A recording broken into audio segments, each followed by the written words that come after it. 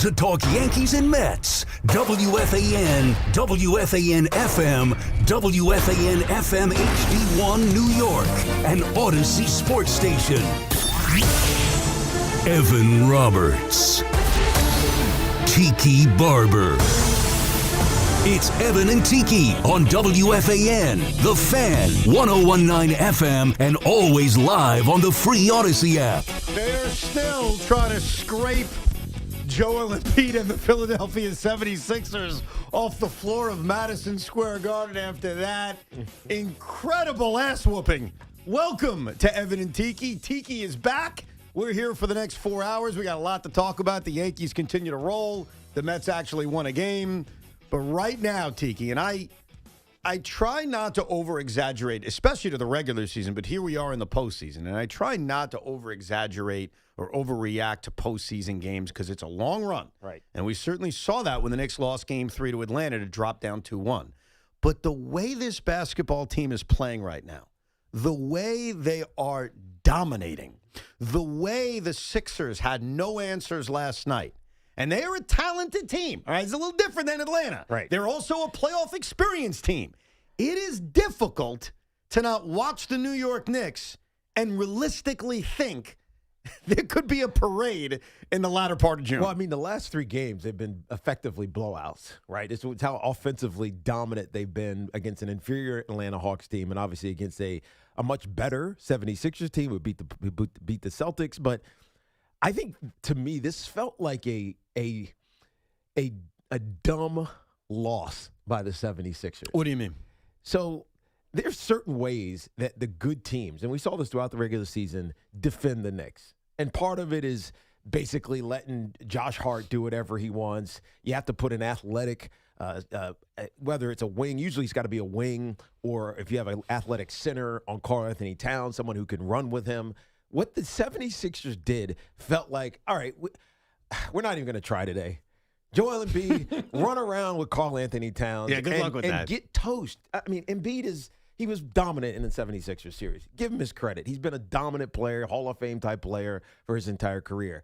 He is not athletic anymore. Well, he can't defend. He can't defend Jalen Brunson on switches. That's for damn sure. He can't move. Right. And so if you're going to leave him on Karl Anthony Towns, who we know likes to run around and act crazy and fall on the floor and be athletic, you're going to get torched. And especially if you want him to walk out and guard him around the three-point line. He can't move. He can't move. Knicks took advantage of that. And so he's afraid because they're 5 out, right? They finally put Cat on the floor with all these shooters. They're 5 out, and all of a sudden Joel Embiid's got to cover Karl Anthony Towns at the three-point line and maybe guard against him driving to the rim. Like this, it's stupid basketball. They're going to have to hide Joel Embiid in this series because he can't move. And that's their problem more than it is a Knick problem. But they never adjusted. Well, so when you don't, and then the Knicks, by the way, I've said this all season long.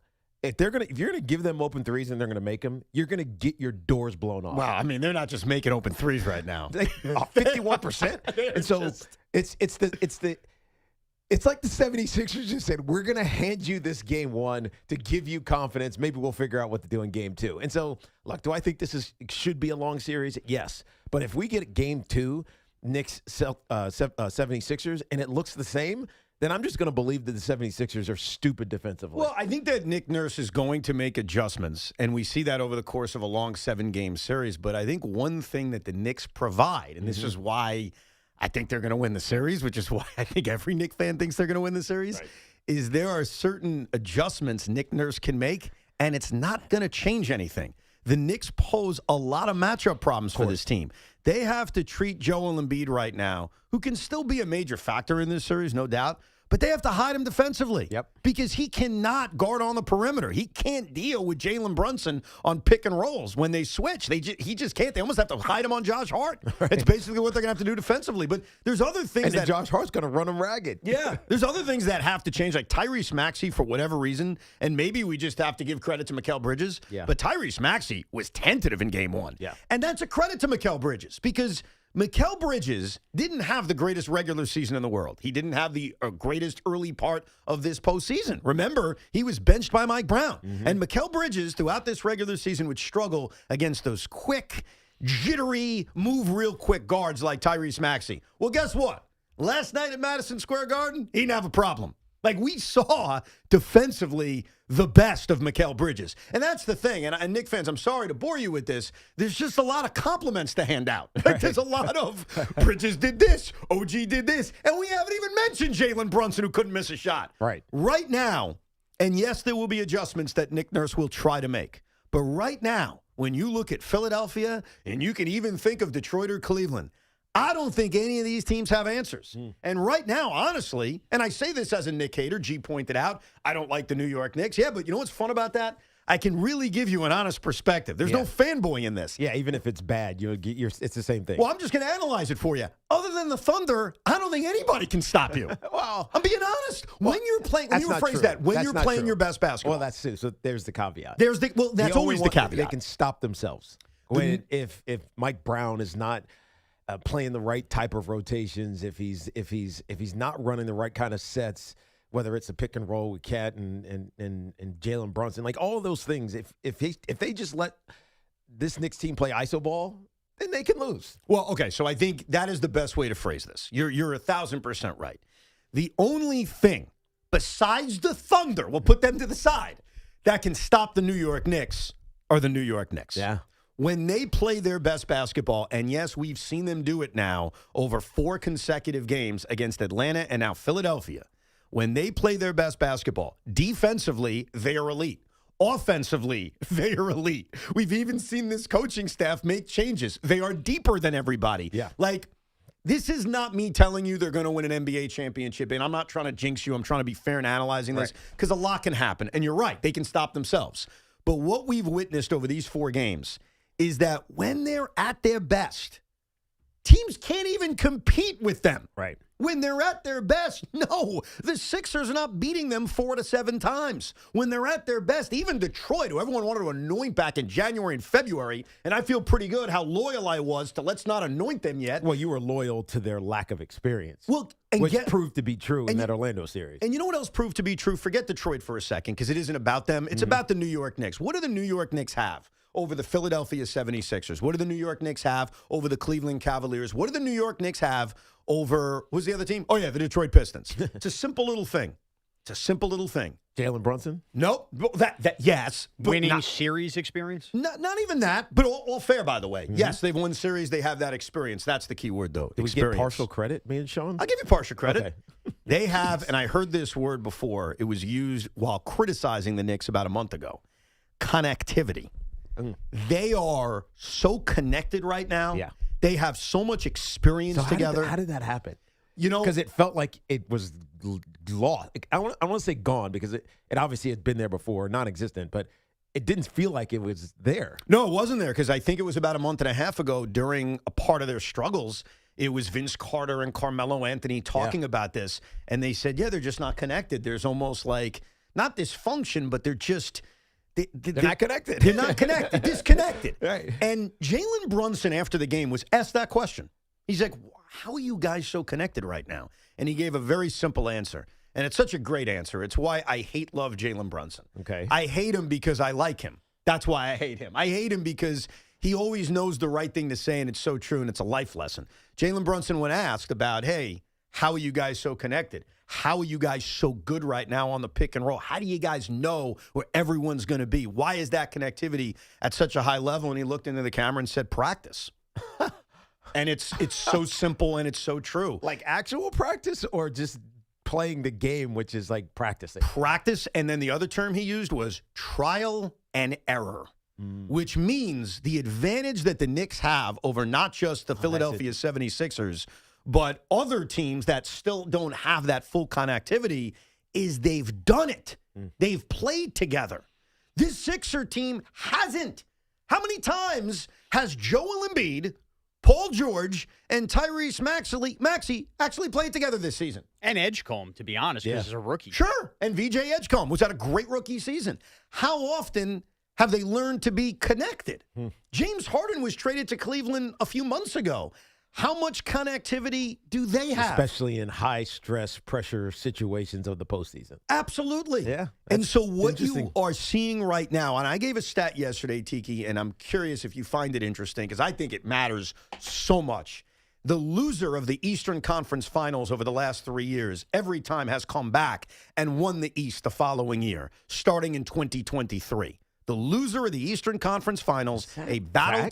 Why would I make that I up? don't know. I mean, that doesn't seem like it is, but it is. All right, we'll do it real quick. All right. The Boston Celtics beat the Miami Heat in the 2022 Eastern Conference Finals. The following year, the Heat beat the Celtics to get to the finals. Right. The Celtics then the following year beat the Pacers to get to the NBA Finals. The Pacers then beat the Knicks to get to the NBA Finals. This year, the Knicks are obviously coming off losing the Eastern Conference Finals, and we all know deep down that other than themselves, nothing's stopping the New York Knicks from going to their first NBA Finals in 27 years. And a big part of it is the experience that this team has had together, the trial and error that Jalen Brunson talks about, the connectivity that this team has. And it's on both sides. It's the way they defend. It's the way the pick and roll, which was so non-existent early in this season, the two-man game between Cat and Jalen now flows.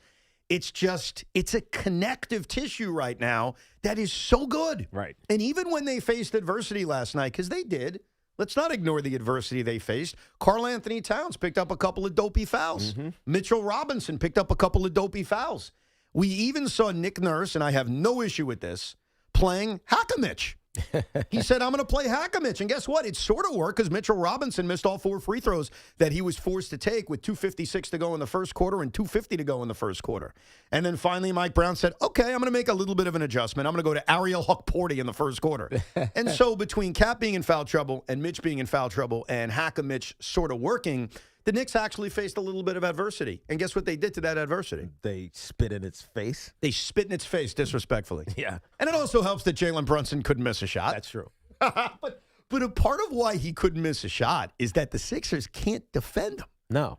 They just can't. Well, that's the thing. They don't have an answer. And so ultimately when Cat was back in the game, they also didn't have an answer. And so there's just a lot of non-answers for the 76ers. And so when we look at the coaching matchup, that's what ultimately determines, I think, series, especially once you get deeper into the postseason.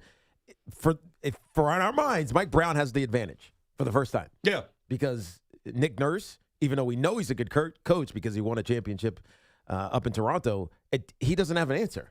And it's probably because his roster is limited. He doesn't have the bodies, the right kind of bodies or athletes to have the answer for this Knicks team. So this becomes a matchup thing. It's a matchup problem Right. because the New York Knicks are better. Now, one thing that bothers me is hypocrisy. I really don't like hypocrisy. I'll give examples about all of us. Like if we did this, how hypocritical it would be. Let's say Tiki Barber in 1998, right? Would that be the height of your fumbling issues? No, it was probably like it was 2001.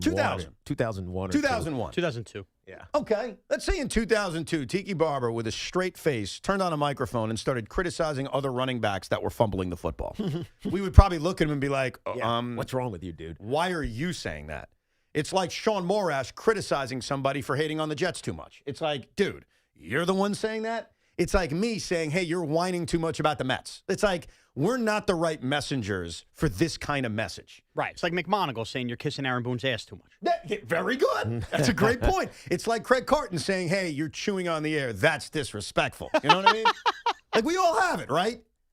What Joel Embiid pulled last night, and am I biased towards Joel Embiid? Sure. I think he's scum. I think he's dirty. I think he's a phony. You know, all that kind of stuff I've said about Joe. I also think he's a loser until proven otherwise. And by the way, I won't be proven otherwise because he's got no chance in hell to win this series. Right. Joel Embiid, after the game, decided, of all people on the New York Knicks, he decided to accuse a New York Knicks player of being dirty.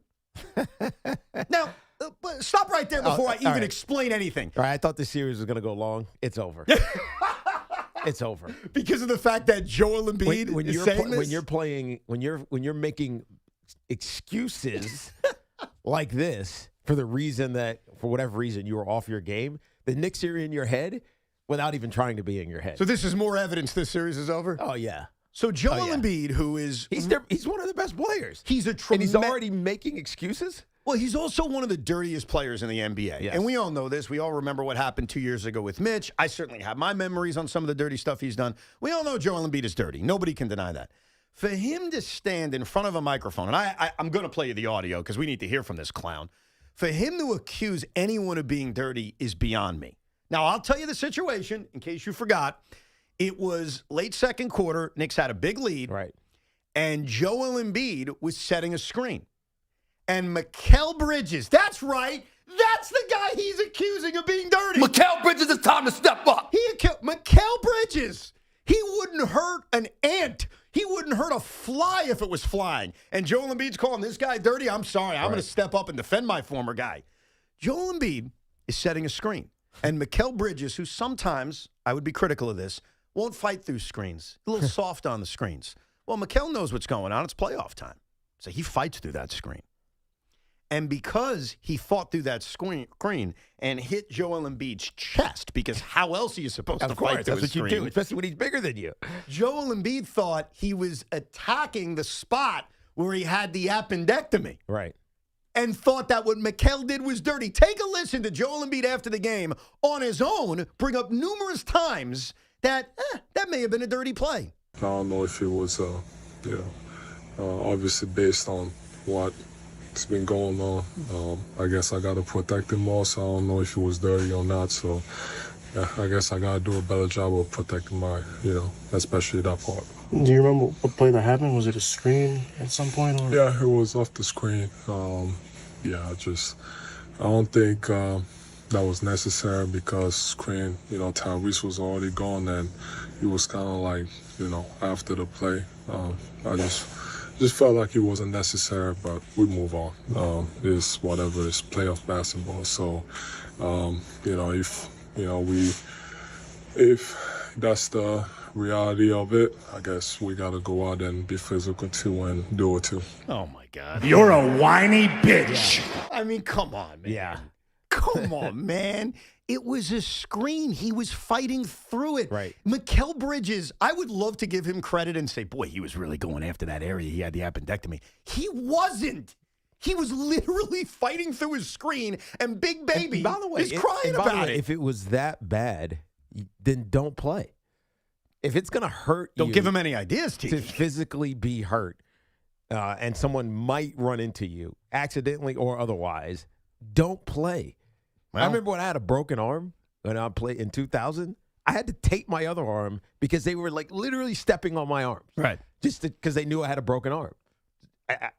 I didn't complain about it. It's part of the risk of playing when you're hurt. So stop being a bitch. I would go Seriously. I step further. Wow. If you're That's Mikal surprising, Bridges, man. That's surprising to me. That really is surprising. You're surprised that Joel Embiid is, quote, a bitch? That's That's your words, not mine. That he's complaining about that because you've been an elite athlete for a long time. You play hurt. You have to, especially when it means something to you. Yeah. You don't complain about it. You just don't. Because if you do, it's like, give me sympathy, right? The reason that I was not great is because your sympathy is making me feel better. That's just weak. I don't love that because I didn't think that about him. I thought he was a really, I don't know.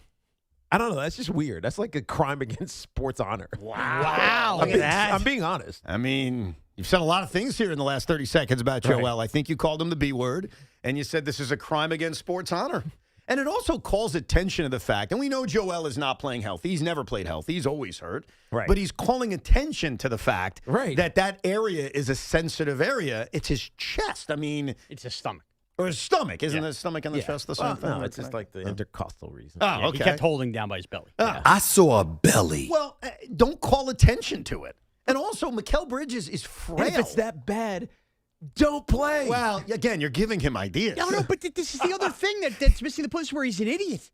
Mikal Bridges, there's a chance you hit any limb on Embiid's body, and you could argue he's targeting an Embiid injury because every part of his body is hurt. Okay, now what was the response? Like he's being interviewed by a journalist, and I don't know if this is a print or media or television. It was a gaggle. It was a gaggle of reporters. So what was printed about this? What did the 76er media say about this? Probably just the quotes that he had. I mean, would be my assumption. Yeah, but somebody somewhere opined on this. Right. So someone had to. Right. So what was the Philly opinion on this? Like, the Knicks are dirty.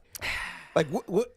I can't even imagine that they would go there because Joel Embiid grabbed Mitchell Robinson's leg and tried to break it 2 years ago. Like, they're not even on the same levels of dirty. And it was almost like, I almost want to give Joel Embiid like a tad bit of credit. that he knows it wasn't dirty by Bridges. He knows it wasn't a thing, but he's using this as an avenue to, I guess we have to be dirty. Okay, now I'm going to try to take Mitchell Robinson's head off. Almost like an excuse to go back to being who he is, which is, and he's been like this his whole career, a very dirty player. I don't think he needed an excuse. I thought he was just going to do it anyway. But especially that last part of that clip we played of, I guess it has to be physical. I guess that's what we have to do. It almost sounds like, all right, now it's on. Yeah. Now I'm really going to rip at Mitchell's leg the next time I get the chance. I've gone to the Philly Inquirer. And? Okay, when you get through 2 pages of Flyers coverage first and foremost, you get to the Sixers, and it's the second Sixers story, and all it just says is Joel Embiid wonders if Game 1 hit the midsection was, quote, dirty,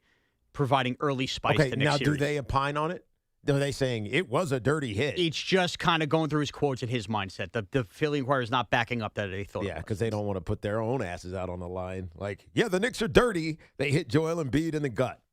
Come on. It's not dirty. Of course it's not it's dirty. ridiculous for Joel Embiid to even say that. And the only thing I could think of is that he's just trying to find an excuse for why Game 2 Wednesday night, he's going to do something dirty. Like, they started. But of all people that you can look at on the New York Knicks and accuse of being dirty, you go to Mikal Bridges, of all people, because he tried to fight through his screen hard.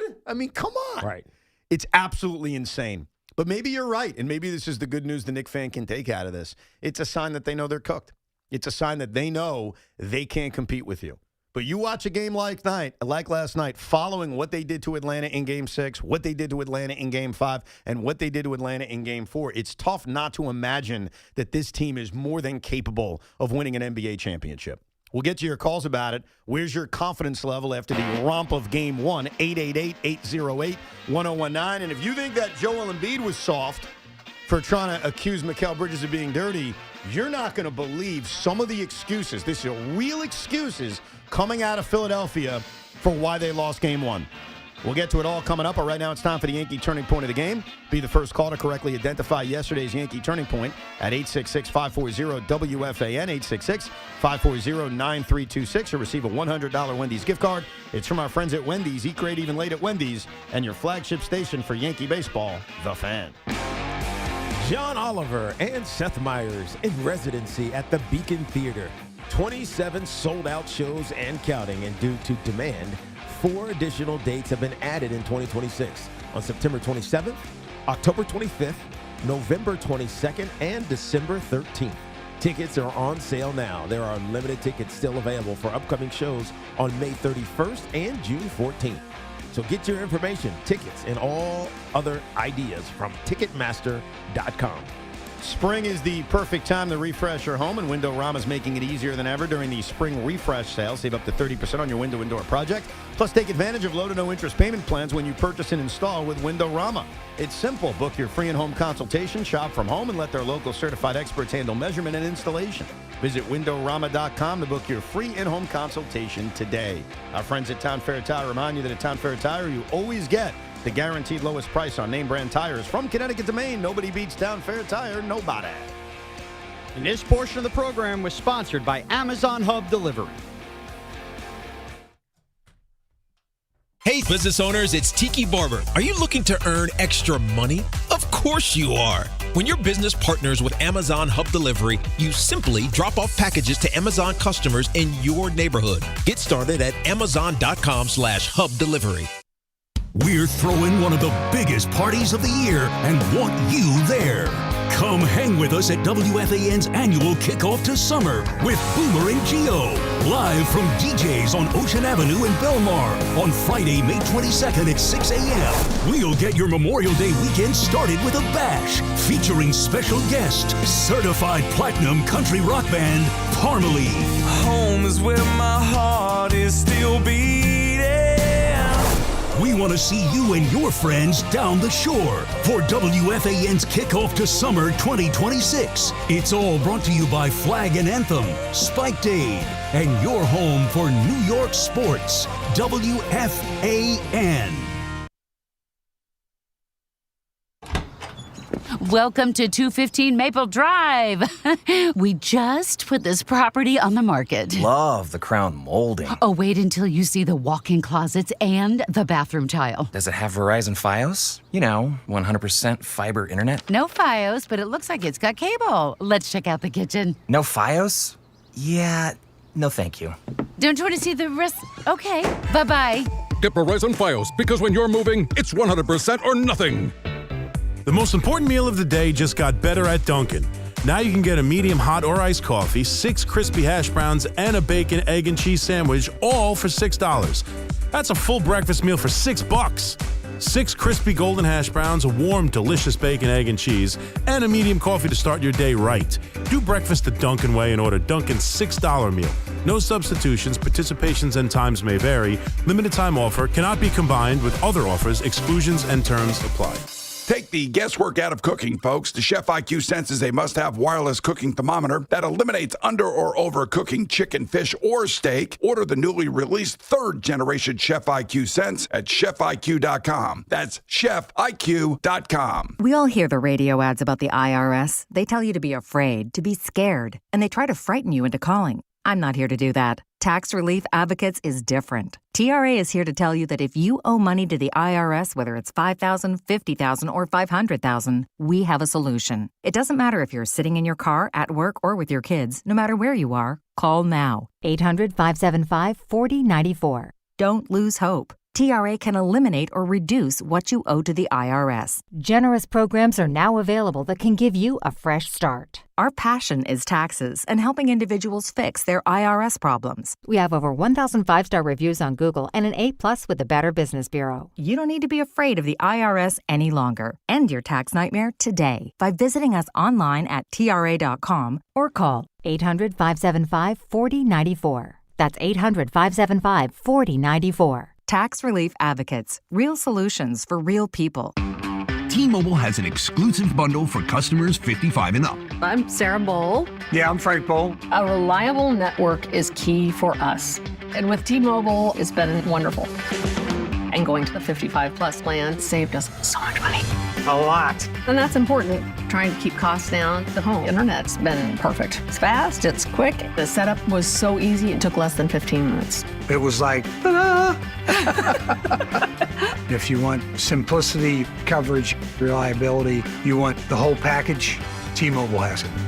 Right now, T-Mobile customers 55 and up can get 2 phone lines on America's best network, plus America's fastest 5G home internet for just $30 each. $30 per month each line with autopay plus taxes and fees. Minimum age 55. Pricing for home internet rely on 2 lines of Essentials Choice 55. $35 connection charge per line required. Best mobile network and fastest 5G home internet based on analysis by Ookla of Speed Test Intelligence data 2H 2025. All rights reserved. Tune in for the Yankees' first pitch presented by Montefiore Einstein, the official hospital of the New York Yankees. Hey everyone, Boomer Esiason here. I've spent years on the field learning what really matters most: reliability, consistency, and trust. That's why I love Red Pocket Mobile. You choose from 3 major 5G networks. Plans start at just $10 a month and stay there. Plus real customer care answers in under 2 minutes. Red Pocket Mobile, your new ultimate cell carrier.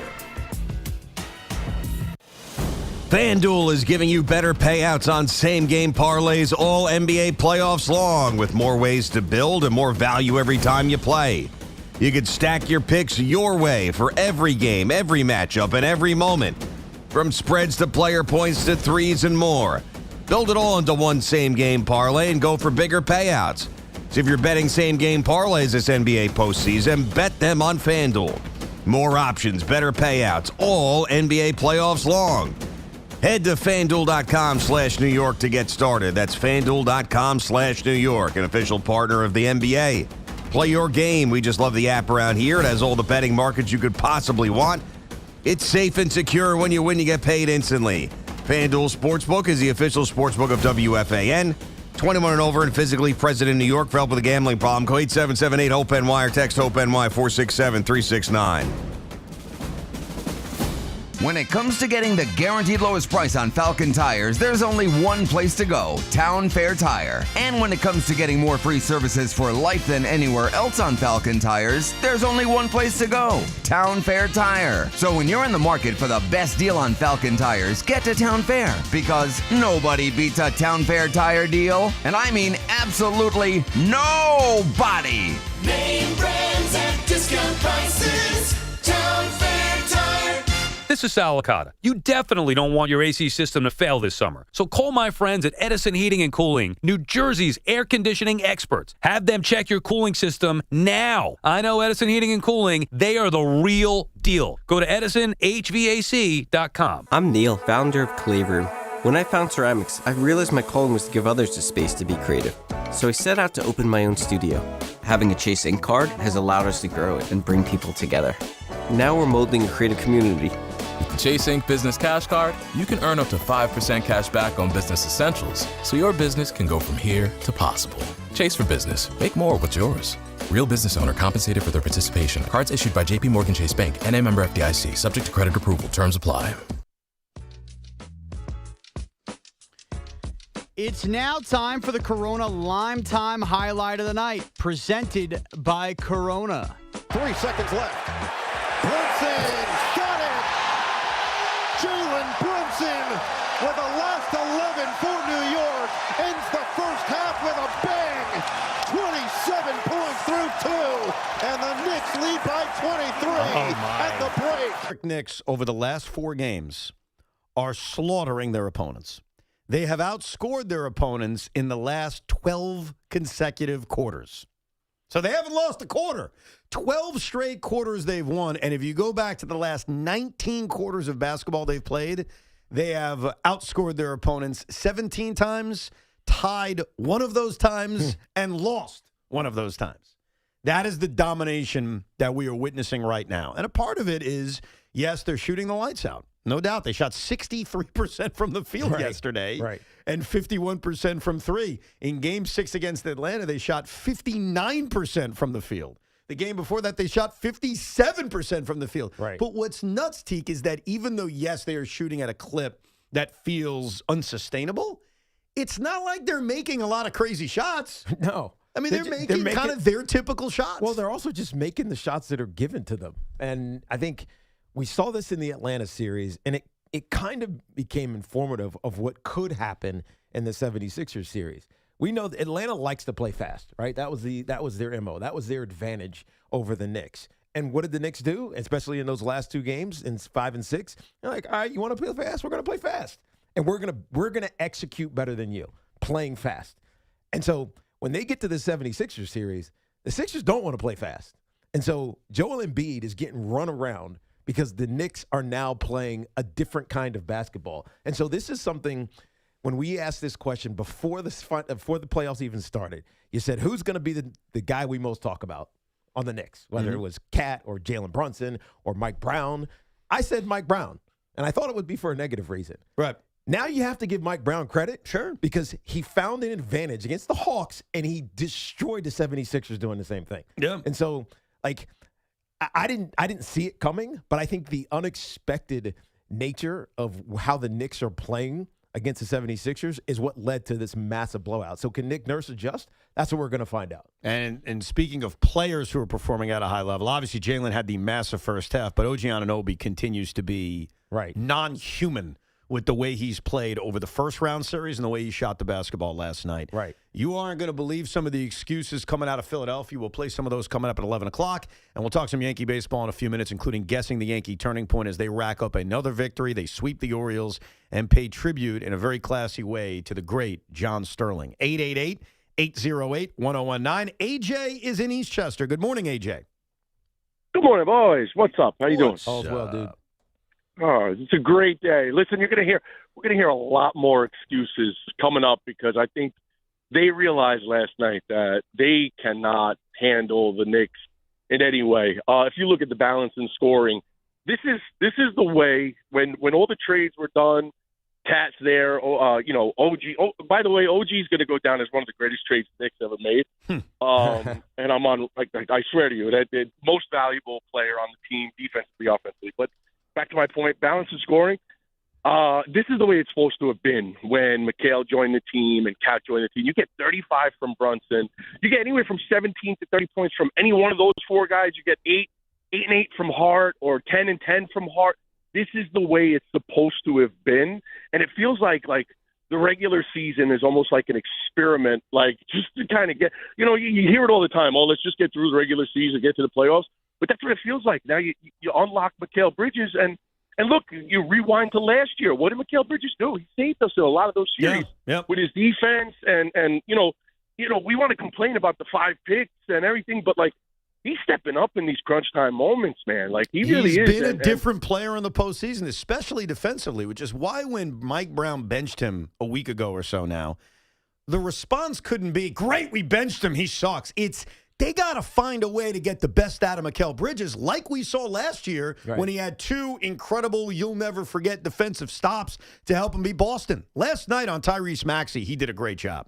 And I guess this is a question for the older Knick fan, if they do indeed win an NBA championship, because that's the key. And that is the OG trade as good as the Dave DeBusschere trade? Because they got Dave in the middle of his career from the Pistons for Bellamy and I know my history, but I'm forgetting.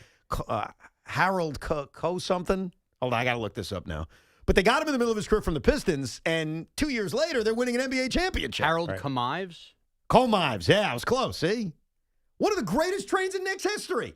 Could the OG, and look, R.J. Barrett's played well for Toronto, hit some big shots in that first-round series. Good for them. That's the way you have to look at trades. Good for the other team. It's not about what the other team got. It's about what you got. And it's tough to imagine the Knicks being in the place that they are at without that trade that they made for OG Anunoby. And yes, even though this does affect me personally, you have to look at the Bridges trade the same way. If you win an NBA championship, who cares what those picks turn into?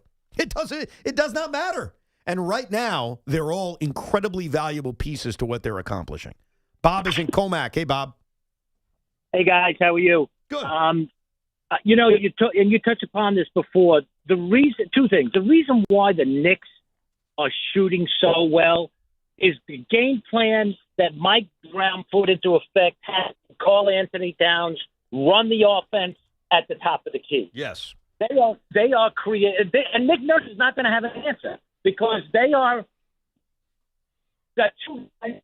You're breaking up in there. Well, what he tried at the beginning of this game is to have Joel Embiid defend Karl Anthony Towns, and it does help a little bit because Embiid is a bigger body. He's just bigger than what you dealt with in the Atlanta series, and so he can kind of deflect some of the passes Cat's trying to make when he tries to find a cutter to the basket.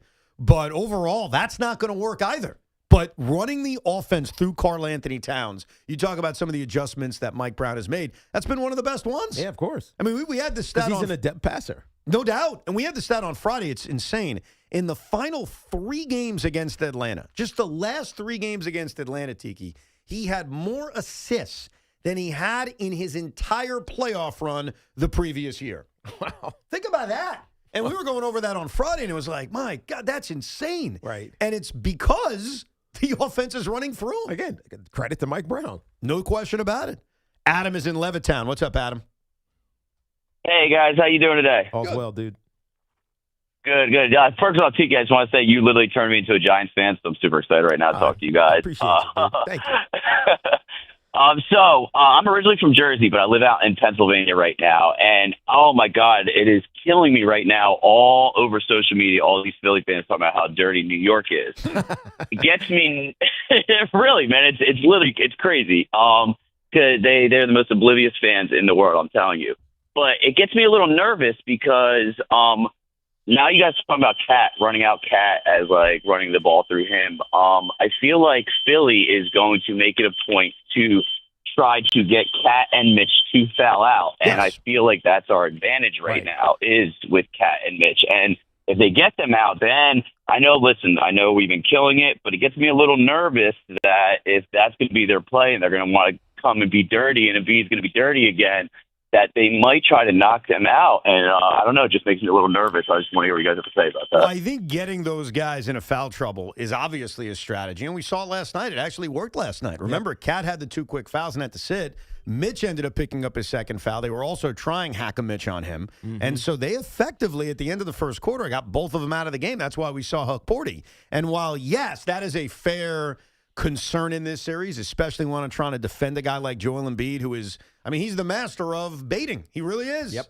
He gets those cheap foul calls all the time. And some of them are legit. I'm not saying they're not, but he actually, in a lot of ways, this is going to insult people. I'm going to try to be careful with this. But you know what? Screw it. I'm just going to tell you how I think. Joel Embiid sometimes, with the way he baits, reminds me a little bit of... Brunson flops a lot. Jalen Brunson. He's a 7-foot Jalen Brunson. And that's okay. Of course it is. It's okay that Embiid does that. It's okay that Jalen does that. Yeah, but you have to find a way not to bite. Well, and not only that, but you also then have to... It has to work, right? If you're always trying to bait the foul, you also have to get the foul. And if you don't, you're making ridiculous turnovers, or you're taking horrendous shots. Right. You don't want that. And so if you're so focused on, I just got to get to the line, that's how I'm going to mitigate this a little bit, you also risk the chance of getting run away from before it actually works. Yeah. And that's kind of what happened last night. But it worked effectively a little bit in the first quarter, and that Embiid got to the line a lot. Yep. I mean, they ended up taking 34 free throws last night. Embiid was 8 for 9. Maxey was 7 for 7. So to a degree, it worked. The problem was you're not winning basketball games when you allow your opponent to shoot 60% from the field. Mm-hmm. You're just not. No. So you can get to the 50 line. from three-point range. And 50 from three. Like, obviously, that just can't happen. But I do think that is going to be a conscious effort to try to get those two in foul trouble, and they're prone to it. I mean, that was an issue with Karl Anthony Towns throughout the regular season at times, where he would commit not just fouls, but the dumb fouls. Yeah. And you go back to one of the regular season games these two teams played together. It's actually a game the Knicks won anyway. But Karl Anthony Towns only played 16 minutes because he fouled out. Now, think about that for a second. Yeah, that cannot happen in a playoff game. I don't think it's going to happen in a playoff game. But that did happen in one of the regular season games earlier this season. So you are going to try to not commit the dumb fouls and not let Embiid get under your skin. But I really think that clip we played in the opening segment of this show, you can rewind on the Odyssey app, of Embiid talking about how dirty the play was from Mikal Bridges. But that last line, in fact, cut that last line for me, Sean, that last part, when you get a chance, where he says, I guess we're going to have to be physical. It was almost like a threat. Mm-hmm. You know what I mean? Yeah. I guess we got to go out and be physical too and do it too. Yeah. That was almost like okay, that's what you want to do, even though I don't think Mikal Bridges did anything wrong, whether it's real or not. In Embiid's mind, he's telling you, he's just called his shot, ladies and gentlemen. If he decides to play basketball Wednesday, because I'm always skeptical that he will, there's always that chance. He's listed as questionable, and all of a sudden he doesn't play. That's a part of his MO. So if Joel Embiid decides to grace us with his presence and actually play basketball Wednesday night, that line makes me think he's going to get dirty. I guess we got to go out and be physical too and do it too. That's his threat. That's Joel Embiid's way of saying, I'm going to rip Mitchell Robinson's leg right off the socket. I tried 2 years ago. I wasn't able to do it. I'm going to try. That's his way of saying, remember when me and Karl Anthony Towns were rolling on the floor 7 years ago? Mm-hmm. Wait till you see what I do Wednesday night at Madison Square Garden. Yeah, but I think they're going to be a very attuned to that. Are they? I mean, he just basically said so. All right. Just making sure they're paying attention, too. Let's go to Mark in Middletown. What's up, Mark? Hey, Evan, Tiki, thanks for having me. Thanks for calling. Yeah, Joel Embiid is a career-long crybaby. He cried, the 1 year he didn't win the MVP, saying, and basically cost Jokic a three-peat of winning the MVP, and actually missed the game playing one-on-one against Jokic that year. If you look back at it, he was a late scratch in the game.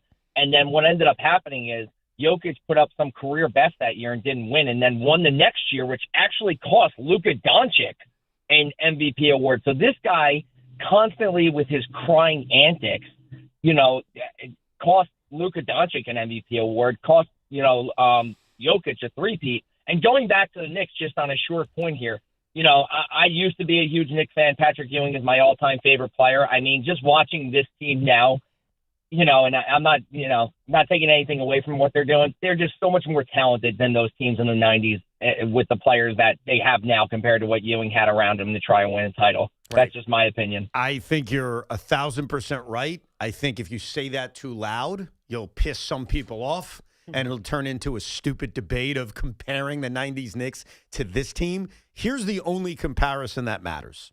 The only one is that those 90s teams didn't win an NBA championship. Mm-hmm. This team can.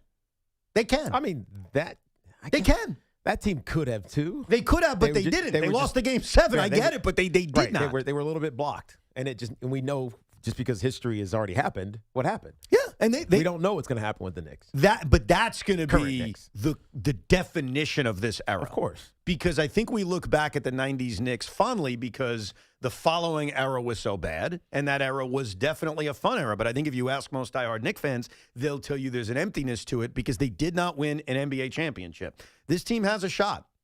And I give them a lot of credit because I always give this warning out because I've experienced it of, boy, when you have your shot, you better succeed because you never know when you're going to get your next shot. The Knicks have another shot because they had one last year, right? They got another one. And I don't know if they're going to get another one after this. Who knows what the Eastern Conference looks like? Who knows if they're healthy? Who knows about anything in the world, right? Right. But right now in this moment on May 5th, they got a legitimate chance to win an NBA championship. And in my mind, as an IBO, there are two things that can stop the New York Knicks. The Oklahoma City Thunder, because I have deep respect for them, we all do, and the New York Knicks. That's it. Yeah.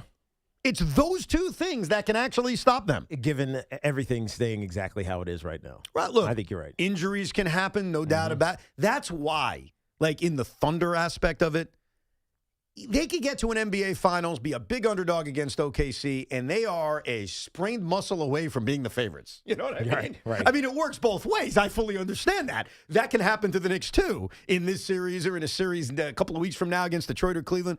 Obviously, injuries can affect everything, but the way they are playing basketball, they are capable of it.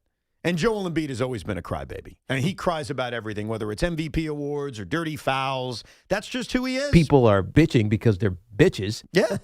I think that's very well said, Tiki. Very well said. By the way, great job by the Yankees last night. They had a ceremony for the late John Sterling. We tributed him throughout the day here on WFAN. We had Susan Waldman on. If you missed that, you could always download the podcast, the Evan and Tiki podcast, and check it out. But they did a video tribute, which was amazing, spine-tingling. The players came out, and they had a moment of silence. In the middle of the moment of silence, and I'm not a big fan of anyone screaming in the middle of a moment of silence because it's disrespectful, but someone did scream. They screamed, "That's baseball, Susan," in the middle of the moment of silence. That's amazing. Which is like the one thing you could say in the middle of a moment of silence and say, all right, okay, fine. That's okay. And then the other thing that kind of got to me a little bit was the fact that Aaron Judge hit a home run in the first inning. Yeah. Like, that was kind of crazy. No, you're right. Like that's almost kismet. Is kismet? Is that used correctly? I don't know what that is. You don't know kismet? Kismet? That's a beach. What? No, kismet. Yeah. Kismet? It's kismet. I don't know what kismet is. Kismet's a part of fire. I know a lot, but I don't know what that is. Yeah, I'm trying to be like Gary Cohen lately. I'm trying to use big words. Don't. No? Hold Leave on. that for Gary. I got to look this up. I thought I used that correctly. What is kismet's meaning? Okay. Kismet means, I nailed it. Bro, I totally nailed it. All you guys are dumb.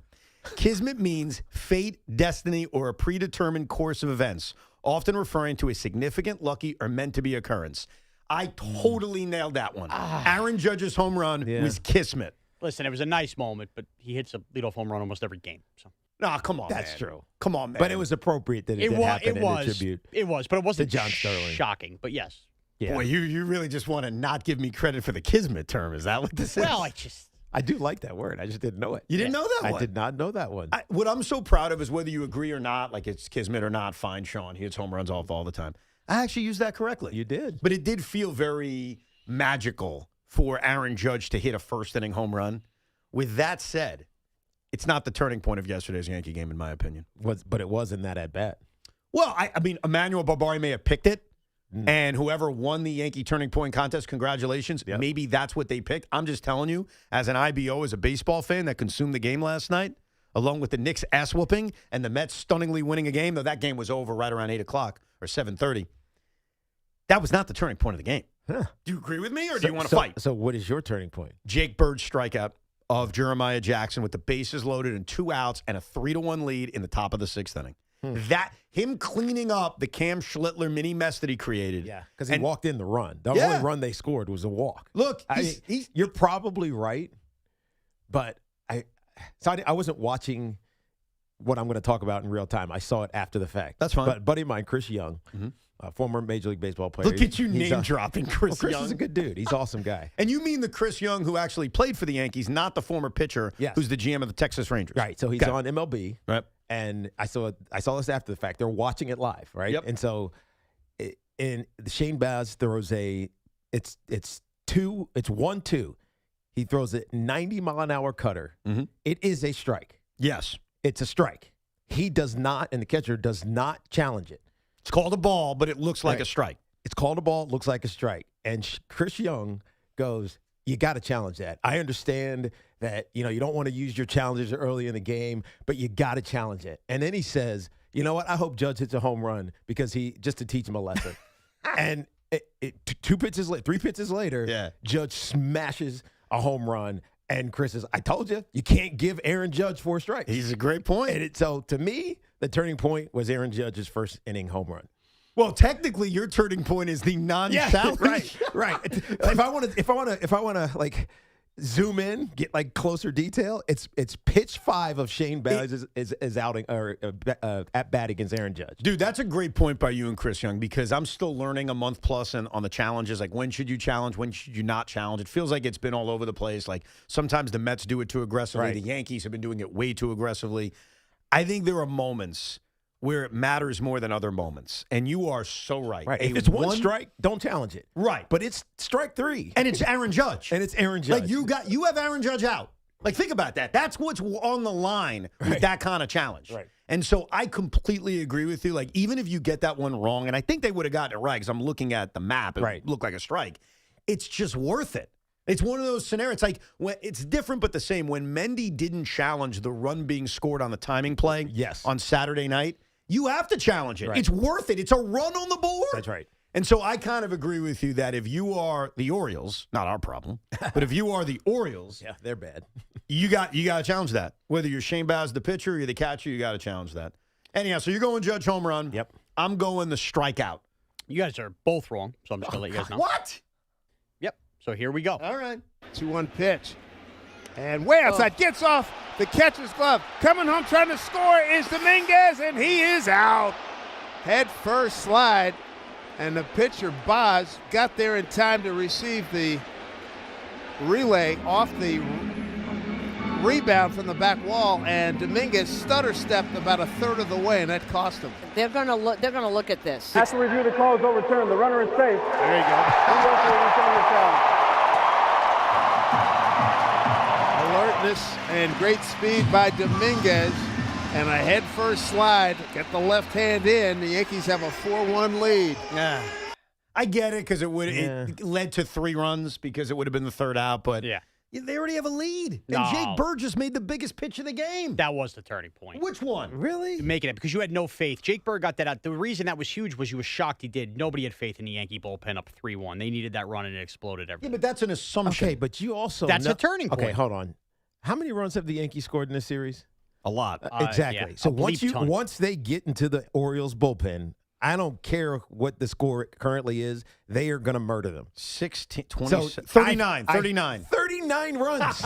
It's more than the Mets have scored all year. Right. But Baz was kind of humming along there. You didn't think you were going to get a lot of outs from the Orioles bullpen. Eventually he's sitting his ass on the bench. Yeah. And some slump is coming in. The Yankees are going to murder. Luke Trevino, and that happened. Right. But that's my point. Like, yeah, I get it, but I don't get That's it. not the I don't get turning it. I don't point. get I'm it. sorry. They got like the Judge home run I would completely buy because it sets the tone for the game. Totally with you on that, T. To me, it's the Jake Bird strikeout because after the walk is issued that forces a run in, and now you're asking Jake Bird to get a Jeremiah Jackson out who's actually had a pretty good year. What was your confidence level, Sean? Not much, but it really stemmed back from Schlittler losing the challenge 2 batters earlier. No, I thought they were totally going to implode. I get that, but now you're asking Jake Why do you Bird, think who this is team is going to implode? Like I actually don't. truly don't understand a Yankee fan's mindset. I'm a that fat goes moron. into any of these games that the Yankees are leading at any point and saying, "Yeah, you know what? bullpen's going to suck, or they're not scoring any more runs. It's not that, Tiki. They're gonna blow away the number of runs they scored a year ago. I'm Again, serious. Look, I'm with you, but they'd already won 3 in a row. It just had that feel because they lose one of these random games because you have to lose some games in baseball. It had that feel Not that this against could be an one of those bullpen inferior nights. team. Okay. I mean, Texas was inferior. They had their night a couple nights ago. Yeah. You're going to eventually, it's baseball. You're going to lose these games. You've lost twice, basically, in the last month. Okay. What are we doing? No biggie, right? I mean, come on. Well, take your pick. Either way, the Yankees sweep the Baltimore Orioles of 4 games, and now they have a 3-game series with the Texas Rangers, which I'm very excited about because, yes, Tiki Barber, I'm going to be in the building. You're tonight. going? I'm going to Yankee Stadium. Are you taking children with you? I am taking my oldest son, Jet. Oh. And I had to do a negotiation. It's a school night, dude. Yes. The last time I took Jet on a school night to the Met Twins game, he was a little cranky the next day. So my wife said to me, I don't think this is a good idea. So I made a deal. And I think this is one of the smartest deals I've ever made. And you tell me how it's going to work. All right. We're going to see the Yankees. We're going to eat the ice cream. You are not going to see the Yankees at all. We're going to see. You're going to get ice cream and watch Jacob deGrom. And Brandon Nimmo. And Brandon Nimmo. And right.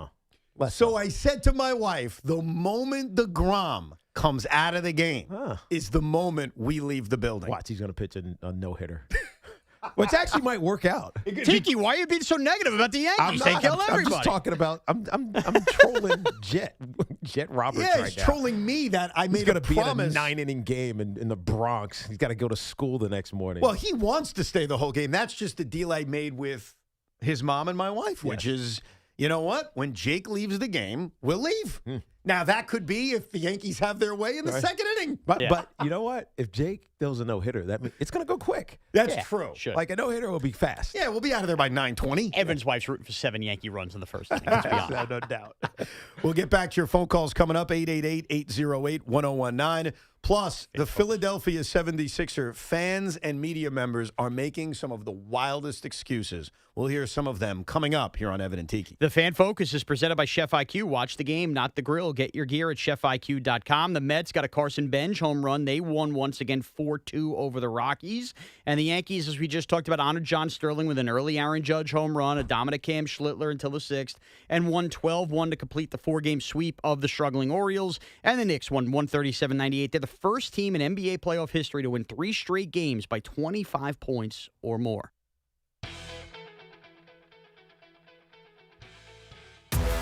The Yankees meet up with the Rangers in the Bronx. 7:05 tonight. Going, and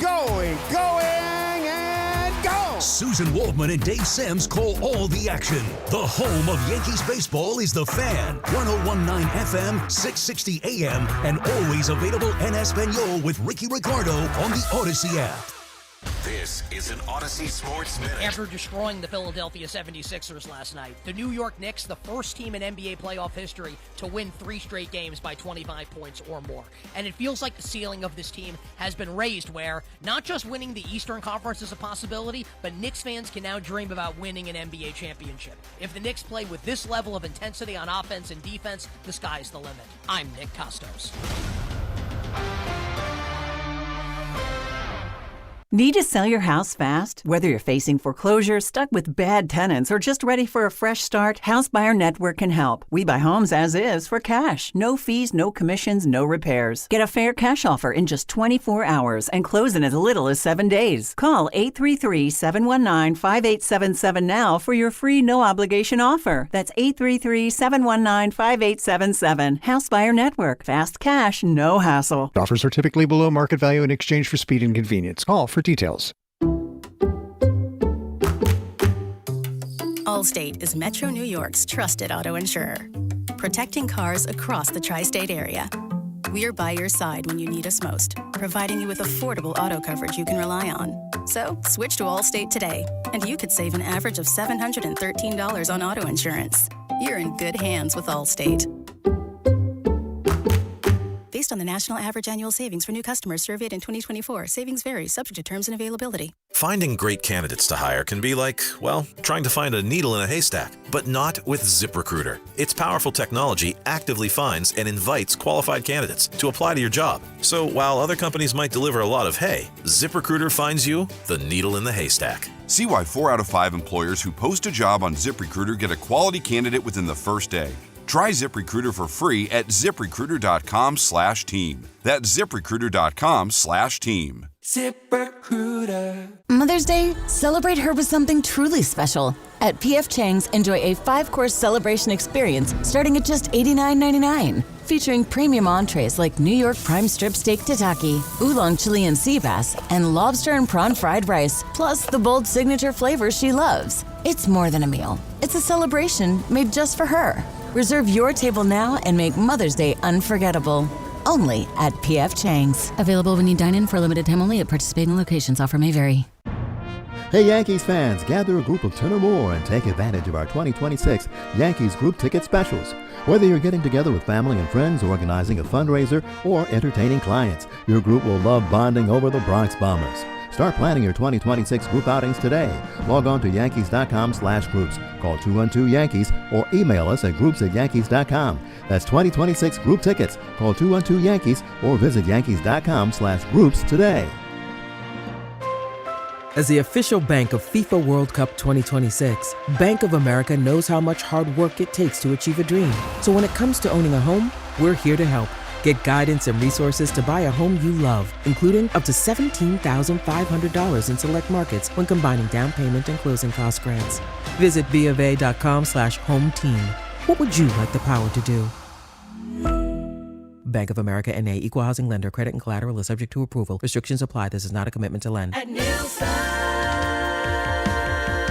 fun is in the driver's seat. It's the Memorial Funbelievable event at Nielsen Dodge. You can lease a new Jeep, Chrysler, Dodge, or Ram for $299 or under. Choose from hundreds of new Jeeps, Chryslers, Dodges, and Rams. You'll start feeling the vibes the minute you arrive. Fun is in the driver's seat. Lease a new 2026 Jeep Grand Cherokee Limited 4x4. Just $299 a month. Yes, just $299 per month. Or choose from hundreds of certified pre-owned vehicles. Plus, we'll give you top dollar for your trade-in. Under $299, that's Funbelievable. Drive away today for just $299 or under on Route 10 in East Hanover, online at nielsendodge.com. At Nielsen Dodge. Fun is in the driver's seat. Declaration of Deal Sales Event. With approval, term 36 months, due at signing, $52.99, add tax time, $4.98, knock, and DM fee. You know, I'm not great at gifts, but Fracture makes it so easy. They actually take a photo you already have on your phone and they print it directly on glass, real glass, and it looks incredible on a wall, on a shelf, or anywhere you may want to display it. If you want to give your mom or your wife something she'll actually keep, go to tryfracture.com. Upload a photo, check out in under 5 minutes, made right here in the USA. Mother's Day is coming, so don't wait. Indeed presents hires you can't afford to get wrong, like a data analyst. Hey, what model did you use for these quarterly projections? Astrology. If Mercury's in retrograde, sales tank. If Venus is rising, we crush Q4. You built our revenue forecast off horoscopes? Yeah, the Zodiac never lies. This is the job for sponsored jobs. This is what happens when you don't sponsor your job on Indeed. Next time, get matched with quality candidates with Indeed sponsored jobs. Visit Indeed.com/hire now and sponsor your job today. This is the story of the one. As a procurement manager for a hospital system, she keeps every facility in her network stocked and ready. That's why she counts on Grainger to be her single source for thousands of products, from disinfectants to lighting, air filters, and more. And with fast, dependable delivery, Grainger helps her keep every facility stocked, safe, and running smoothly. Call 1-800-GRAINGER, click Grainger.com, or just stop by. Grainger, for the ones who get it done.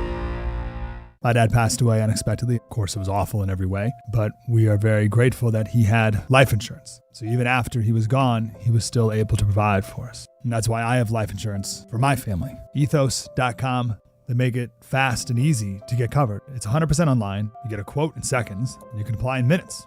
You get covered the same day. Get your free quote at ethos.com/protect. That's ethos.com/protect. Paid spokesperson. Time spent on application may vary. Online health questions required. Rates may vary.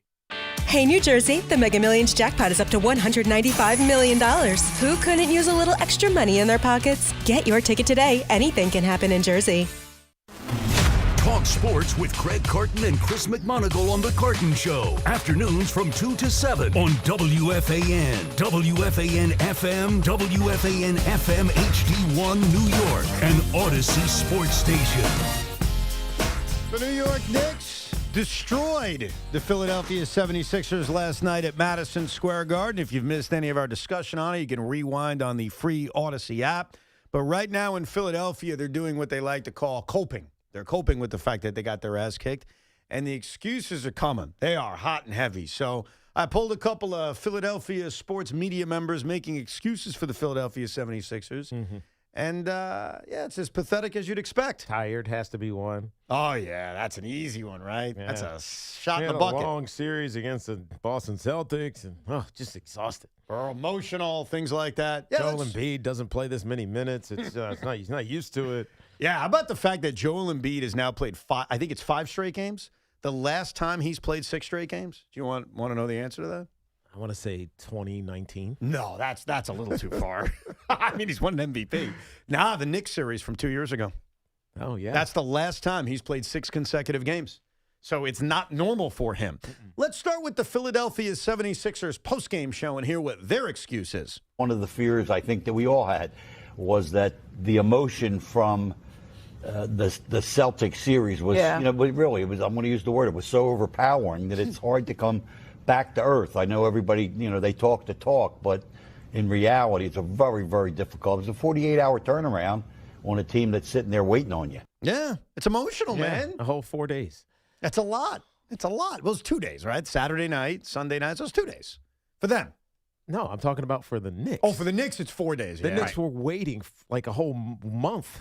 What are you talking about, dude? Right, the Knicks did go to 6. I know. But it was very emotional the way they beat the Celtics, Tiki. There was a lot of tears afterwards, so it took a lot. Here's another one. This is actually an idea that this Philadelphia 76er podcaster had on what the Sixers could have done last night to make things different because of the excuses that they're writing. I was actually thinking they would have never done this. I was thinking before the game, they should just sit everyone.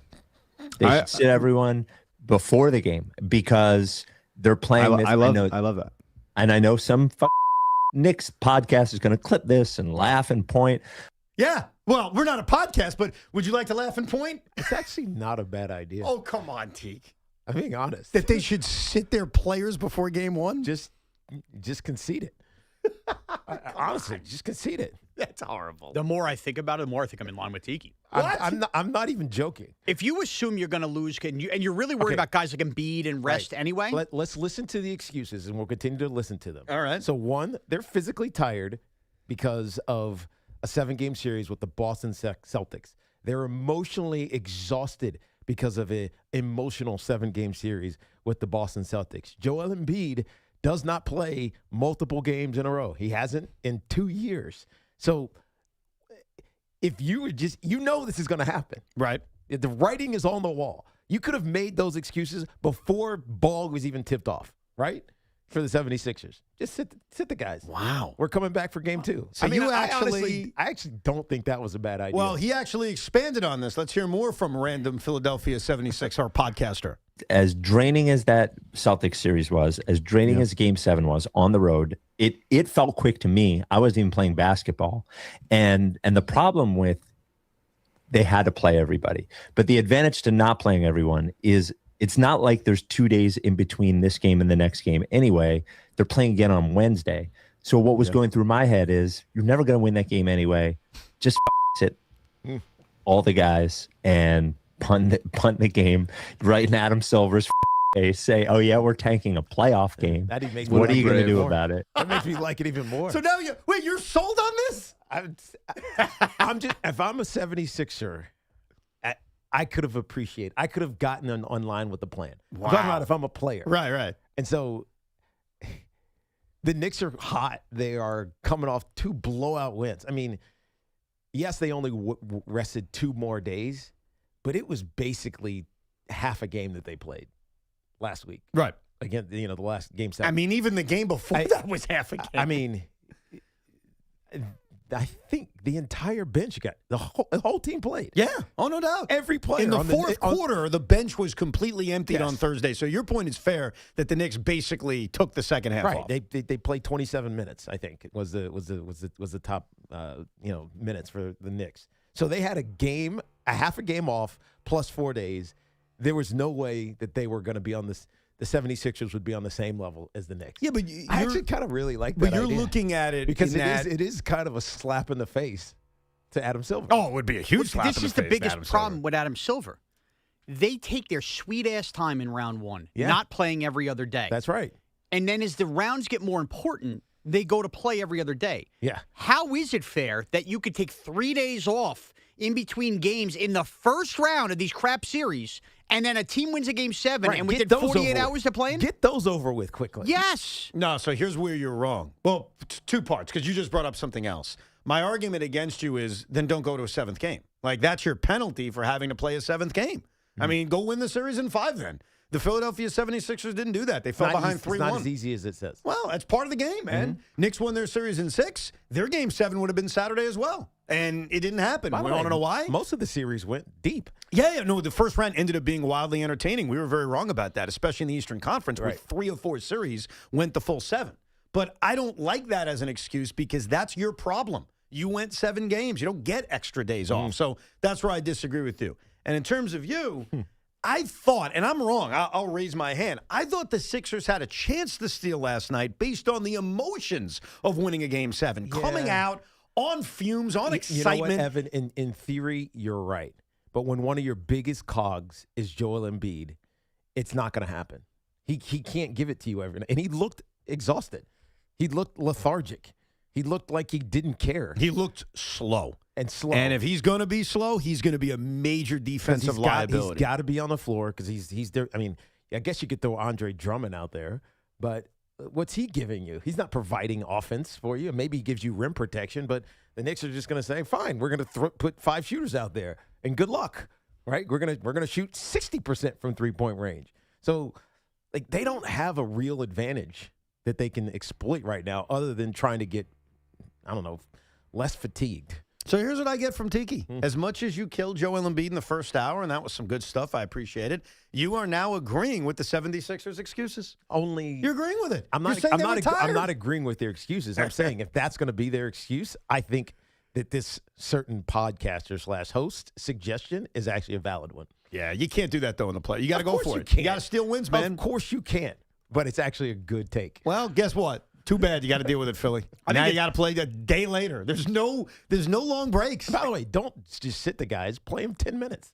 Well, I think they tried to do that once the game was a blowout. Like Nick Nurse, because normally in the playoffs, normally in a best-of-7 series, there's a little bit more urgency, even when you're getting blown out. Like you'll ride your starters longer, hoping you can get back in the game. I thought he pulled the plug pretty quick last night. And the reason he pulled the plug is probably the idea It was over. All right, it's over. We have a game in 48 hours, 47 hours, because it's an earlier start time if we want to get technical. Right. So let me get my guys out. So I think they actually tried to do that last night. But it's an excuse. That's all it is. There's always an excuse. And I hate excuses in sports. Like, go out there and steal game 1. I do too, unless it comes from the player. Then it's interesting because now you evaluate why you're being that way. Why a player would even admit that, though. Yes. I mean, Paul George, I think, took the rather kind of confident approach of, hey, they shot the lights out. They're not going to do that every game. Right. We're going to make adjustments, and we'll be fine. Which is better than saying, they took some cheap shots. Right.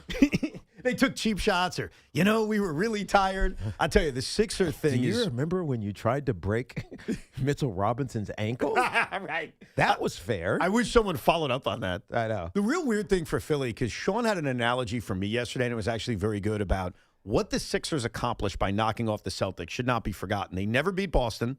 It's a thorn in their side, and they come back from 3-1 down. And so the equivalence that we came up with is it's like the Mets coming back from 2-0 down against Atlanta in the division series and winning the division series. It would be like, oh, my God, we beat the Braves, and oh, my God, we were down 0-2 and we did it. Here's the caveat, though. What would we say after the Mets won that series if then we got smoked by the Philadelphia Phillies? Yeah. Would it erase the incredible accomplishment of beating Atlanta? So what I ask the Sixer fan, I'll ask you when you're done, is Does getting swept by the Knicks kind of take away the joy and pageantry of beating the Celtics in 7? 100%. You don't Flushes even care. it. You don't even care anymore. Flushes it down the toilet. It is such a gross follow-up to beating the Boston Celtics that you will never remember beating the Boston Celtics. Yeah, but it gets forgotten. Because it's irrelevant. Gets forgotten. First round beating of the Boston Celtics. I wonder not like the Eastern Conference semis. That's right. First round. I wonder what your boy Boone's thinking about it, considering he's a diehard Sixer fan. I should stick you in a locker, geek. Yeah. Let's get back to your calls, 888-808-1019. Jimmy's in Warren County. What's up, Jimmy? Going on, guys? Yo. I was down in Atlantic City with my boys this weekend for a bachelor party. Nice. So Saturday night, we hit the Oceans Casino. It's a big circle bar in there with roulette tables around, and the place is loaded with hundreds of 76ers fans. So I'm rolling the dice, about 20 seconds left.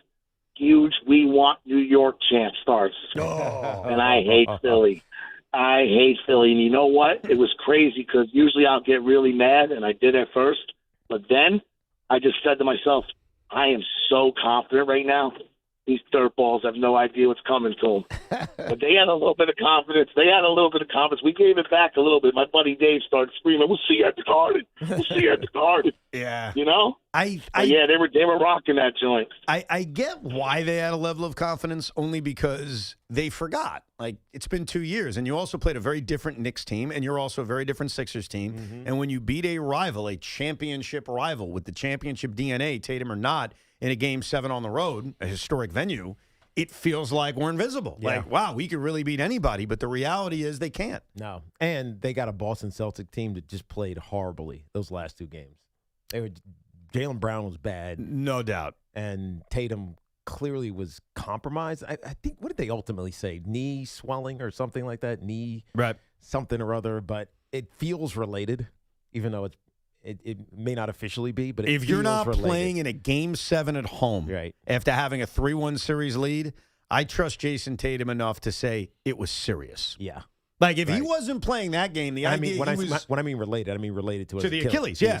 And I would assume it is because as important as a Game 7 is, if you're risking a re-injury to the Achilles, you cannot do that in a Game 7 of the first round. No. That's where I'll even say you can't get nuts. You want to tell me it's Game 7 of the NBA Finals? Right. Okay, fine. Right, because you then put yourself in the exact situation you just left. Right. Right, which is kind of what happened, like Deshaun Watson with the Cleveland Browns. Achilles issue, tries to come back. Achilles issue, you missed 2 full years. It changes your career. 100%. Then it's not worth it. Drew in Rockaway. What's up, Drew? Drew. Yo, Tiki. What's up, dude?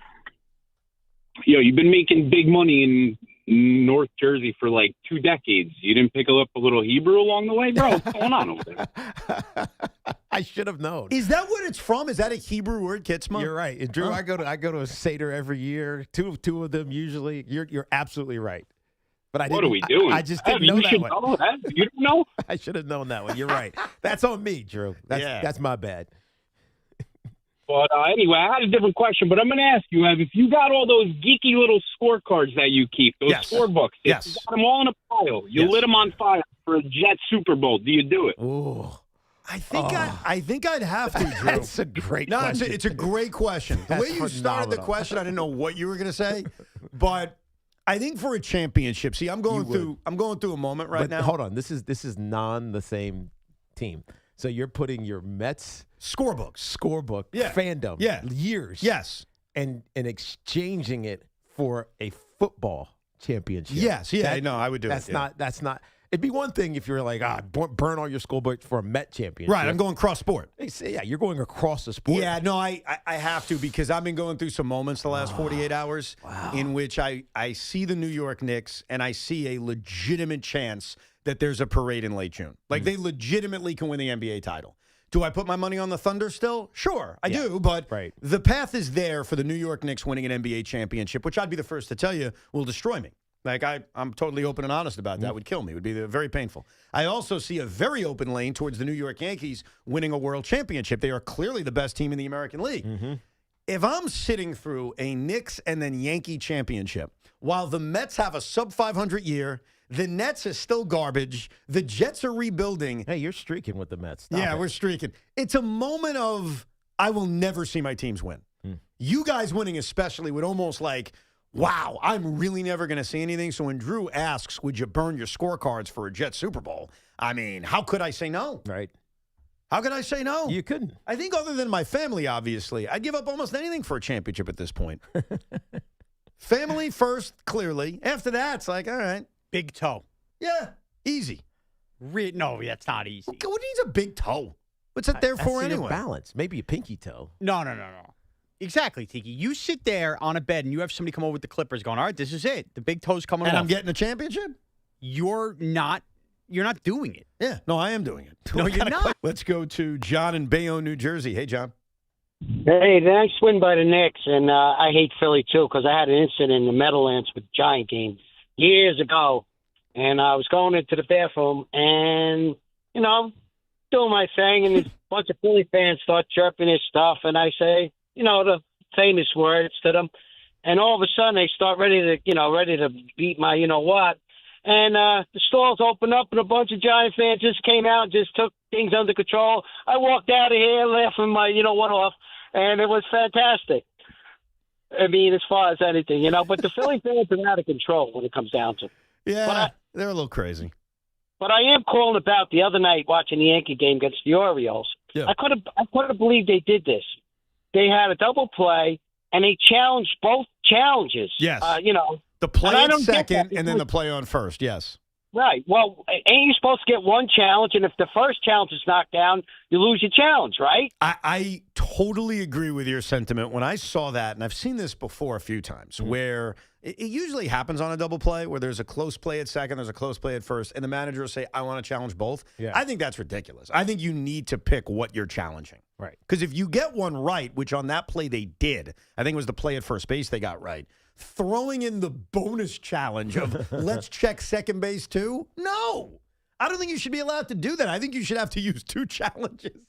Like one for this play and one for that play. So I completely agree with the sentiment. Who else does this where if you challenge something, they can now look at the entire play? Is that basketball? It's one of them. Yeah, in basketball they do it too sometimes, where they will look at both ends of it. Yeah. I mean, I get that.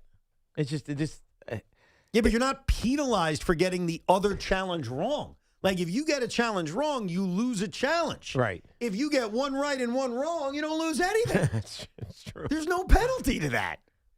But it's a loophole that can't easily be exploited. Yeah, I'm not sure how you address the loophole. You just can't exploit it either. Well, they tried to exploit it. They did, but it's not easy to exploit is my point. More of your calls coming up at 888-808-1019. We'll play a new edition of Posted and Toasted where Tiki will guess the old tweets of some of our fellow WFAN coworkers. And a lot of celebrities are under fire for either being or not being at Madison Square Garden last night. We'll address it. Our friends at Town Fair Tire remind you that at Town Fair Tire, you always get the guaranteed lowest price on name brand tires. From Connecticut to Maine, nobody beats Town Fair Tire. Nobody. Right now, Amazon Hub Delivery is looking to partner with ambitious New York businesses to become Amazon Hub partners. You and your staff will deliver packages to customers in your area when it's convenient for you. And with each package delivered, your business gets paid. Amazon is making it easy with no startup costs, no long-term contracts, and no delivery experience required. You just get a chance to earn extra money for your business while at the same time getting exposure for your business. Sign up to learn more at amazon.com/hub delivery. That's amazon.com/HUB delivery. And this portion of the program is sponsored by Total Orthopedics, the experts at getting you back to being you. Total Orthopedics is expanding across Long Island and New Jersey with offices coming to Babylon, West Babylon, Comac, and West Orange. From sprains and broken bones to complex sports injuries, they're the experts at getting you back to being you. Visit TotalOrthoSportsMed.com today. We're throwing one of the biggest parties of the year and want you there. Come hang with us at WFAN's annual kickoff to summer with Boomer and Gio. Live from DJ's on Ocean Avenue in Belmar on Friday, May 22nd at 6 a.m. We'll get your Memorial Day weekend started with a bash featuring special guest, certified platinum country rock band, Parmalee. Home is where my heart is still beating. We want to see you and your friends down the shore for WFAN's kickoff to summer 2026. It's all brought to you by Flag and Anthem, Nielsen Dodge, Chef IQ, and your home for New York sports, WFAN. Hi, I'm Patty, founder of Awesome Tex. I started with a big idea to give old clothes a new life by turning them into recycled fibers and threads. Everyone told me that this was going to be impossible, but Chase for Business believed in me. They gave me a lot of guidance from the beginning. Get financial guidance from bankers in the New York community and convenient digital tools all in one place. Learn more at chaseforbusiness.com. Make more of what's yours. Real customers compensated. JP Morgan Chase Bank, N.A. member FDIC. If we're being honest, guys in this town, pretty confident. And hey, that's not a bad thing. But are you willing to put it to the test? California Cryobank is looking for healthy men to become sperm donors. You can earn up to $2,400 a month. Plus, get free health and genetic screenings. And more importantly, you're helping families who can't do this on their own. So if you really think you've got it, and you know who you are, put it to good use. Apply now and see if you qualify. Check out spermbank.com to learn more. With Bet365 Early Payout, you win even if they lose. Get paid out instantly when your team goes up big, even if they blow the lead later. Bet365. Winning is everything. Gambling problem? Call 1-800-GAMBLER. 21 plus only. Must be physically located in New Jersey. Listen to MLB Insider Calls on WFAN all season long. Presented by Grainger. For the ones who get it done, Grainger offers the professional-grade products you need, delivered when and where you need them. Call, click Grainger.com, or just stop by. You look like you could use a refresher, a Dunkin' refresher. Try Dunkin's delicious black cherry or berry acai refreshers. One sip and you'll feel refreshed. There's so many delicious flavors like mango, pineapple, or strawberry dragon fruit. So whether you're powering through your day or just pulling up for a little treat, make it a Dunkin' refresher. Dunkin' refreshers, they're the perfect summer pick-me-up. Dunkin' refreshers are fruit-flavored, contain 0 to 1% fruit juice. Terms and exclusions may apply. D'Agostino, law, bite back.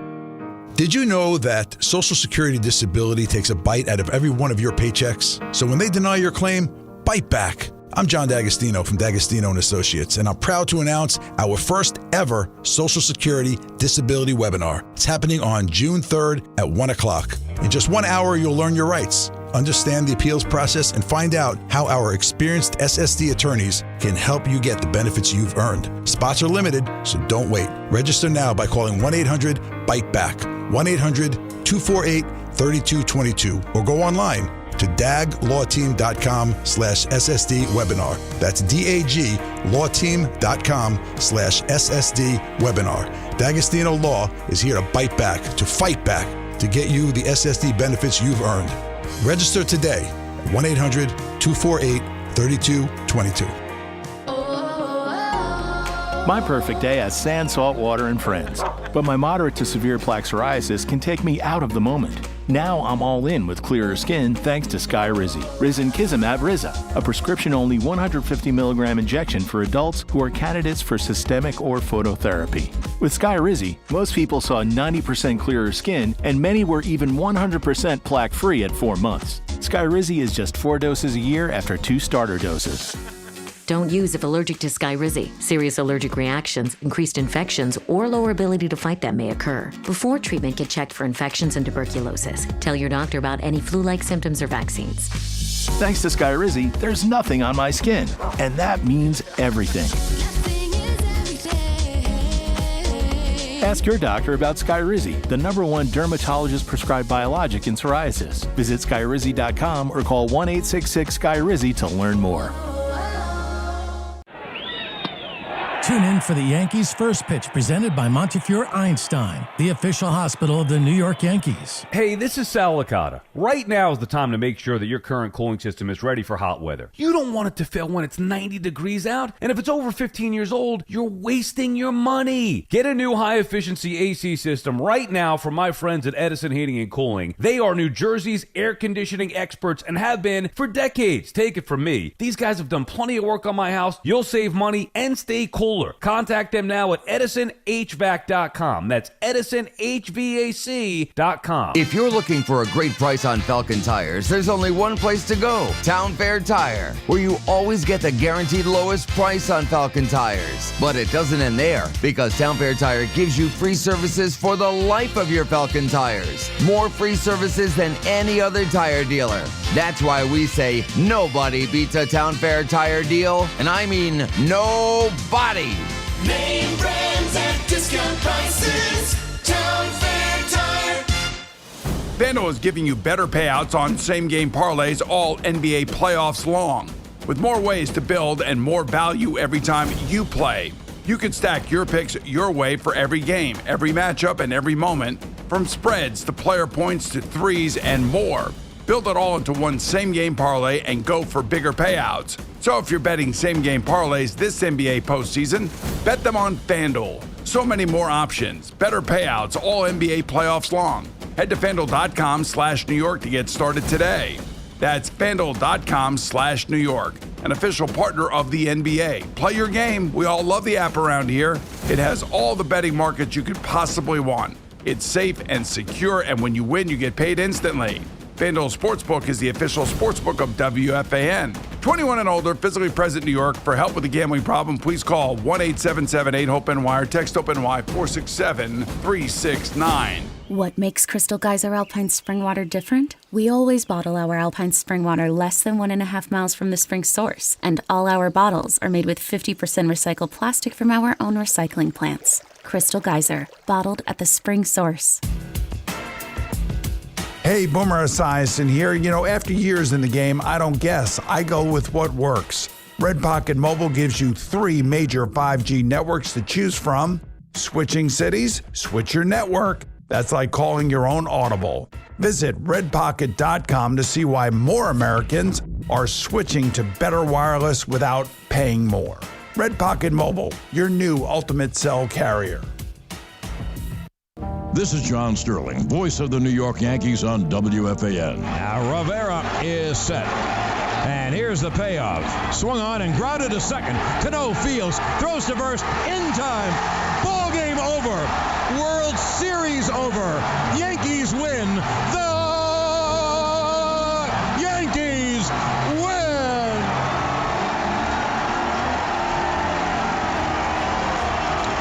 The New York Yankees have reached the pinnacle of the baseball world after winning 103 games, the most in baseball this season. They defeated the Twins in the American League Division Series. They defeated the Angels in the American League Championship Series. And now they've defeated the Phillies in the World Series. It's their 27th World Championship, the most of any team in any sport in the history of professional sports. Thank you for the memories, John. You will be missed. The Fan Focus is presented by Chef IQ. Watch the game, not the grill. Get your gear at chefiq.com. Victor Wembanyama set an NBA playoff record with 12 blocks last night. Still wasn't enough, though. The Timberwolves stunned the Spurs 104-102. Taylor Hall scored in overtime as the Hurricanes beat the Flyers to continue a miserable Philadelphia sports night. And the Golden Knights beat the Ducks 3-1. The Fan Focus was sponsored by Town Fair Tire. Nobody beats Town Fair Tire. Nobody. We've got a variety of celebrities under fire for either showing or not showing up at Madison Square Garden. We'll address it in a few minutes, but it is time for Posted and Toasted.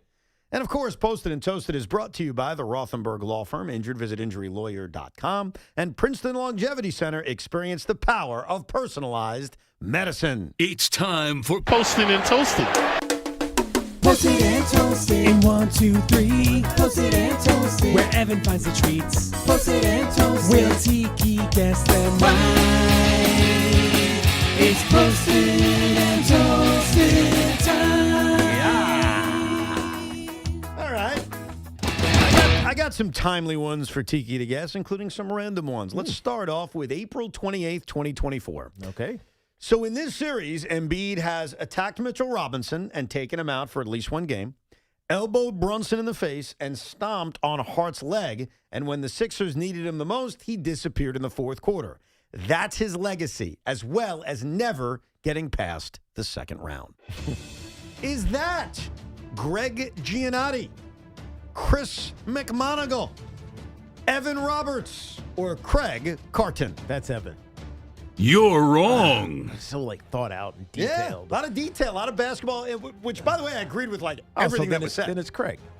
How did you know? Because he cares. Because he copies his opinions from me? Is that what you're accusing him of? He just really cares about basketball. Nah, I think one thing we learned a week ago. No doubt about it. Is at the draft party, which we were also watching, the Knicks game. Yeah, he is a true blue Knicks fan. Yeah. And I think sometimes he gets a lot of crap because, he's not a real sports fan. He doesn't like sports, doesn't care about sports.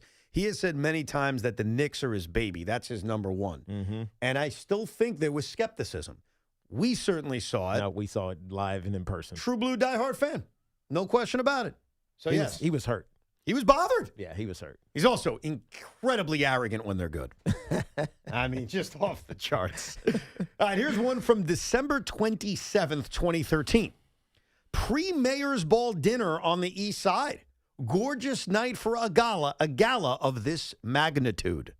Is that person Craig Carton, Tiki Barber, Al What year was Dukes, this? or Sean Morash? What year? 2013.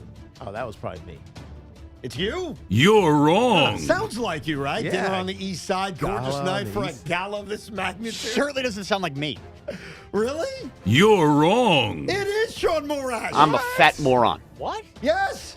Wait, okay, hold on. What? Tell me the exact date again. December 27th. Okay, so it's a night. It's a late in the year, after Christmas. After Christmas in Gala 2013. on the East Side. Yeah. In 2013. What is that? What would that be? I have no. When I saw this with Sean, I was like, I have to use this because this does not make sense. What? Yeah.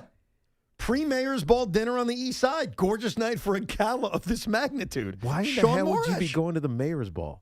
I know what it is. Yeah, you figured it out. You didn't go? You were just kind of mocking somebody? Somebody that used to work here, Mike Carver, we used to call him the mayor because he talked to everybody and everything. And he would throw an annual Christmas party called the Mayor's Ball. I forgot that that's what we used to call it. And that was me being tongue-in-cheek. I knew it had to be tongue-in-cheek and not literal. Now I got it. It sounded so literal, though. It did. Sounded But high when you elegant. find out it's him, you know it's not, especially 12 years ago or 13 years ago, almost. That's a good point. That's a good point. This is, holy crap, this is yesterday. Are we allowed to use yesterdays, or did you penalize me from using yesterdays? As long as it was actually done and you're not doing the thing where you type it out now and it's you. 100% a real tweet. Okay. May 4th, 2026. It's 7 blocks to work after getting through the Holland Tunnel. 3 clear observations today in that 60-second ride. A man doing burpees outside his Uber car. Nice. A woman about 90 years old walking on Hudson Street, and a man urinating on the side of a building. Is that person Al Dukes, Jerry Recco, Greg Giannotti, or Keith McPherson? I'm going to say, hold on. Who the hell lives in Jersey? I would What? say Sal, but he's not here anymore. It is not Sal Licata. Let's go, Keith. You're wrong. Not Keith. The answer is Jerry Recco. Jerry observed all of that in a 60-second ride. That's called a regular day in New York City. You know why I thought it was Keith, too? Those guys are all coming in at 3 in the morning. That's true. Somebody's doing burpees and there's a 90-year-old woman walking that early? Yeah, that makes no sense. That's a weird one. And finally, this is from May. Or maybe it does actually make sense. At 3 in the morning, you got some weirdos out. That is true. The freaks come out at night. They do. I think in our city, the freaks are always out. We're all True. freaks when you think about it. Yeah, but when, your regular part of the day, you just don't notice them. Yep. At 3 in the morning, you see them. This is the this is the 2-year anniversary of this tweet, May 5th, 2024. I have already accidentally called today Cinco de Fivo numerous times. Because it was Cinco de Mayo. Mayo, yes. Is that person Sean Morash, Evan Roberts, Tiki Barber, Not me, because I don't tweet. or Spike Eskin? This was you, Evan. That was right. You're right. It's me. I'm a fat moron. It was me, yes. I thought of that today on this Cinco de Mayo because I no longer remember the name of Cinco de Mayo. Are you? Because I'm so used to saying Cinco de Fivo and now Cinco de Lancho. Yes. So it screwed me up completely. Wait, and you Did anybody ever say, may the 4th be with you? Oh, yes, A lot, Scazzeri yes. did to me, yeah. Yes, my father-in-law, Ernie, did to me. he's going to the Yankee. You going to the Yankee tonight? I am. I thought it was like a Cinco de Mayo was a big deal in here. I think Cinco de Mayo has become an Americanized, What does it really mean? Like, what is it? I think it's independence, right?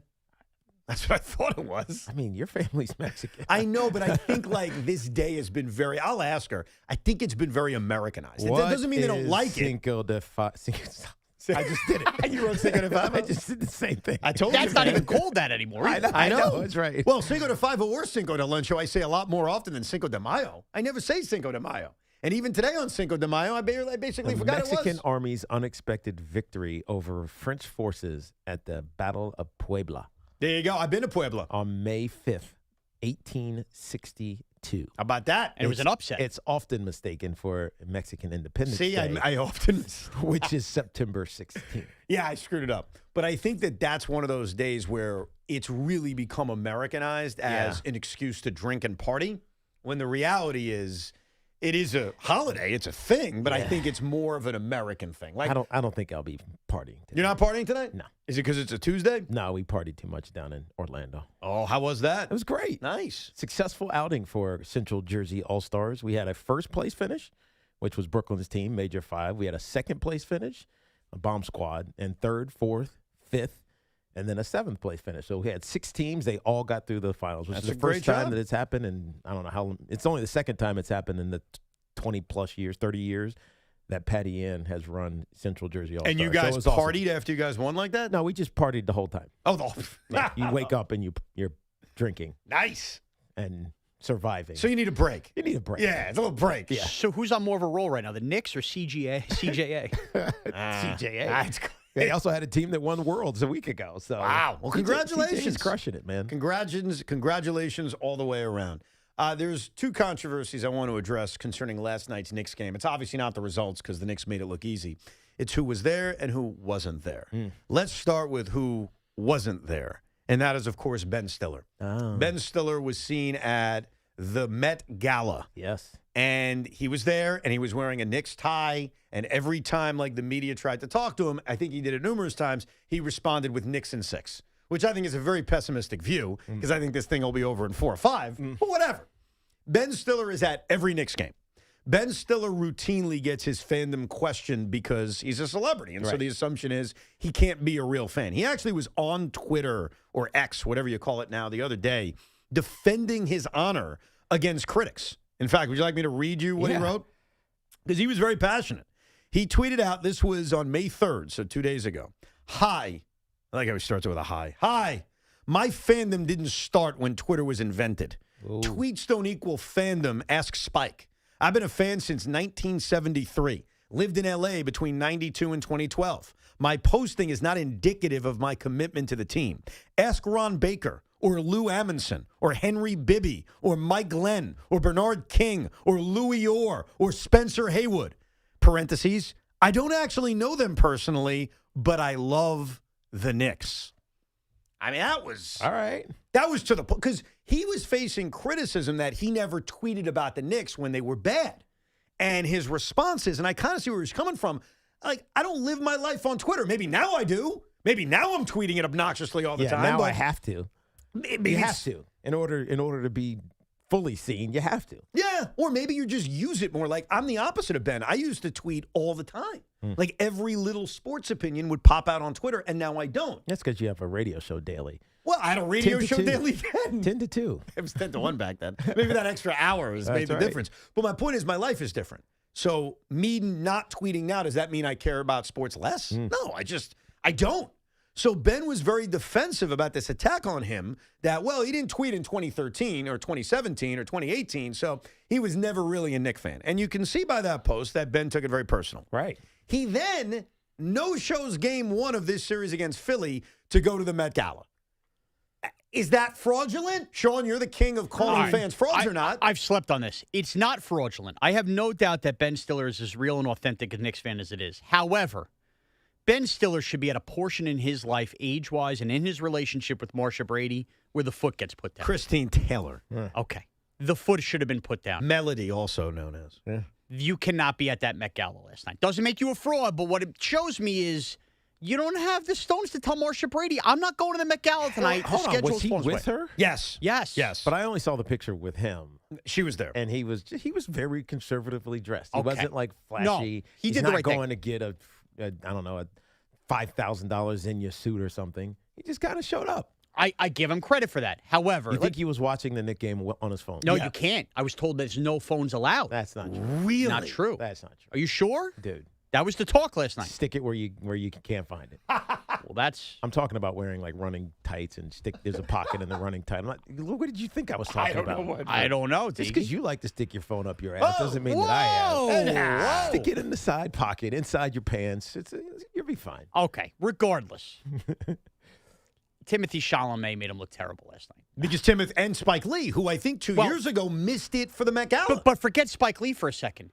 Kylie Jenner is at the Met Gala last night, meaning that Kylie Jenner and Timothy Chalamet, they had this conversation. Hold on. I got to stop you right now. So they went to separate They spots. went Yes. stag. There is a big difference between Timothy Chalamet, who is not married to Kylie Jenner. They're not married. No. You're missing a point. No, I'm not missing the point. Yes, you are. Ben Stiller is freaking married. There are certain moments that are like you just can't negotiate. No, this is one time in my life. I'm going to say this. Evan Roberts, you're 1,000% wrong. Because when you are young and in a relationship and you're not yet married. Right, you always choose her. Yeah, you oftentimes will she show always her. chooses you. Yeah, I'm going to do everything I can to impress you. When you're older, like Ben Stiller, and you're married for as long as he is now. Breaking news, they're on the rocks. It's not happening. Kylie and Chalamet? It's over. Yeah. Okay. It's over. Maybe that's what it means. If it was in reverse, I get it. Ben Stiller should be comfortable in his relationship just to go, honey, you got to go without me tonight. The Knicks are playing. You know my fandom. Yeah, take one of our kids. That's it. I look. It's a bad job. I would never want to miss a playoff game, and I haven't. Like with the Nets, I haven't missed an NBA Brooklyn Nets or New Jersey Nets playoff game. I'm not even joking, since 2006. And that's because I was working and doing shows in the middle of the games. Yes. So I get it. I understand the commitment. And they had some bad years. They had some lousy playoff years, if you will. I understand your sentiment. But if your wife says, look, I'll go to every game with you, no questions asked. There's one day in which I put my foot down. I will do it all for you every day. But there's one day in which you have to go with me. Even I have to say, all right, I got to make that deal. Nah, bro. dude, if this is Mother's Day, her birthday, it's the Met Gala. Can we get serious? I don't know what the Met Gala means to Christine Taylor. Maybe it means a lot to her. I don't know. I'm so Ben didn't argue enough. I made these mistakes young in my relationship. Now my wife won't even try me with a playoff game. I went to Billy Joel during a Yankee playoff game. I paid my dues. So Ben Stiller paid his dues. So your point is you're not questioning Ben's fandom, which I don't think you should do. I think he's proven that he's a diehard fan. I'm questioning his masculinity. Frankly, I am. Okay. So you got the Ben Stiller controversy, but Tiki, that's not the only controversy concerning celebrities who went or didn't go to Madison Square Garden. Do you have a problem with who went to Madison Square Garden last night? Who did go to Madison Square Garden last night? Francisco Lindor. And I have no problem with that. He's hurt, dude. It's more than getting hurt. Here's where Lindor gets a little bit of a pass, and he's lucky. That Met game being at 5:30 helps him immensely. Oh, so you're saying he was watching the game. I mean, you're not traveling anyway when you're hurt. We all know that. Exactly. So he watched the game on his phone, and then he's able, since the tip-off wasn't until 8:10, to get out there. Met game's over. I'm clean. You would think I'd want to crush Lindor here, but we know this. In this town, when there's home games during the afternoon, we've seen Yankees and Mets end up at Madison Square Garden after that for a night game. Is there really a difference if he wasn't on the road and the game was at 5:30? Here's what I need to know, and I don't have the answer to this. I wish I did, because sometimes I watch the games on this NBA app feed where they'll show what happens during commercials. I didn't do it last night. I watched it on the old-fashioned Peacock last night. The Peacock. Did they show Lindor on the big screen? Did they give Francisco, because he was with John Franco. They show John Franco every time. Every time Johnny's there, and he's there nightly, they show John Franco.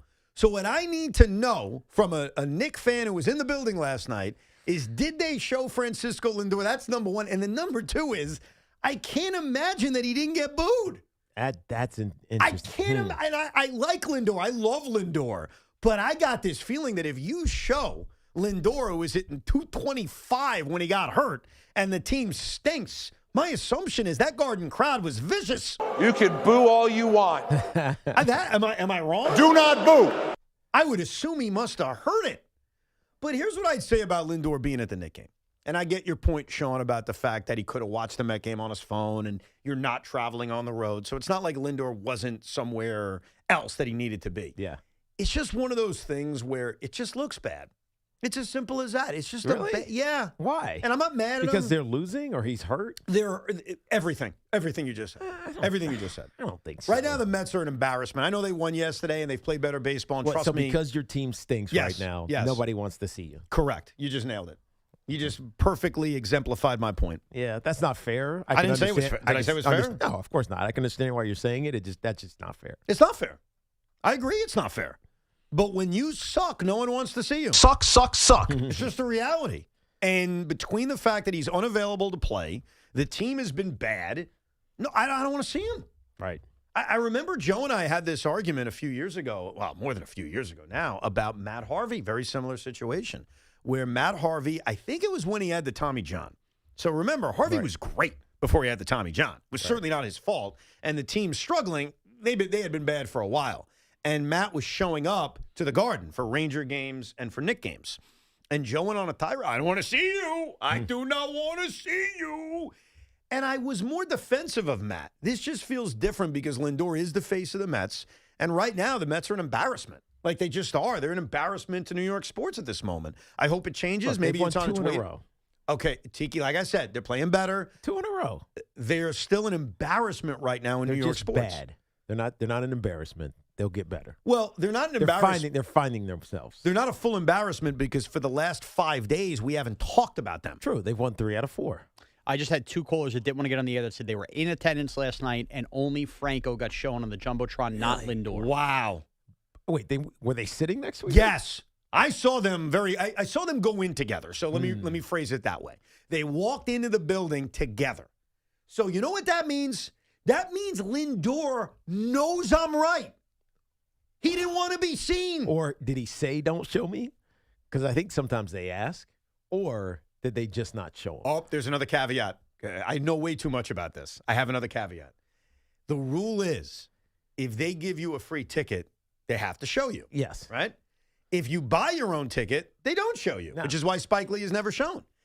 Lindor probably sat in Steve Cohen's season ticket. And if he sat in Steve Cohen's season ticket, then they're not showing you because the ticket was paid. So Franco bought his ticket or got his it's for comp? free. Yeah, he gets a comp. Okay. Yeah, I think he's one of the comp guys. You got a lot of comp guys. So they didn't sit together. They just went in together. That would be now what I'm piecing together now is that they went in together because they know each other. Yeah. And Lindor was like, all right, I'll see you later. I'm going to Stevie's seat. And he probably sat in Stevie's seat where they wouldn't show you on the big screen. And he's got to be glad that they didn't because I'm telling you, not that I'd boo him. I like Lindor. It's not me killing him. I'm just saying, like, if they showed him on the board at Madison Square Garden. You'd boo? I would not boo, no. But you don't think the people would? I don't think so. Oh, you're dead wrong. I don't. You're dead wrong. I still think he has some like equity in the bank. Yeah, but you got to remember a lot of people at Madison Square Garden are not Met fans. So you've already got at least 55% of the building that are not Met fans. They're Yankee fans or whatever they are, but they're not Met fans. So half the building is already waiting to boo you because they don't root for you. And then the other Met fans that are there are going to boo you because you're being blamed for the struggles. He's not even playing. Well, that's part of their struggles. Yeah, true. Am I wrong about that? Yeah, but he got out, but he got hurt. I know. Dude, you're trying to be rational. I respect I'm that. just trying to I'm explaining what I think would happen. Right. Not rationality or what's fair or not. Just like personally, am I upset that I saw Lindor at the Garden last night? I'm not personally upset. I'm just saying right now I don't want to see him. I don't want to see anybody. I want to see the team win games. And cite me again. Well, they've won 3 out of their last 4, Evan. I got it. Great. Hey, Evan, they've won 3 out of the last 4. There's still 9 games under 500. It's true. They got a lot of work to do. So, yeah, Lindor being at the game was the other level of controversy. So you had Stiller not being there, and you had Lindor being there. My mother wrote me and said, "Are you at the Knicks game?" I said, "Why would I be at the Knicks game?" Who wrote you? My mother. Asking if you were at the Knicks game? Because she was watching all the celebrities. And I was like, "No, Mom, I'm not." Well, you are a big enough celebrity where if you call the Garden Celebrity Hotline and say, hey, There's I'd like a hotline? I think there's like a secret number that they all have, and the celebrities put requests in. And Press A if you remember The Sopranos. And I think based on your celebrity status, you'll get. When was the last time you were at a Knicks game? Yeah. Oh, they would definitely put you on the board. You'd get the seat and you'd be on the board. +1 for yesterday. +2 for a month ago. I'm surprised you haven't done that. You don't want to do that as a celebrity? I just haven't. You should, though. I mean, why? Because you can. I mean, why? If I want to go, I'll just go. No, Tiki's such a man of the people. If he wants to go, he's just going to sit on the bridge with me. Exactly. He's just going to be like, I don't need to be there. I'll just go on the bridge with Evan. Where they can't show you because they need like a telephoto lens. They need a major lens. Let's go to Mark in Manhattan. What's up, Mark? Evan, that is a crazy take. So what is the deal? Let's say you have a really crappy day on the fan, right? Yeah. Or like a crappy week, which you've been known to have. Are you not allowed to go to Met games? Are you like banned from going to Met games or Knicks games because when they see you on the screen, they're going to boo you? Yeah, I mean, you're allowed to, Mark. I'm not saying he isn't. I just don't think anyone wants to see you. So, yeah, you're right. No one would want to see me, so I guess you're right about that comp. But right now, Lindor is not someone anyone wants to look at. That's just the truth. It's not fair, but that's just the reality of it. And I've defended guys in the past. Like I mentioned, Matt Harvey, I defended because it was like, he's hurt. It's Tommy John. He's a young pitcher. Let him enjoy life. But as the face of the New York Mets, and right now they are a joke. We're not even no one's talking about them anymore. Yeah, they're winning games. They're not even a topic of conversation until something either really crazy happens, one way or the other. I just don't think anyone wants to see you publicly. We seem to have caused some mass confusion with our callers. We are all aware that they showed Lindor on TV. This is about the in-house garden. Yeah, no, we're talking about on the garden screen where that's the how crowd we knew can react. That's how we knew he was there because he was on TV. Obviously, we weren't there, so we wanted to know what happened in the arena. Yes, we're talking about for the people to either boo or cheer him. And my understanding is like Spike Lee's shown on the TV all the time. Of course. He pays for his ticket, so they never show him on the garden screen. That's my understanding of the rules. Like it's a freebie versus a non-freebie kind of thing. By the way, Joel Embiid wasn't done whining. A little bit earlier on in the program, we played a clip of Embiid accusing Mikal Bridges of being dirty. He was just getting started. We have more audio of Joel Embiid, I'm not even joking, crying about and making other excuses for what happened last night at Madison Square Garden. We'll get to it next, plus more of your calls at 888-808-1019. Join John Oliver and Seth Meyers in residency at the Beacon Theater. 27 sold-out shows and counting, and due to demand, 4 additional dates have been added in 2026 on September 27th, October 25th, and November 22nd, and December 13th. Tickets are on sale now. There are limited tickets still available for upcoming shows on May 31st and June 14th.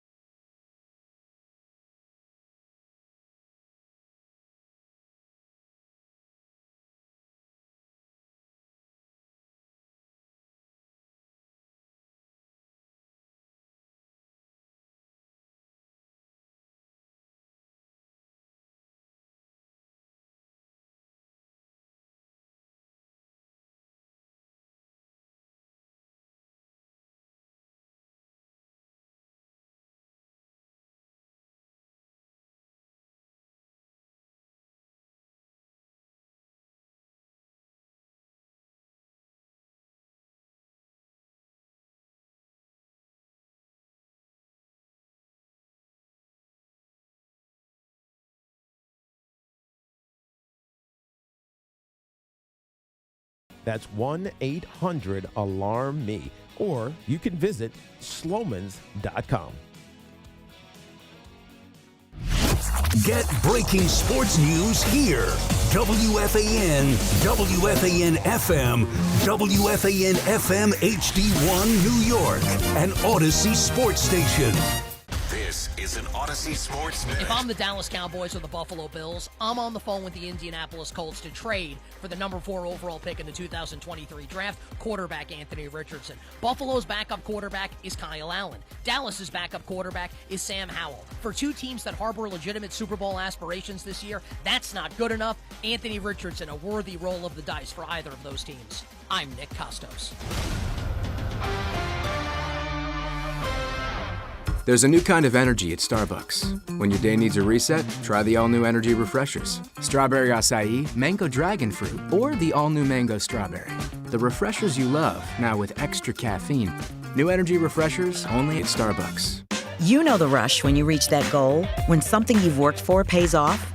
That's success. At University of Maryland Global Campus, we believe you should never stop chasing it. That's why we offer a skills-based education that helps move your career forward. Learn how to apply emerging technologies like AI and data science. Build your leadership and critical thinking skills. Apply now and save with no application fee. Classes start May 13th. Learn more at umgc.edu. Certified to operate in Virginia by Chev. There's a new kind of energy at Starbucks. When your day needs a reset, try the all-new energy refreshers. Strawberry acai, mango dragon fruit, or the all-new mango strawberry. The refreshers you love, now with extra caffeine. New energy refreshers only at Starbucks. There's a new kind of energy at Starbucks. When your day needs a reset, try the all-new energy refreshers. Strawberry acai, mango dragon fruit, or the all-new mango strawberry. The refreshers you love, now with extra caffeine. New energy refreshers only at Starbucks. How do airplanes fly? What's in this box? What does this thing do?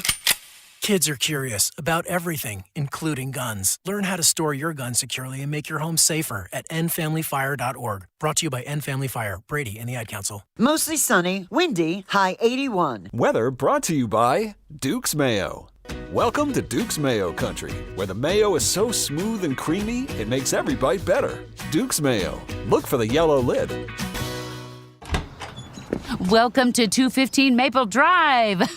We just put this property on the market. Love the crown molding. Oh, wait until you see the walk-in closets and the bathroom tile. Does it have Verizon Fios? 100% fiber internet? No Fios, but it looks like it's got cable. Let's check out the kitchen. No Fios? Yeah, no thank you. Don't you want to see the rest? Okay, bye-bye. Get Verizon Fios, because when you're moving, it's 100% or nothing.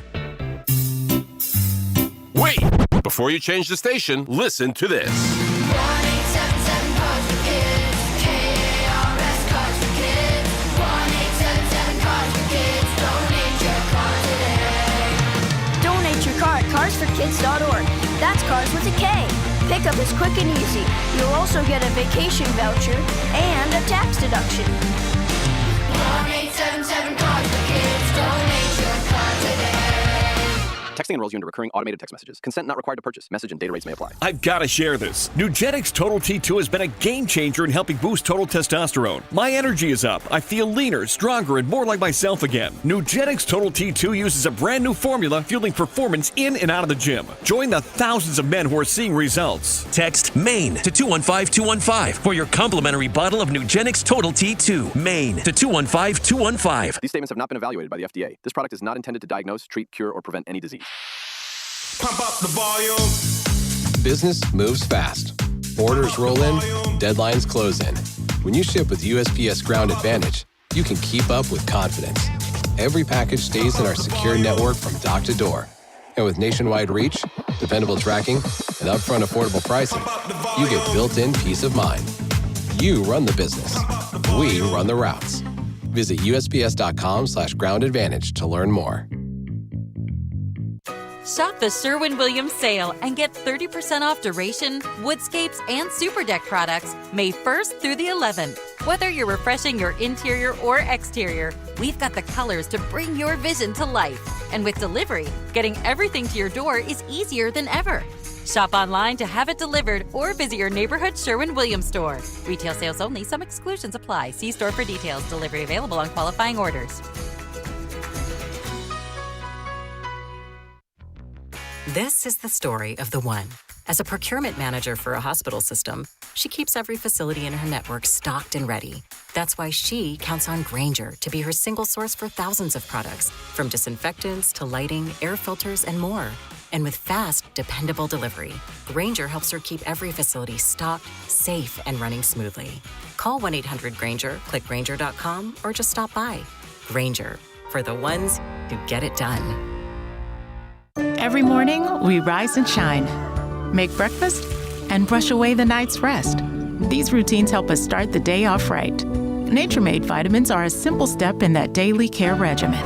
Multivitamins with daily essentials, clinically studied probiotics for gut health support, magnesium to help relax the body. Nature-Made is made to care for you every day. These statements have not been evaluated by the Food and Drug Administration. These products are not intended to diagnose, treat, cure, or prevent any disease. Come visit the engagement experts at London Jewelers at any one of their 6 locations.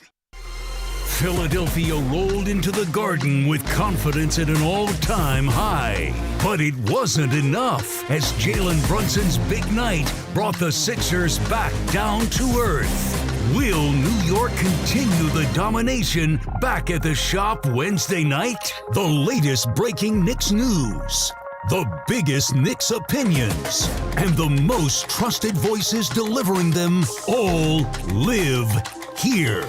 Your home for New York sports is 101.9 FM WFAN. It's about to get worse for Joel Embiid. He had a bad enough night last night. He was cooked defensively, could not move. And then after the game, he decides to accuse Mikal Bridges of a dirty hit on him, going after the area he had the appendectomy, his belly. So, number one, Joel Embiid sucked on the floor last night. Number two, he actually stood there in front of cameras and accused somebody else of being dirty, and the somebody else was Mikal Bridges. But there's another thing Joel Embiid said yesterday after the game that I am still just wrapping my head around. I give Joel Embiid a lot of credit. He's very good at baiting and getting to the free throw line. Yes. Want to call him a flopper? Totally fine. Like, that's what Joel Embiid does, and he's very good at it. So after the game, he was being asked about getting to the line a lot. And you're not going to believe what he said when he cut off the reporter's question about finding a way to get to the free throw line. If you didn't think Joel Embiid was enough of a baby, well, he's about to top himself again. Drawing fouls, getting to the foul line, really working in favor of both Cat and Robinson. I don't know. You got to ask Jalen Brunson that. I don't think I got to the free throw line, as much as I wanted. But that's not the reason, why we lost. So we just gotta think defense was the biggest reason. We just were not connected enough, not physical enough. All the guys were just, too comfortable. I'm more focused about what we could have done better on the defensive end. The last part of what he said is great. The first part of what he said is, you got to ask Jalen Brunson. I actually love that. What do they need to ask Jalen Brunson? Because he's asking about how you get to the free throw line more. Oh, okay, cool. I got the stats in front of me. All right, let's hear them. Joel Embiid took 6 free throws in the first quarter. Yes. Jalen Brunson took 1. Yeah, I think he's talking historically. Oh, now we're doing history? I don't think he's talking about how... That's not what the question was. The question was about Embiid getting to the free throw line, because he got to the free throw line 6 times in the first quarter of this game, and his response was, ask Jalen Brunson. I didn't get to the free throw line as much as I wanted. It makes no sense. Brunson flops a lot. It's a pretty solid troll. Yeah, but it's just delivered poorly. Well, you are some kind of Philly defender these days. I'm not. I'm just saying it's kind of funny. Yeah, but it's like he's trying to be funny. He's trying to make levity in the moment, and it's just not. His delivery sucks. And so it just sounds like he's being flat and, like, honestly saying meanly, like, don't ask me, ask Jalen Brunson. When he should be saying, I don't know, ask Jalen Brunson. Jalen Brunson gets to the free throw line 5.7 times per game. Joel Embiid gets to the free throw line when he actually plays 9 times per game. Yeah. If you look at their career numbers, it's even more stark.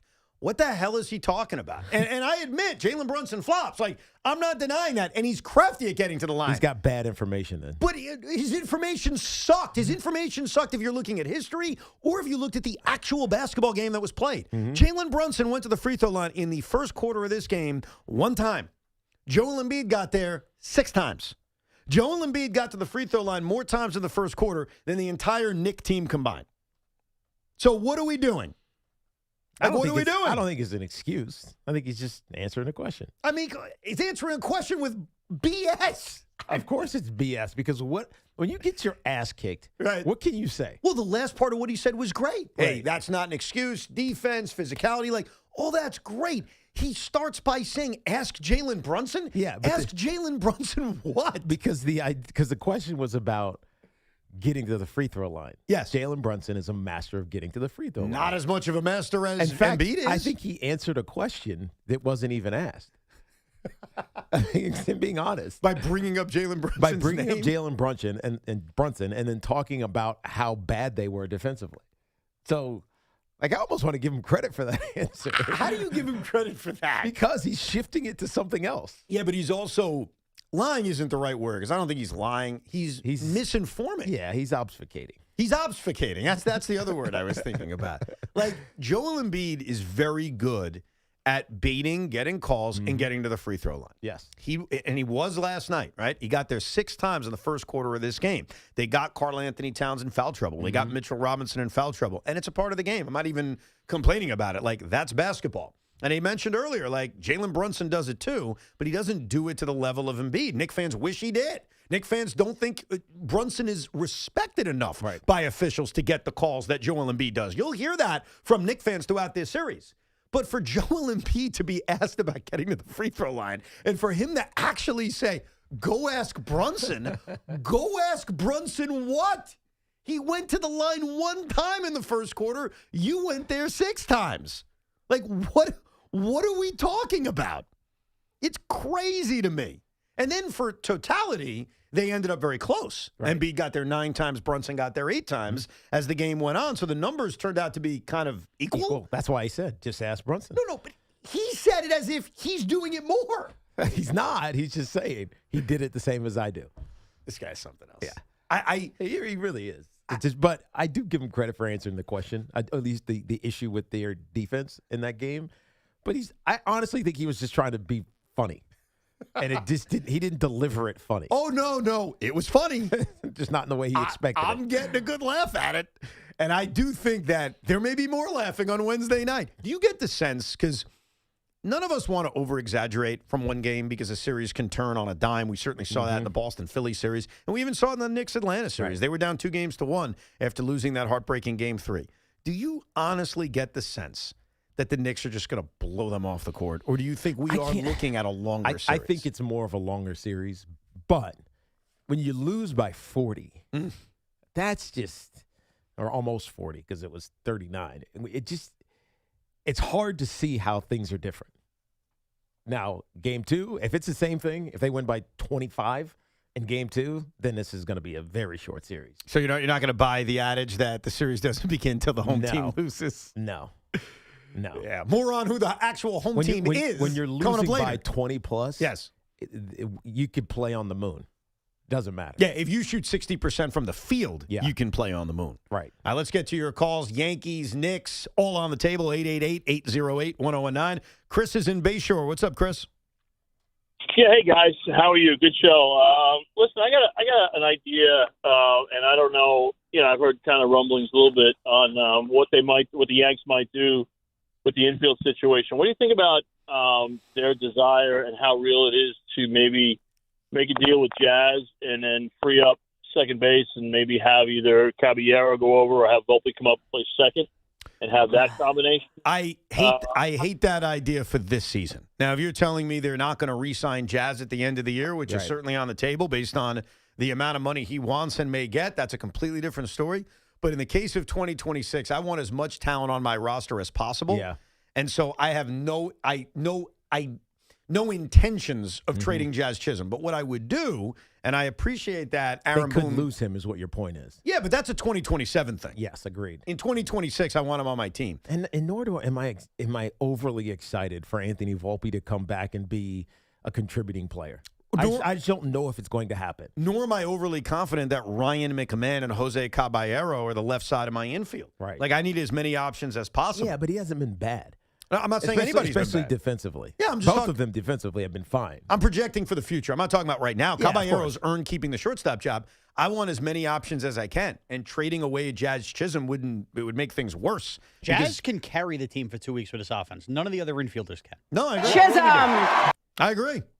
I think that what I appreciated yesterday, and Boone mentioned it twice, once with Big Mac and Craig, and then once during his press conference, was an openness to Anthony Volpe learning other positions. Yeah. Because I brought it up on the air yesterday that my one critique of the Yankees is that while it's great that they are sending him to the minor leagues, he should be playing third base and he should be playing second base. Because I think that that's where Anthony Volpe's career is taking him, of being a super utility player. Mm-hmm. And so Boone said the Yankees are open to it, but he also said, we haven't had discussions yet. Well, why aren't you having discussions? You should be having discussions. Anthony Volpe's future may be as a super utility player. Why not teach him third base and second base? I think, I'm sure you guys, this happened on Friday, right? No, it was Monday. It was Sunday into Monday. The decision to send him down, that is. So, so you guys talked about it yesterday. Correct. But I think it showed I saw this somewhere, the scholarship is over or whatever for Anthony Volpe. And it's right. You can't afford to just believe without proof that some kid is going to be good. Like, you have to, at some point, earn your keep. And for too many turns of the rotation, Anthony Volpe was just given faith that he was going to be good, as opposed to having to earn his right onto this team. So a lot of Yankee fans are under the impression, and I've even said it yesterday too, that the Yankees are acting differently this year, that like kind of what you said, that the scholarship is over for Anthony Volpe. But Aaron Boone's answer, and it's tough to argue based on the facts, last year when we all talked about sending Anthony Volpe down, Brian Cashman even said it to us, who's playing shortstop? And they never had a good answer. Yeah. It was always, I guess, Oswald Peraza. Well, wait, he's playing third base and he's hitting 145. Like, they were never great options. So now the options are here. Now they have an option because Jose Caballero, to his credit, has played well enough to maintain being the starting shortstop. So ask yourself this, Yankee fans. Have the Yankees changed or has the situation changed? I mean, the situation has definitely changed. But I also do feel like the Yankees' mentality is different. But the Yankee mentality can be different because they have an option. If they didn't have somebody performing well at shortstop, Anthony Volpe would be the Yankee shortstop. Okay, but the Yankees also knew that Anthony Volpe's problems were 2 years ago, not just last year where they really bottomed out. Mm-hmm. They did nothing that previous offseason to give themselves insurance. No, I agree. Right. I mean, those are all fair critiques of Brian Cashman, but my point is their situation right now is different in terms of there is a better option to play the position. While last year, when all of us were talking or screaming or yelling about sending him down, that was one of the pushbacks. One of the pushbacks was, okay, now who's the shortstop? But that's why I think the Yankees have changed, because I think that they didn't want competition for Anthony Volpe. Oh, you think it was a self-sabotage? But they were pretty I don't think they viewed it as Yeah, self-sabotage. you're right. Sean, you're right. It wasn't self-sabotage. It was just, this is our guy. We're going to ride him until he figures it out. It was blinders. Yes. And they didn't see any of the signs that he was a below-average hitter. So, Tiki, we ask you the question that we asked yesterday, and it's a follow-up to a question we asked on October 12th, 2025 on Evan and Tiki. What happens first? Anthony Volpe's in the major leagues or the New York Knicks basketball season ends?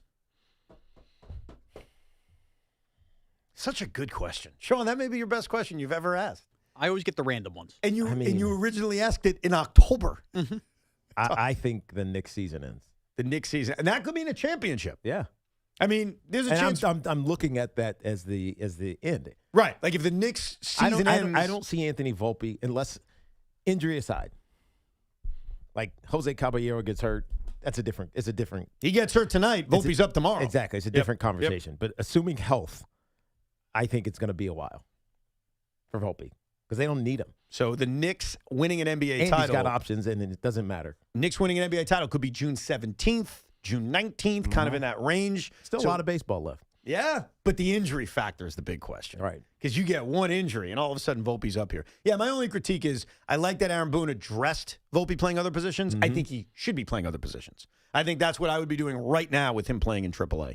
John in Mahwah, New Jersey. Hey, John. Hey, guys. How you doing today? All's well. So Embiid made a statement before the series. He was reaching out to the Philly fans that he doesn't want to make it Madison Square Garden East, his statement. Yep. I think the Game 2 is going to have a huge impact on that. If the Knicks blow them out in Game 2, fake Philly fans are going to sell their tickets like they're going out of style, and it will be Madison Square Garden East. Oh, there's no doubt. What do you guys think about that? No, you're right. Your analysis is spot on because that's how this is determined. We saw it last year, too. The way a series goes will determine not only the price on the secondary market, but who shows up. Mm-hmm. And so I heard Craig say something interesting yesterday. He was slightly right, but also wrong at the same time. He said, hey, the reason that it may be filled with Knicks fans is that they haven't sold out Game 3 yet. If you go to Ticketmaster, there were tickets available. And he's right about that. It is not sold out. Where he was wrong is that the Knicks haven't sold out tomorrow either. And the reason that's the case, that's not a knock on the Knicks or the 76ers. I'm going to explain the reality. They do dynamic pricing, both of these franchises. And right now, the tickets that are available in Philadelphia and at Madison Square Garden are insane. They're insane. It's like $500. Based on demand. Based on demand. And then tomorrow, Or perceived demand. Correct. Like the perception of it. Tomorrow, if those tickets aren't sold yet, those prices will drop, and then those tickets will disappear. Mm-hmm. And so, obviously, Madison Square Garden will be sold out. It was sold out last night. I assume the same thing is what's going to happen in Philly because their prices are nuts. Yeah, but I think the difference is in New York, it's going to be New York Knicks fans that are snatching up all those tickets. In Philly, it's going to be New York Knicks fans snatching up those tickets. I think they'll snatch them up when the ticket prices drop because I think a part of the appeal of why Knicks fans or New Yorkers in general go to other buildings is because they're cheaper. Of course. Right now, it's not cheaper. Can that change on Friday? What's the ticket? 1,000%. What's the number in Philly like for Game 3? $400. Oh, yeah. Like I'm telling you, I've analyzed this. And by the way, that demand number for Philly is probably because of Knicks fans. Yeah. Oh, absolutely. And in their mind, hey, maybe those prices could keep fans out because, like I said, most people travel to spend less money. Yes. Not to spend more money. So I heard Craig say it, and he's partially right, but he left the other part out, which is the Knicks haven't sold out. Now, they will sell out because what the Knicks will do, and they did it yesterday, I watched it happen, is they drop the prices because they're like, all right, no one's paying $550 to sit on the bridge. Right. And then they lower them, and of course, they're all gone. I mean, there's no doubt the game's going to sell out. And I think that's what's going on in Philly as well. But our last caller is 1,000% right. If the Knicks are up 2-0, especially with muscle, not only will the demand drop from Ticketmaster, the dynamic pricing, but the secondary market will drop too. Right. And then all of a sudden, it's $85 to sit on the Revolutionary Row. And guess who's sitting there? Bob from Comac. It's true. That's what's good. So that's where you're right, or he's right. But it's interesting to watch this because like the ticket dynamics are always fascinating to me. Like to see how the teams, because yesterday you missed this. A guy, was it your friend who texted you this, Sean? No, it was just a listener. DM me on Instagram. Yeah, saying, hey, I'm a Knicks season ticket holder. This is ridiculous. They just cut the prices for tickets that are available from the Knicks, which is, again, my point that they weren't sold out because they keep tickets available, and then based on the demands, they start to drop it. And it's just, look, it's one of the positives and negatives of being a season ticket holder. Your price is controlled, which is great, but based on demand, it goes up and it goes down. Right. And sometimes you see it go down around you, and you're like, wait a second. I spent more.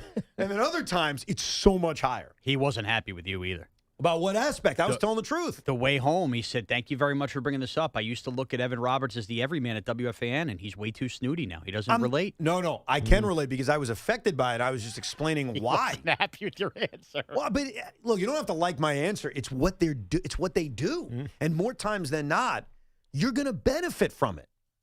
That's the truth. Now, I didn't benefit from it last night. That's a me problem. That's a his problem. But on most nights, you benefit from it. So, listen, I got to tell the hard truths, whether you like it or not. I apologize. Actually, I apologize to nobody. Nor should you. Yeah, damn right. By the way, there were a lot of great tributes for John Sterling yesterday. Susan Waldman joined us if you missed it. Aaron Boone was on with Craig and Big Mac if you missed that. Ricky Ricardo with Boomer and Gio. I've got a tribute for John Sterling that you will hear nowhere else. And trust me, if you don't already love John, if you don't already respect John, which I'm sure everybody does, this is only going to move up your respect level. And I don't think you've heard this anywhere else. We'll get to that coming up. Really quick, brief news. The Mets have their game postponed tonight in Colorado. They will play that game Thursday instead. Tomorrow's day game is now a night game. So, again, no Mets game tonight due to weather in Colorado. So the Tuesday game is canceled. Right. Postponed. Yeah. Postponed. Wednesday's, because obviously you're going to play it. Wednesday's game is now a night game. It was supposed to be a 3 o'clock game. Right. And then Thursday's game is a... It looks like it just says Thursday instead. I'm assuming a day game because of getaway. Yep. So just picture what your plans were if you were watching the Mets tonight and tomorrow afternoon, shift them by a day. So why would they push tomorrow into a night game? Because of it's still going to be snow? Correct. So I've been analyzing the snow, too. See, I analyzed two very geeky things, tickets and weather in Denver. So today it's supposed to snow all day. They never had a chance of playing. Good job by the Rockies announcing it now. Tomorrow, the snow is supposed to stop at about 4 or 5 o'clock. And so there is a window once the snow stops to play a game tomorrow night. Now, I didn't realize it was 2 days of snow. Yeah, it's 2 day and a half basically of snow. Now, it's going to be massively cold. It's going to be like a 35-degree night, but they can play baseball. And then the following day is a common off day. And the weather's actually supposed to be really nice. It's supposed to be like 65 degrees and sunny. Where does Colorado have to go after? Philadelphia. And the Mets are? Arizona. Mets have the easier trip. No, you're right. It's simple. So that's what they're going to do. It makes a lot of sense. And I'll do the math on how that affects Nolan McLean potentially facing the Yankees, okay? I got that for you, Sean. Good. We also got a Cinco de Luncho, a tribute you haven't heard to John Sterling, and more of your calls at 888-808-1019. With the warm months just about here, it's time for a healthier you. My good buddy John Gallucci Jr., CEO of JAG Physical Therapy, always tells me how important it is to focus on your biomechanical chain to reduce injuries. Well, now is the time for you and your loved ones to turn to JAG to get stronger and function at a higher level. The dedicated team of physical therapists at JAG Physical Therapy will help develop a plan specifically for you to prevent injuries. And if you have an existing injury, their expertise and commitment will help you get back the life you love. Schedule your appointment today at jagpt.com. That's JAGPT.com. This portion of the program is sponsored by St. Joachim and Ann Nursing and Rehabilitation Center. Spring is the perfect time to refresh your home, and Windorama is making it easier than ever during the spring refresh sale. Save up to 30% on your window and door project. Plus, take advantage of low to no interest payment plans when you purchase and install with Windorama. It's simple. Book your free in-home consultation, shop from home, and let their local certified experts handle measurement and installation. Visit Windorama.com to book your free in-home consultation today. We're throwing one of the biggest parties of the year and want you there. Come hang with us at WFAN's annual kickoff to summer with Boomer and Gio. Live from DJ's on Ocean Avenue in Belmar on Friday, May 22nd at 6 a.m. We'll get your Memorial Day weekend started with a bash featuring special guest, certified platinum country rock band, Parmalee. Home is where my heart is still beating. We want to see you and your friends down the shore for WFAN's Kickoff to Summer 2026. It's all brought to you by Chef IQ, Yingling, and your home for New York sports, WFAN. Hey, healthcare workers of New York, are you looking to make a difference? St. Joachim and Ann Nursing and Rehabilitation Center is actively hiring nurses and CNAs. Call 718-714-4800. That's 718-714-4800. Many tire dealers will sell you Falcon tires, but Town Fair Tire doesn't just sell Falcon tires, they sell them at the guaranteed lowest price. Plus, they give you free services for the life of your Falcon tires. That's an unbeatable deal only Town Fair Tire can offer, because Town Fair Tire is New England's largest name brand discount tire dealer. Nobody beats a Town Fair Tire deal, and I mean nobody. Name brands at discount prices. Town Fair Tire. Knicks fans, it's time to hit the court with BetMGM, an official sports betting partner of the New York Knicks. Download the BetMGM app today and add a boost of excitement to every New York game day with same-game parlays, live betting options, player props, boosted odds specials, and the best daily promotions in the business. With the BetMGM app at your fingertips, you can experience the excitement of betting on your favorite players and get in on all the blue and orange action as your New York Knicks drive the lane. Find out why basketball fans love BetMGM, an official sports betting partner of the New York Knicks. BetMGM, make it legendary. BetMGM and GameSense remind you to play responsibly. See BetMGM.com for terms. 21 years of age or older to wager and physically present in New York and New Jersey only. Subject to eligibility requirements. Gambling problem? In New York, call 877-8-HOPE-NY or text HOPE-NY 467-369. In New Jersey, call 1-800-GAMBLER. The Subway Series rolls into Queens when the New York Mets take on the New York Yankees at Citi Field. Friday, May 15th through Sunday, May 17th. You don't want to miss this epic weekend.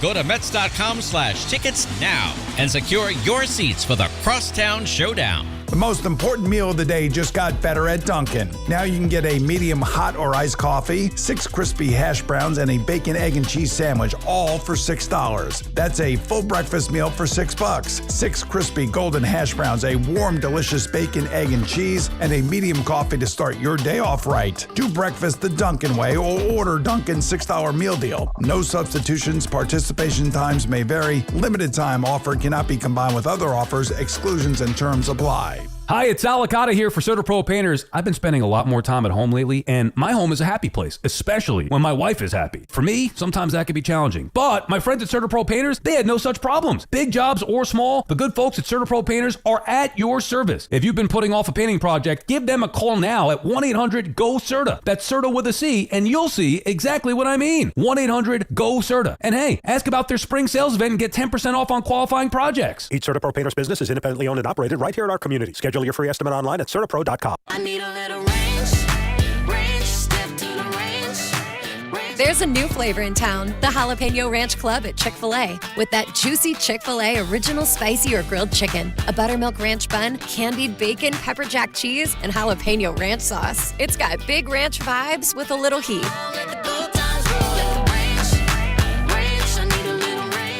Chick-fil-A's new Jalapeno Ranch Club, available for a limited time only. Order ahead on the Chick-fil-A app. It's time to spring into deals for Mother's Day at Lowe's. Shop select 1.5-gallon annuals hanging baskets, 2 for $15, and get Mom the perfect addition for her garden for less. Plus, get 3 free bags of Miracle-Gro 0.75 cubic foot garden soil when you buy 3. Mom's garden is winning with these deals. Our best lineup is here at Lowe's. Valid through 5/6. Excludes Alaska and Hawaii. While supplies last. Selection varies by location. ServPro. Cleaning, restoration, construction. Like it never happened. Call 1-800-ServPro. The pros know nobody beats FW Web. With extensive inventory, personalized service, and a fleet of trucks across the Northeast, FW Web supports all customers, from one-van contractors to large facility operators. For planned projects, emergency jobs, or maintenance, FW Web has what you need, when and where you need it. For plumbing, heating, HVAC, refrigeration, propane gas, and PVF jobs. With over 100 locations, visit FWWeb.com to find one near you. Welcome to 215 Maple Drive. We just put this property on the market. Love the crown molding. Oh, wait until you see the walk-in closets and the bathroom tile. Does it have Verizon Fios? 100% fiber internet? No Fios, but it looks like it's got cable. Let's check out the kitchen. No Fios? Yeah, no thank you. Don't you want to see the rest? Okay, bye-bye. Get Verizon Fios, because when you're moving, it's 100% or nothing. Staples presents Celebrations Made Easy. I was throwing a party for the twins and had custom invites and a banner printed at Staples. And that's when I saw Party City is now at Staples. Party City? No way! Yep. So now Staples has all your printing needs and everything you need for a party. Everything times 2. Yeah, and now at Staples, save 40% on custom cards, photo gifts, wrapping paper, banners, and more. Big news! Party City is now at Staples. That was easy. Shop Staples in-store, online, or on the app. In 613, exclusions apply. Scotland returns to America and the world stage for the first time in 20 years. Don't miss their return when they face Bolivia June 6th at Sports Illustrated Stadium. Tickets on sale now at roadto26.com. It's Tiki Barber with 2 words any business owner wants to hear.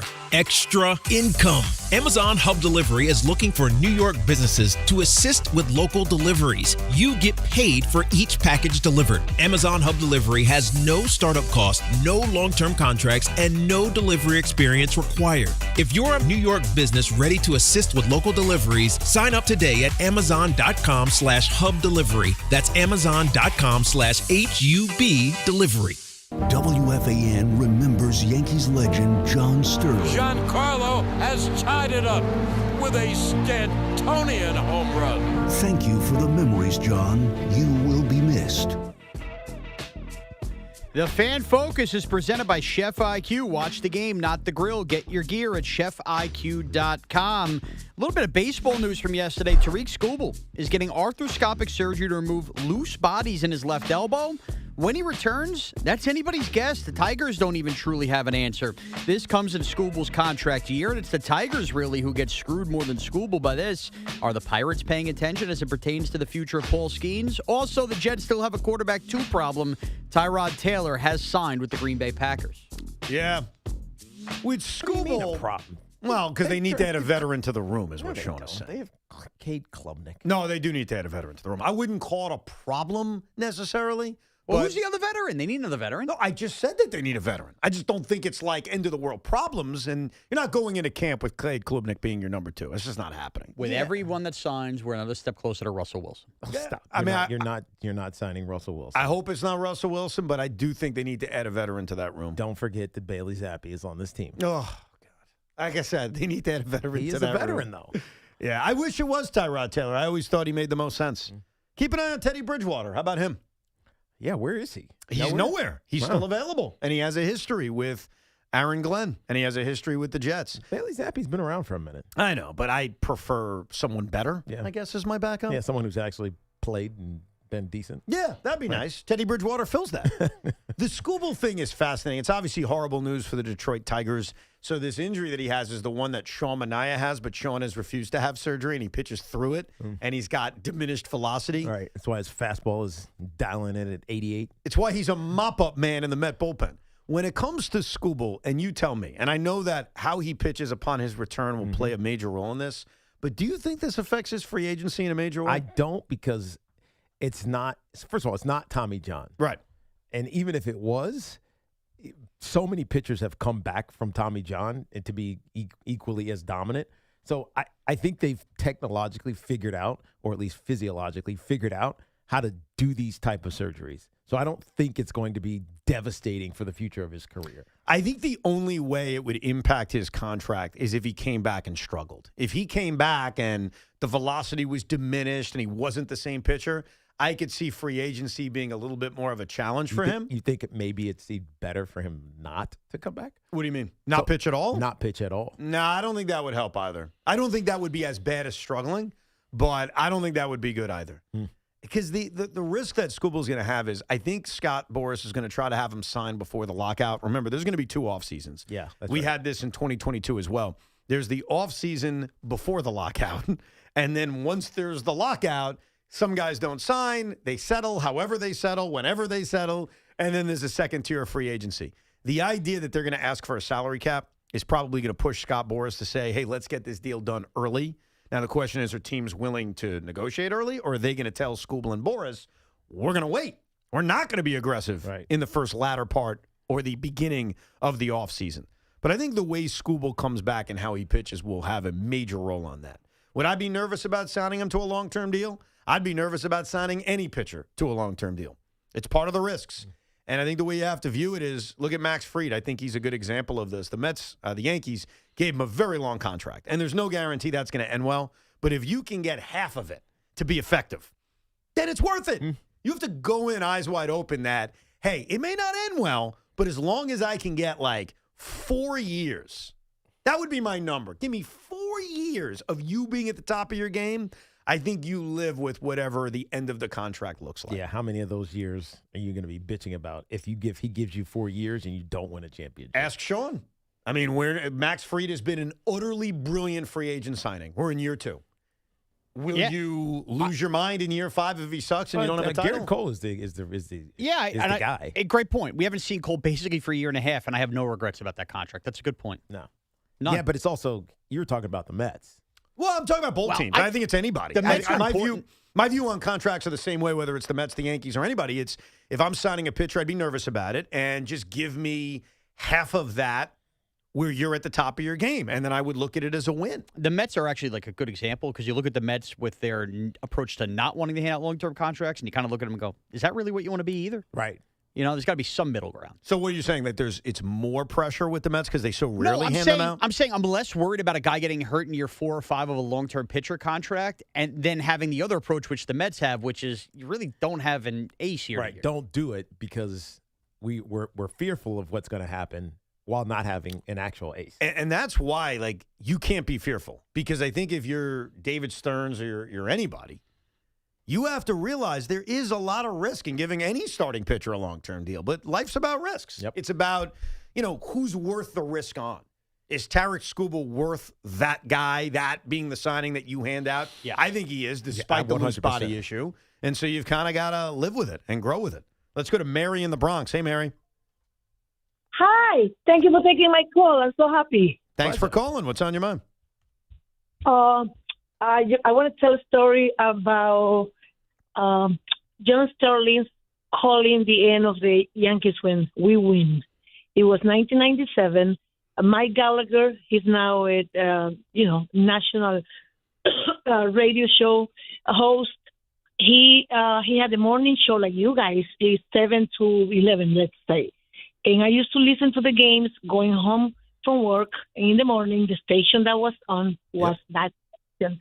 And this particular day, he had a contest, the best imitation to John Sterling's end of the Yankee game. Wow. I go and do my redemption, and they said, we'll call the winner later. An hour or two later, they didn't call anybody. I'm at work. I turned it, there is no radio at the office. And I forgot about it. A cousin of mine called me around midday, and she asked me if I had participated in a contest in the radio. And he said, yes, how do you know? I'm sorry, she said, because I heard your voice, and you won. I said, you but the winner didn't have your name. I said, what? She said, no, I knew it was you, but they gave the lady's name. Right. So I said, okay, thank you. I called the station and I explained my little dilemma, and the guy asked me to do my redemption again, and I did. And he says, holy cow. But they had awarded it. The prize was a dinner for two at the Mickey Mantle Steakhouse on Central Park South. Oh, I remember that place. And they had awarded the prize to this other lady. And now they had to invite me and a guest to the dinner.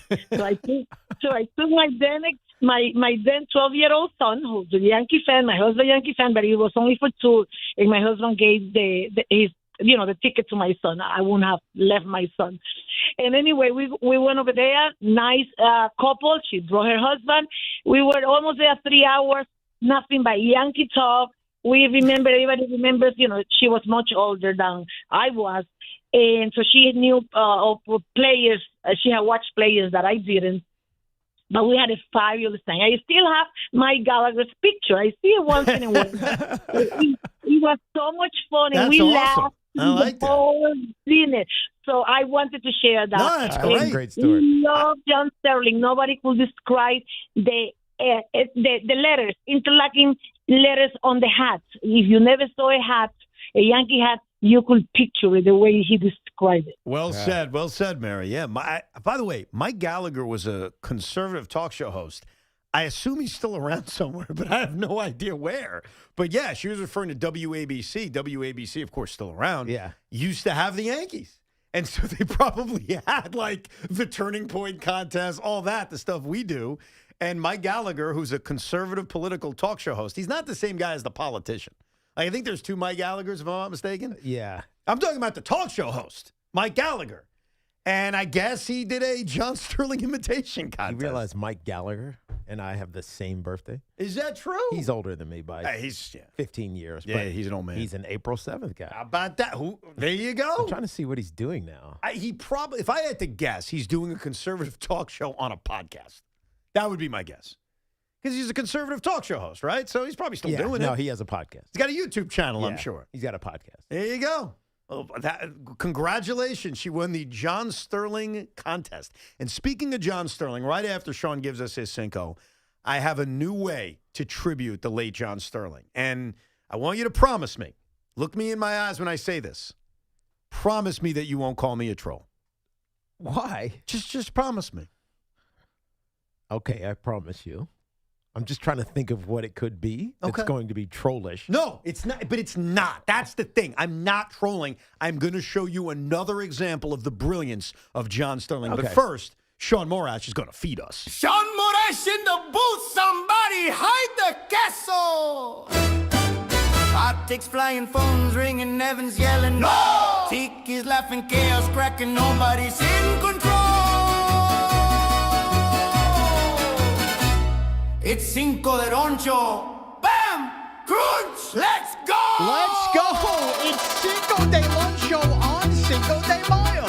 How about that? Cinco de Luncho is brought to you by Helix Wireless, connecting everything everywhere. So what are most of us going to do as red-blooded Americans who celebrate a Mexican holiday? We're going to eat Mexican food at some point today. It's also a Taco Tuesday. I'm here to give you, simply in my mind, the 5 greatest Mexican foods. Oh, be careful now. Here we go. Here we go. Number 5. It's a condiment, but it counts. Sour cream. Sour cream? Arguably the most satisfying condiment in the world. I mean, come on. What do you mean, come on? Like, picture everything you've had taco-wise, quesadilla. Now picture the sour cream with it. It is what adds to First of all, it's not Mexican. Sour cream is not a Mexican dish or anything. Outside of potato skins. Well, it's used for Mexican dishes. Yeah, name me anything non-Mexican you use sour cream for. Yeah, but it's not Mexican. It's from Eastern Europe.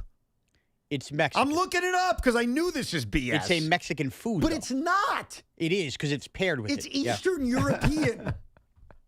You are 0 for 1, bro. But keep going. I'm right about sour cream, but okay. Okay. Number 4. The quesadilla. We're stuffing these things with anything now.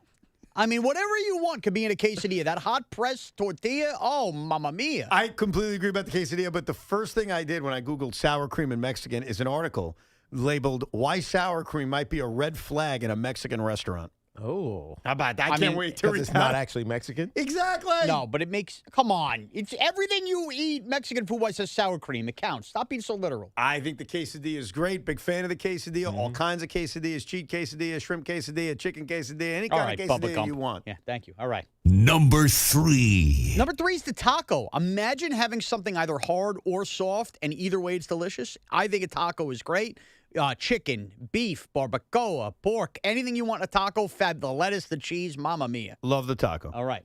Number 2. The burrito. They literally just made a sandwich better and with less bread. I mean, think about what they did. Rice, beans, meat. The thing about the burrito is it's got to be tucked in the right way. Oh, yeah. You know, nice and tight. The tuck is very, very important because if it's not nice and tight, it just flies all over the place. And you need the foil underneath to keep the drippage even with the tightness. Yep. All right, here we go. Number 1. And number 1 is so basic, but is so accurate. It's chips and salsa. If you don't sit down in front of chips and salsa and have about 100 of them, who are you? Chips and salsa are great, and they probably get overlooked because it's so simple. That is the number 1 Mexican food of all time. Enjoy Cinco de Mayo. So what I'm going to do is I'm going to take your list, I'm going to bring it home, and I'm going to show it to my father-in-law, my mother-in-law, and my wife. I'm sure they're going to be receptive. And I'm going to ask them to rate your list. Okay. Okay? What, are you nervous about this?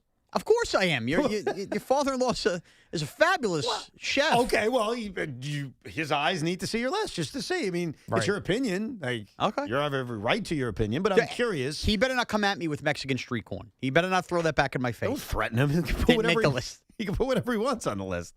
Thank you, Sean. Cinco de Luncho every day right around this time. So John Sterling deserved every tribute he got yesterday, whether it's as a person or what he did for us as New Yorkers, Yankee fans, non-Yankee fans, with an excellent broadcasting career. We did it all here on WFAN. If you missed any of it, you can obviously download our podcast and check it out. The Yankees did an incredible job. They had a video package set up for John. The players were on the field. They put the flowers down at home plate, both Michael Kay and Susan Waldman, and there were tributes all over the place. Broadcasters imitating John with the high is far, or this team wins, that team wins. But I want to show you something about John Sterling's greatness that I don't think enough people appreciate. It bothered me. It bothers me. And Susan even said it when she was on with us yesterday when anyone called him a homer. because he wasn't a homer. John Sterling did something that a lot of broadcasters can't do. He lived for the big moment, even when it was bad for the New York Yankees. And so Yankee fans, bear with me. And Sean, you will approve that this is not trolling. This is just showing the brilliance of John Sterling. This was probably the most show prep we did today, was you clearing the air with me and we went over everything. Yes. We have now pulled 3 of the most painful moments in New York Yankees history as called by John Sterling. And the 3 moments, and I'm not including 2024. I put that one away. I think that's too soon. Let's just tuck that one away. I pulled Game 7 of the 0-1 World Series, Luis Gonzalez walk-off. I pulled Josh Beckett getting the final out of Game 6 of the World Series in 2003. And yes, the final out of the collapse of 2004. What's the matter? Didn't have time for Sandy Alomar in 97? I think Michael Kay may have had that call. Okay. I'm just kidding. I am a damage freak. Yeah, because remember, Sterling and Kay shared the play-by-play until Michael left to go do TV. And then after that, and Charlie Steiner left, then John got all the play-by-play. So these are 3 painful moments in Yankee history. It's also been a long time, in fairness. I mean, we're talking about 22 years since the most recent one. But you are going to hear the brilliance of John Sterling. Because these are bad moments. They're sad moments. And I think he lived for the moment. And he was going to be ready for the moment. So which one do you want to hear first? I mean, just play them in order. That's what I was going to say. You want to go in order? These happened 3 out of 4 years. Well, it shows you how good the Yankees were. Right. Let's go all the way back now to Game 7 of the 2001 World Series. Mariano had a lead, then he didn't, and here comes Luis Gonzalez. The pitch is swung on and blooped to center field as a base hit, and Arizona will win the World Series. Bell scores. Arizona wins. Luis Gonzalez blooped a single to shallow center, and the Arizona Diamondbacks are the 2001 World Champions. In a truly fabulous baseball game, Arizona rallied for 2 in the bottom of the 9th inning, and they win by the score of 3-2 in one of the truly great baseball moments. Yeah, he gave the Diamondback fan what they needed. He lived for that moment, man. And you could hear he gave him their moment. Susan said something interesting yesterday that there's, or Aaron Boone said this. Aaron Boone said a childlike quality to John. And Susan talked about how he was just the nicest guy in the world. That was a man who, in this painful moment in Yankee history, couldn't get past, this was an amazing moment. This is baseball at its finest. And I don't think in the moment necessarily you feel that way as a Yankee fan. I think all these years later you can appreciate that moment, 25 years later, and say, that's a truly great baseball game. So he gives Arizona the due, gives the Diamondback fan, not that they exist, their due. But it was like, this moment's huge. And I'm not just going to say, it's blooped in a center field, we lose. Yeah, or opine about it. Give an opinion, like a negative opinion towards the Yankees. No, just describe it. It was just describing it. How great was that call, Sean? I know it's a painful moment. I promise it's not about that. No, but how great was the call? The call itself captures the incredibleness of the moment. Right. Having been in booths, I respect the hell out of that. I do too. That's my point. Because there's not a lot of people that are heavily tied to a team that do that. And it's not John's fault the Yankees blew that game. And Exactly. Lost And let me rephrase that, Tiki. I don't think there's anyone that does that. You know, there's some. Not like that. Honestly, Howie could do it. I think Howie does do it. But outside of this area, outside of him, and I don't think anyone does that. I think you hear it. It's a depressed, the World Series is over. Right. Like if I played you the final out of the Blue Jay Dodger World Series, trust me, there may be tears on the air. But I think that's a part of the uniqueness of John Sterling. In fact, if you closed your eyes, you could convince yourself that was a Diamondback broadcast. Yeah, and he was pretty excited. And don't forget, there's also a Diamondback broadcaster. There is. It's not like he's doing both. No, he's just doing it for Yankee fans. Let's get to 2003. Game 6. Josh Beckett's on the mound. Yankee Stadium. The Marlins an out away from winning the World Series. Here's the 1-1. Swung on and grounded weakly toward first. Beckett fields, runs into Posada, gets the tag on. Ball game over. World Series over. Marlins win. The Florida Marlins are the new world champions of baseball. They defeat the Yankees 4-2, winning a 2-0 shutout in Game 6 at Yankee Stadium behind the brilliant pitching of Josh Beckett. So you have to give the Marlins all the credit in the world. They deserve it. They richly deserve it. You can talk about the run the Yankees gave away, but there was one legit run, and the Yankees didn't score a run. You don't score a run, sorry, you don't have any chance of winning the ball game. So the Florida Marlins are the 2003 world champions. I can't even focus on the call. What are we blasting New York for now? That's the first thing I thought of, too, Sean. Well, they stopped that now. Yeah, I know, but it was the first thing I thought of. Why are we playing that? Yeah. Come up with something else. Oh. Play like I'm going to Miami or something. Or silence. Give me Will Smith or something like that. Now, the New York was very obvious in that clip. Very obvious. But, again, putting over the opponent, showing respect to the opponent, giving you a little bit of an excitement for the opponent. Because like you said, Tiki, or Sean said it, it's not John Sterling's fault the Yankees lost Game 6 of the World Series. It's not. So describe it like its biggest moment. And finally, Game 7 of the 2004 American League Championship We got to go to Series. break, Ev. You don't want to hear that one? We will, out of respect for John. This is about John. This is about an aspect of John Sterling that doesn't get enough credit. And I get why the Yankees would never play these clips. They shouldn't. But a part of his entertainment and brilliance is the way you call a loss, the way you call a bad moment. And that's why I said I think we're probably the only ones doing it. It's not to be bad guys about the Yankees. I think we all know that these losses happened. But listen to the brilliance of John in describing it. So, yes, this is the most painful one. I acknowledge it. It's the final out of Game 7, the collapse of 2004. Yeah, it'll be a 1-0 to Sierra. Hit on the ground towards second. Reese fields, throws to first, in time. Ball game over. Boston wins. Well, the Boston Red Sox have to be congratulated. They have come back from 3-0 down to win 4 straight games and win the American League Championship Series. You know what I noticed? The New York again? Besides that. And besides the amount of Red Sox fans that were there, because there was a big pop for that. And obviously the game was a blowout, so I think a lot of Yankee fans left. But John's excitement, which was so amazing in Game 7 of 01 to 03 to 04, it's slightly going down. That's the third time in 4 years he's had it. Right. It's the third time in 4 years he's had to do this. He's had to put over the other team. But he gave the Red Sox its due. That one was less enthusiastic. It got a little bit less. Yeah, it was a lot less. Yep. Well, it is the Red Sox. Yeah. But it was perfectly John Sterling. I really think it was in a lot of ways. Those 3 calls, those are 3 bad losses in Yankee history. He had a lot of wins. But that's kind of the beauty and the negative of being the voice of a dynastic era. You're always in it. And when you're always in it, there's a lot of losses because you can't win every single year. He's got a ton of amazing championship calls. It's just hard to lose. Now, one story that was revealed yesterday, and I had never heard this story. So if it had been told, I must have missed it. Aaron Boone revealed to Brian Hoke that John Sterling recorded a private Aaron Boone game-winning home run just for Aaron. What? Because remember, Sterling didn't get that call. It's the one big moment in Yankee history that John didn't get because Charlie Steiner was the broadcaster. And Charlie had a great call. This is not a knock on Charlie Steiner. It was a wonderful call of Aaron Boone's home run. But John didn't make it. I mean, the only thing John got to do was scream Yankees win after the game was over.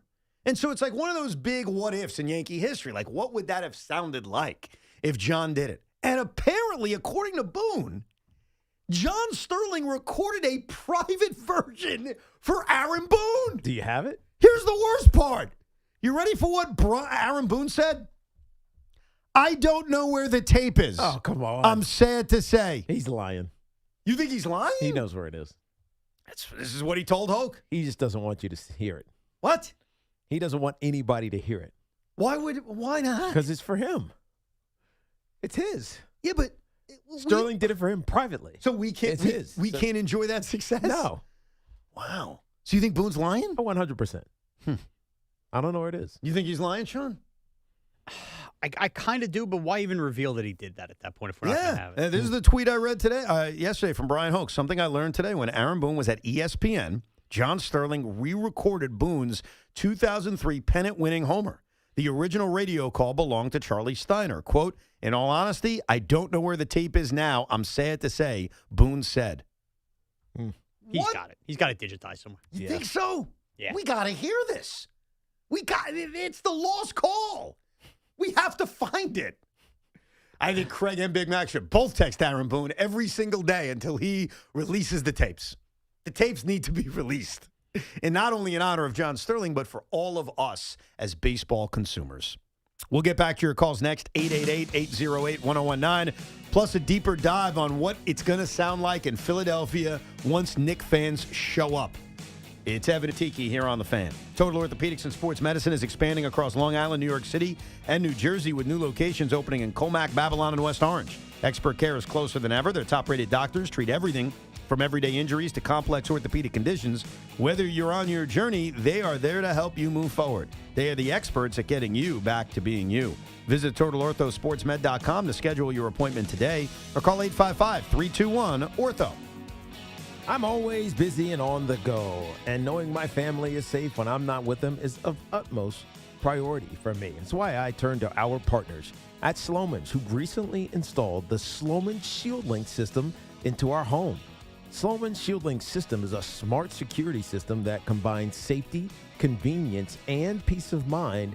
And best of all, I can manage it right from my phone, whether it's the cameras or the garage door opener, lighting, Alexa control. Heck, the most fun thing about it is that I can play Apple Music right from my phone no matter where I am, whether I'm home or on the road. And when I walk in, Dave Matthews is pumping from all the speakers throughout the house. The beauty of the Sloman ShieldLink system is that their techs will customize it exactly how you want it. Experience the future of home security and automation with the Sloman ShieldLink system. Call 1-800-ALARM-ME. That's 1-800-ALARM-ME or visit slomans.com.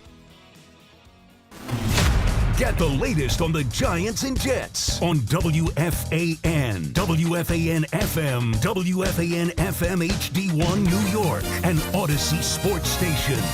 This is an Odyssey Sports Minute. Spurs young phenom center Victor Wembanyama had 12 blocks, an NBA postseason record, in San Antonio's loss in Game 1 to Minnesota, but went 0 of 8 from downtown, which would be like a Michelin star chef serving the best appetizer you've ever had, the best drinks you've ever had, and then a frozen pizza with mozzarella sticks as the entree. Hey, Victor, you're 7'6". Maybe drive down the lane and dunk the basketball coming up in Game 2. I'm Nick Costos.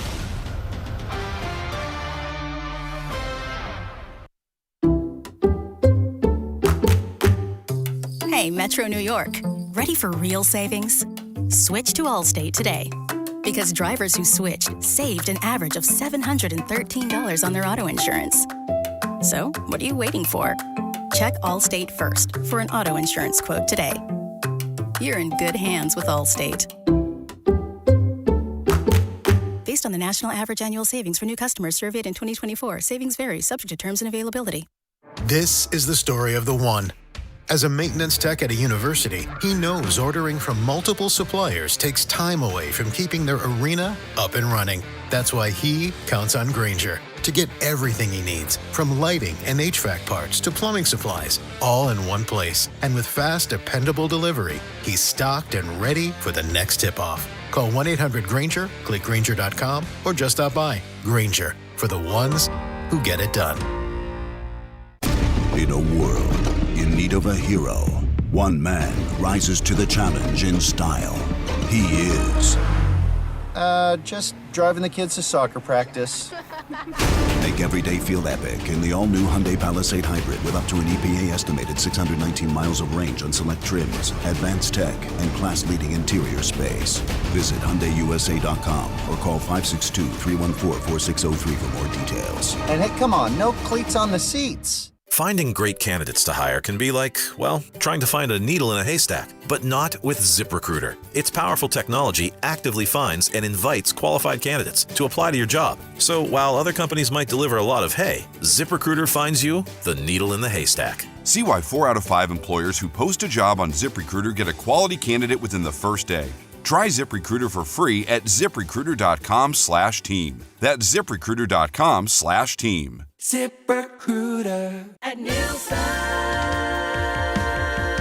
fun is in the driver's seat. It's the Memorial Funbelievable event at Nielsen Dodge. You can lease a new Jeep, Chrysler, Dodge, or Ram for $299 or under. Choose from hundreds of new Jeeps, Chryslers, Dodges, and Rams. You'll start feeling the vibes the minute you arrive. Fun is in the driver's seat. Lease a new 2026 Jeep Grand Cherokee Limited 4x4. Just $299 a month. Yes, just $299 per month. Or choose from hundreds of certified pre-owned vehicles. Plus, we'll give you top dollar for your trade-in. Under $299, that's Funbelievable. Drive away today for just $299 or under on Route 10 in East Hanover, online at nielsendodge.com. At Nielsen Dodge. Fun is in the driver's seat.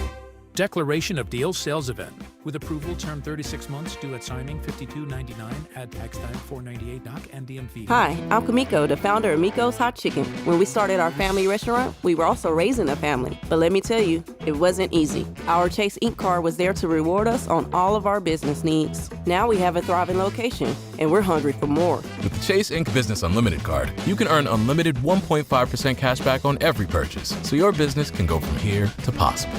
Chase for business. Make more with yours. Real business owners compensated for their participation. Cards issued by JPMorgan Chase Bank and a member FDIC. Subject to credit approval. Terms apply. Hey, Mom, now that I have an after-school job, I think I want to buy a drum kit. Okay, Rockstar. Let's look at your account. When kids start making money, Chase has easy-to-use tools and expert bankers to help them learn how to manage it.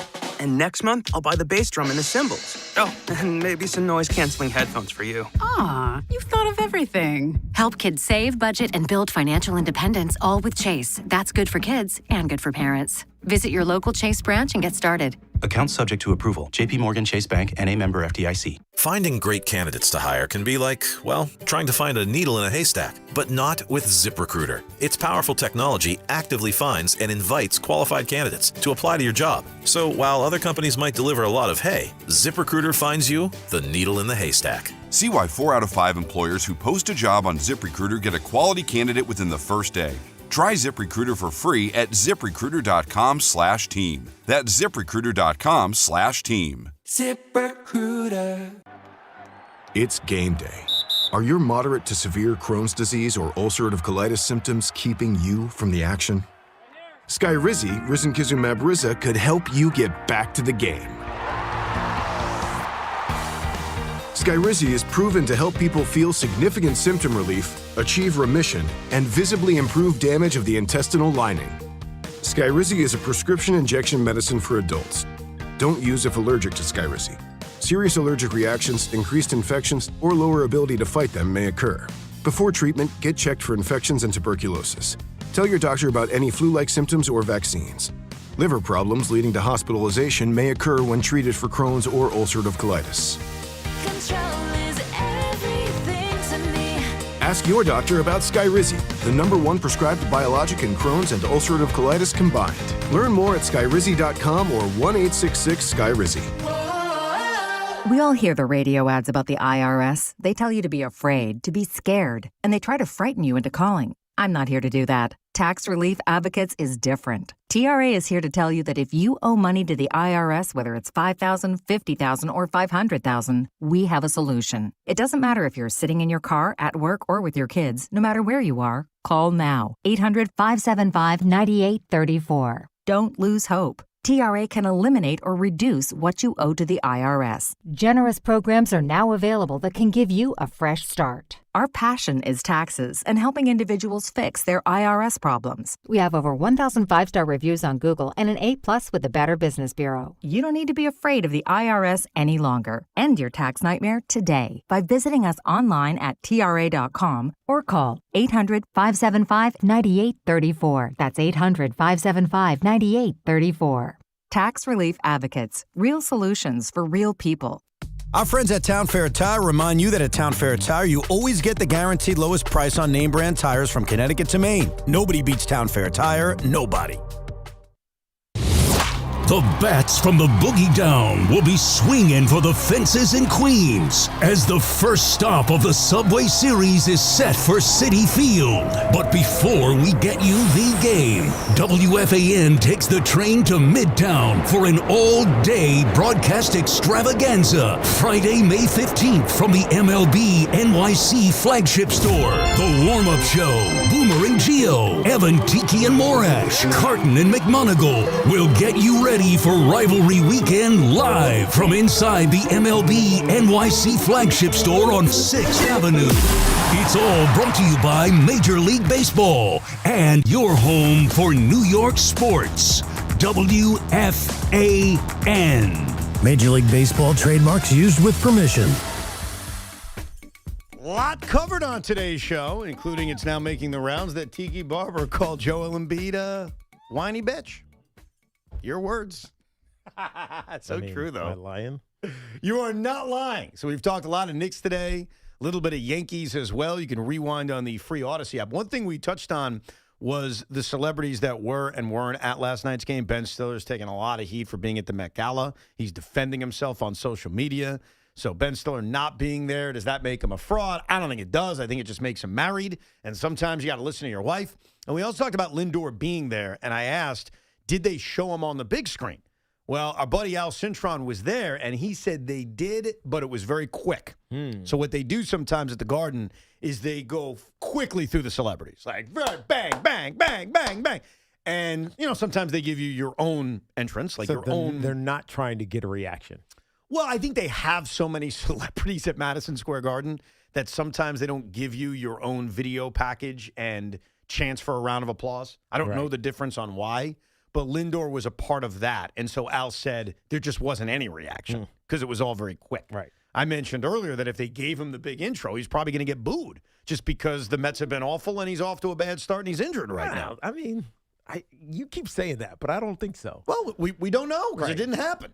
I mean, honestly. And I doubt he's going to game 5. Well, I mean, I guess he could. I mean, he's not in Colorado or Arizona when they go to Arizona. Yeah. So he could also travel to Philly while he's at it. He can go nuts. But the other thing that Al Cintron said was he said something on the radio earlier this morning. He also texted it to me as well. And it's making the rounds that Al Cintron is reporting. In fact, you know what? Why don't you take a listen? This was from Al's show earlier this morning. And it was put out there by WFAN Digital. Our buddy, fellow coworker, Al Cintron on the Mets potentially hiring another manager. I trust the person who sent this to me. This is one of the people that sent me stuff over the past year and a half. He sent me the story when it came to the Mets and Juan Soto and the disconnect with him and Francisco Lindor. And then the story came out 2 days later from other people in the media. So I trust this person that sent me this. Send it to me personally and then in a group chat as well. So I trust him on this one. But I find it fascinating that the Mets, if this is true, and I believe it, that they were talking with Dusty Baker to be the manager of the team, but for about a week and a half, but since they wouldn't let Dusty pick his own staff, he said no, he's not doing it. Wow. So, I mean, Carlos Mendoza, I don't care what David Stearns has said, clearly they're not happy with him. And David Stern should look in the mirror. This is his mess. His mess.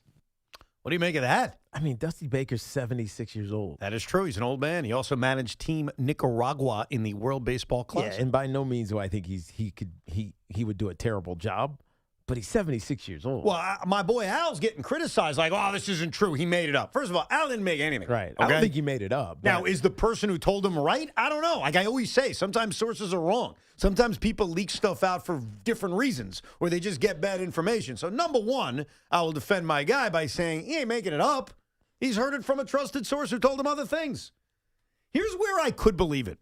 Can I walk you through this? Go ahead. He currently is the advisor to baseball, special advisor to baseball operations for the Giants. There you go. San Francisco Giants. Which I'm sure has an out to be a manager. 100% it does. So he's 76. I think the first reaction people have, there are two reactions to the idea of Dusty Baker managing the Mets. Number one is his age, which you brought up. And number two is David Stearns would never do that. The David Stearns would never do that part. Here's why I don't buy it. David Stearns doesn't exactly have a long history of hiring and firing managers. Yeah. He just doesn't. He inherited Craig Counsell, and he kept him. Yes, he fired Buck Showalter and hired Carlos Mendoza. That's it. Yeah, but it doesn't mean he won't.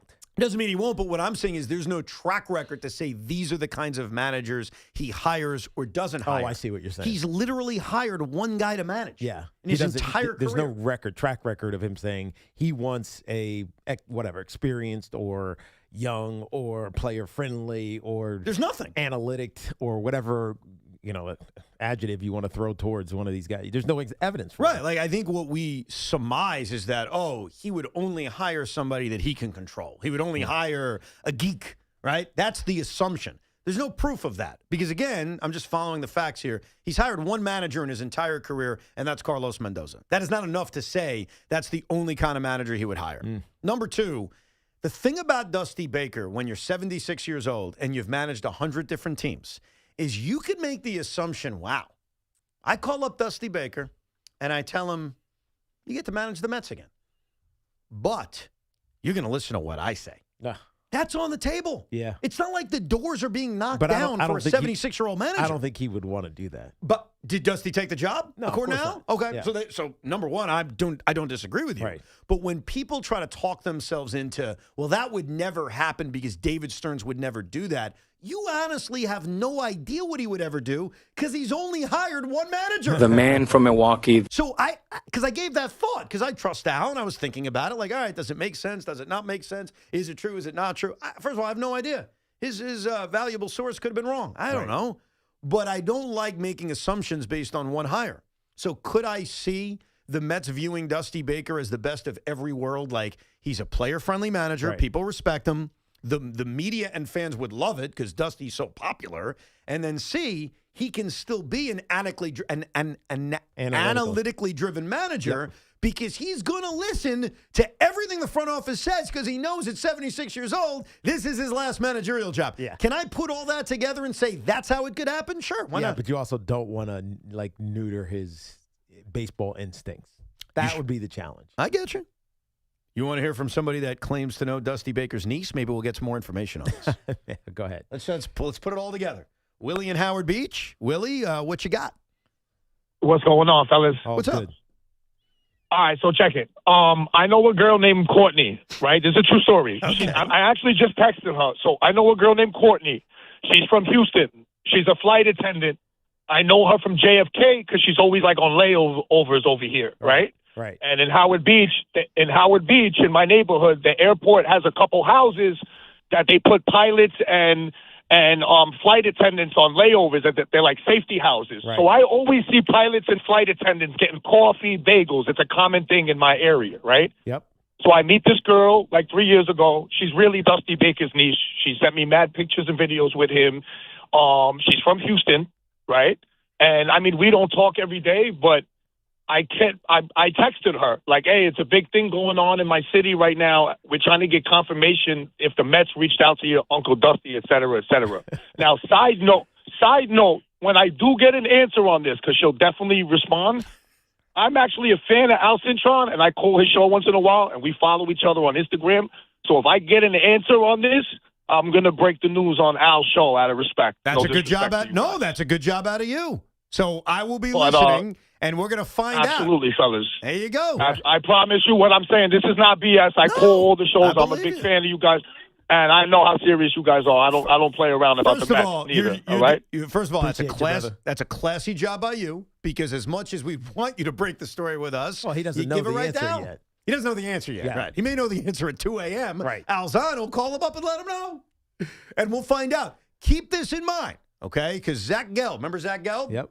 Great guy. And Zach knows everybody. I'll say this about Zach Gelb, his Rolodex. Yeah, because he interviewed so many people. He's interviewed everybody in the world. I mean, hell, I met the coach of my alma mater, University of Virginia, because of Zach. That's right. Zach's got the biggest Rolodex in the world. Zach Gelb has tweeted, I just talked to somebody who's very close to Dusty Baker, and that person told me Dusty has completely denied the report. By the way, I speak code. I think he texted Dusty Baker. Yeah. Don't you get that view from that? I texted someone who's very close to Dusty Baker. Like the man himself? Yeah, you texted Dusty. And Dusty said, that's not true. Nah. But keep this in mind. Doesn't mean that they didn't have a conversation with him. Exactly. Is Dusty going to say yeah? Yeah. I mean, denying the report means you deny the report as exactly as it's delivered. That's right. You could find like one slightly thing wrong about it. That's what Craig did to Sean. It was brilliantly done when he wanted to, hold the Jets' water and defend the Jets against Sean. He found one little thing Sean was wrong about and said, now the whole thing's wrong, which, I mean, you could do. It's part of his brilliance, and it's a part of Dusty's brilliance. Even if it's true, if I find one little kernel wrong, I deny the report. Not true. It's a smart play. I'm not blaming anybody. I'm analyzing the situation. So there you go. So we'll keep an eye on that situation. If Dusty Baker is really being offered or was really offered the Met managerial job. Again, he's 76. He's 76 years old. I got to tell you, man, I really have respect for Dusty. I think he's had a great career. Yeah. I would not be happy about that. It would be, I don't know. I would not be happy. I'm just telling you right now, I would not have reacted well to Dusty Baker being the Mets manager. You probably okay for a year. That's what I mean, for the remainder of this year. Mm-hmm. And then you worry about, what does this mean going forward? That would be the question. What does this mean going forward? Right, because he's not managing forever. No. Or in the future, Juan Soto's here for 12 more years, or however many more years it is. Right. How many of those is he doing? Right. The rest of the year? Yeah. It would be a Jack McKeon situation, right? And that worked, obviously, for the Marlins because they won the World Series, but it would be, all right, you're the caretaker for a few months until we find an answer. So there you go. We'll find out if Al's right based on Dusty Baker's niece texting back Willie. So we'll get that information a little bit later on. This is hilarious to me. John is in the Bronx. Hey, John. Tiki, big fan. Thank you, man. You guys are talking about how John Sterling lived for the big moment. In 1985, Larry Bird scored 60 points against the Atlanta Hawks. John Sterling was doing the play-by-play. When Bird went for the shot that would give him the Celtics record, he fell into the Hawks trainer's lap. It didn't count because they said he was fouled before the shot, but the shot went in, and Sterling was going crazy. He kept saying, Larry Bird, Larry Bird. You thought he was the Celtic announcer. You got to pull up that audio, please. Thanks. So thank you, John. We have a clip of John calling the 60-point game by Larry. I don't know if it's specifically what he's suggesting. Yeah. But we have it in our system. We played it actually yesterday, and if you missed it, Sean will try to find it. Sean is not exactly the quickest at finding everything in our gigantic system of audio, but we did hear it yesterday, and he was great. And I think people got confused, and maybe it's my fault. I apologize. You didn't set it up deeply enough. I didn't make clear John wasn't the Celtic announcer. Like, he was the Hawks announcer. So I think people which is just more of it's what you're talking about with the Yankees. It's exactly what we're talking about with the Yankees, that he lived for the big moment. And so his excitement around Larry Bird scoring 60 wasn't him calling his player. It was him being a part of a magical moment. And I do think that's a really underrated part of his career. And I noticed this, like, I'll never forget in the late 90s, the height of Mets-Yankees with the Subway Series, Matt Franco had the game-winning hit on a Saturday afternoon in 1999. And me and my dad were in the car, and you know what we put on? We put on the Yankee postgame show. Okay. Because we wanted to hear John Sterling. And we were almost disappointed because he was excited. Because we envisioned, I guess at the time. You wanted the tears. Yeah. At the time, it's 1999. It's still early on. Like, the clips aren't as readily available as they are now. I'm ignorant to things. And so we turn it on like, oh, yeah, give me the cheers, John. Yeah, Matt Franco. And, yeah, John may have bitched about the 0-2 pitch that was a strike but called a ball. And if there was a challenge system, oh, who knows? But he came through in the big moment. I got to find that call. That's another one. You're right back there, Sean. You banged the desk 5 times. Yeah, I don't know where it is. I don't know what you're going to tell you. It's all right. It's not where we had it yesterday. Okay. Take a deep breath. It's okay. All right. Doesn't matter. It's all right. We don't need to hear it. Yeah, Tiki doesn't even want to hear it, he told me. All right, good. I love you callers, but, when I'm back here, no total request live. I got no idea what's going on.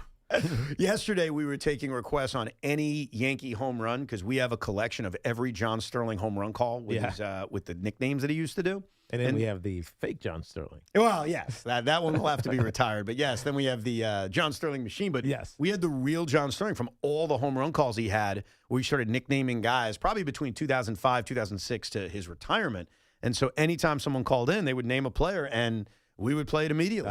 You're saying you're not able to do that, Sean? Because I was thinking about doing that for the rest of the year. Where anytime someone calls in, they could just say, Billy Butler, and then you have to play Billy Butler's home run call. I mean, if we know that this is going to be a thing every single day for the rest of my life, then yes, I'll create a subfolder and I'll have everything ready at the tip of my tongue. No, right now, no, absolutely not. I found Rick Camp again. That I found. I found Rick Camp again. That's there. That's a great call. Jeter's 3,000th hit is here. I can't find Larry Bird. You want to play the Rick Camp call for Tiki? He may like it. Yeah, just give me a second to scroll back up. Is it that deep? Dude, this whole thing is inundated. We have a lot of John Sterling calls. Who built that database? I mean, John Schweibecker did an unbelievable job while he was here. He's a part of it. I know, but if it's complicated to search, no, it's Tiki. It's not that. It's mixed in the last 2 days with all the other sound we've had in what's called a general folder. I understand that, but a properly built database should partition it so that everything is very There goes Tiki. That's not me Tiki down a rabbit hole. That's Tiki as an MIS major at UVA. That's a fair point. I found Rick Camp again, though. All right, ladies and gentlemen, this is a pitcher hitting a game-tying home run in the bottom of the 18th inning of a crazy game between the Atlanta Braves and the Mets. John was the broadcaster for the Atlanta Braves. It'll be an 0-2 pitch. And he is at the deep left. Heat goes back. It is gone. Holy cow. Oh, my goodness. I don't believe it. I don't believe it. Rick Camp. Rick Camp. I don't believe it. Remember what I just said. If he hits a home run, that certifies this game as the wackiest, wildest, most improbable game in history. Yeah, it was. It was nuts, that's for sure. Joe is in Monroe. Hey, Joe. Hi, Joe Martinelli from Monroe, third time, long time, calling from Crunch Marlboro on my way to a Chipotle. Just had a great arm workout. Nice. Love it. What a setup. Yes. Get that protein. I wanted to talk about the Knicks. Yeah. I'm super optimistic after last night's win. I think the offense is looking better than ever with what Mike Brown has been calling lately, running the offense through Cat. I just wanted to say my one concern is stars tend to play their best in MSG. I mean, they got all the celebrities, all the former players, Reggie Miller, Halliburton, LeBron, all these guys talk about how they love playing in MSG and how they tend to have success there. I was wondering, do you think the Knicks would ever consider, because I think it should be something they could do, having at least maybe for, again, some players, LeBron, whatever, another arena that they don't play as well in? Everything about your call was amazing. Like the setup, Joe, whatever my last name is, I'm a third-time caller. Third time, long time. Third time, long time. Just at Chipotle after doing a massive arm workout. That was amazing. And you knew, where's it going? So it's actually a really interesting idea, which is, can we use another arena so that when the stars come, they don't get all hyped? They don't get all hyped. Well, I got good news for you. Barclays Center's empty this time of year. If you want to use that, you use that as your home twice a year anyway. That's fantastic. Oh, goodness gracious. We'll come back with more of your calls at 888-808-1019, the toll-free number. Plus, how many Knicks fans are really going to take over Philadelphia over the weekend? Plus, I need to learn some etiquette from my experience at Yankee Stadium tonight. Spring is the perfect time to refresh your home, and Windorama is making it easier than ever during the spring refresh sale. Save up to 30% on your window and door project, plus take advantage of low to no interest payment plans when you purchase and install with Windorama. It's simple. Book your free and home consultation, shop from home, and let their local certified experts handle measurement and installation. Visit Windorama.com to book your free and home consultation today. HSS is ranked number 1 in orthopedics for 16 years in a row, according to U.S. News and World Report, and is the official hospital of the New York Mets. When you choose HSS, you're receiving the best orthopedic care you can get. From the first pitch to the final out, every swing, slide, and stride matters, and their specialists provide expert care to help athletes of all levels recover faster and return to the game sooner. Most major insurance plans are accepted. Learn more or make an appointment at hss.edu. This portion of the program is sponsored by Bet365. With Bet365 Early Payout, you win even if they lose. Get paid out instantly when your team goes up big, even if they blow the lead later. Bet365. Winning is everything. Gambling problem? Call 1-800-GAMBLER. 21 plus only. Must be physically located in New Jersey. I'm Pat Boyle here to help you beat the books of Westwood One Sports. Thunder Lakers game 1 tonight, and I think it'll be another blowout for the reigning champs. Luka Doncic still out for the Lakers, and the Thunder have had a week to rest and prepare for this game. Small sample size, but when the Thunder have had at least 4 days off this year, they're 3-1 against the spread and covering by an average of more than 4 points per game. The Thunder are just way too strong defensively for whatever J.J. Redick and the Lakers have cooked up tonight. OKC in a rout. I'm Pat Boyle. Bet smarter and beat the books. Download the BetMGM app today. My dad passed away unexpectedly. Of course, it was awful in every way, but we are very grateful that he had life insurance. So even after he was gone, he was still able to provide for us. And that's why I have life insurance for my family. Ethos.com. They make it fast and easy to get covered. It's 100% online. You get a quote in seconds, and you can apply in minutes. You get covered the same day. Get your free quote at ethos.com/game. That's ethos.com/game. Paid spokesperson. Time spent on application may vary. Online health questions required. Rates may vary. Yankees fans, have the official Yankees official game day program delivered to your door. Subscribe to Yankees Magazine by calling 800-GO-YANKS or visiting yankees.com/publications and get 8 issues a year for just $34.99 plus shipping. The Yankees official 2026 yearbook and media guide are also available for purchase. Get your Yankees Magazine yearbook or media guide today. Call 800-GO-YANKS or log on to yankees.com/publications. Welcome to 215 Maple Drive.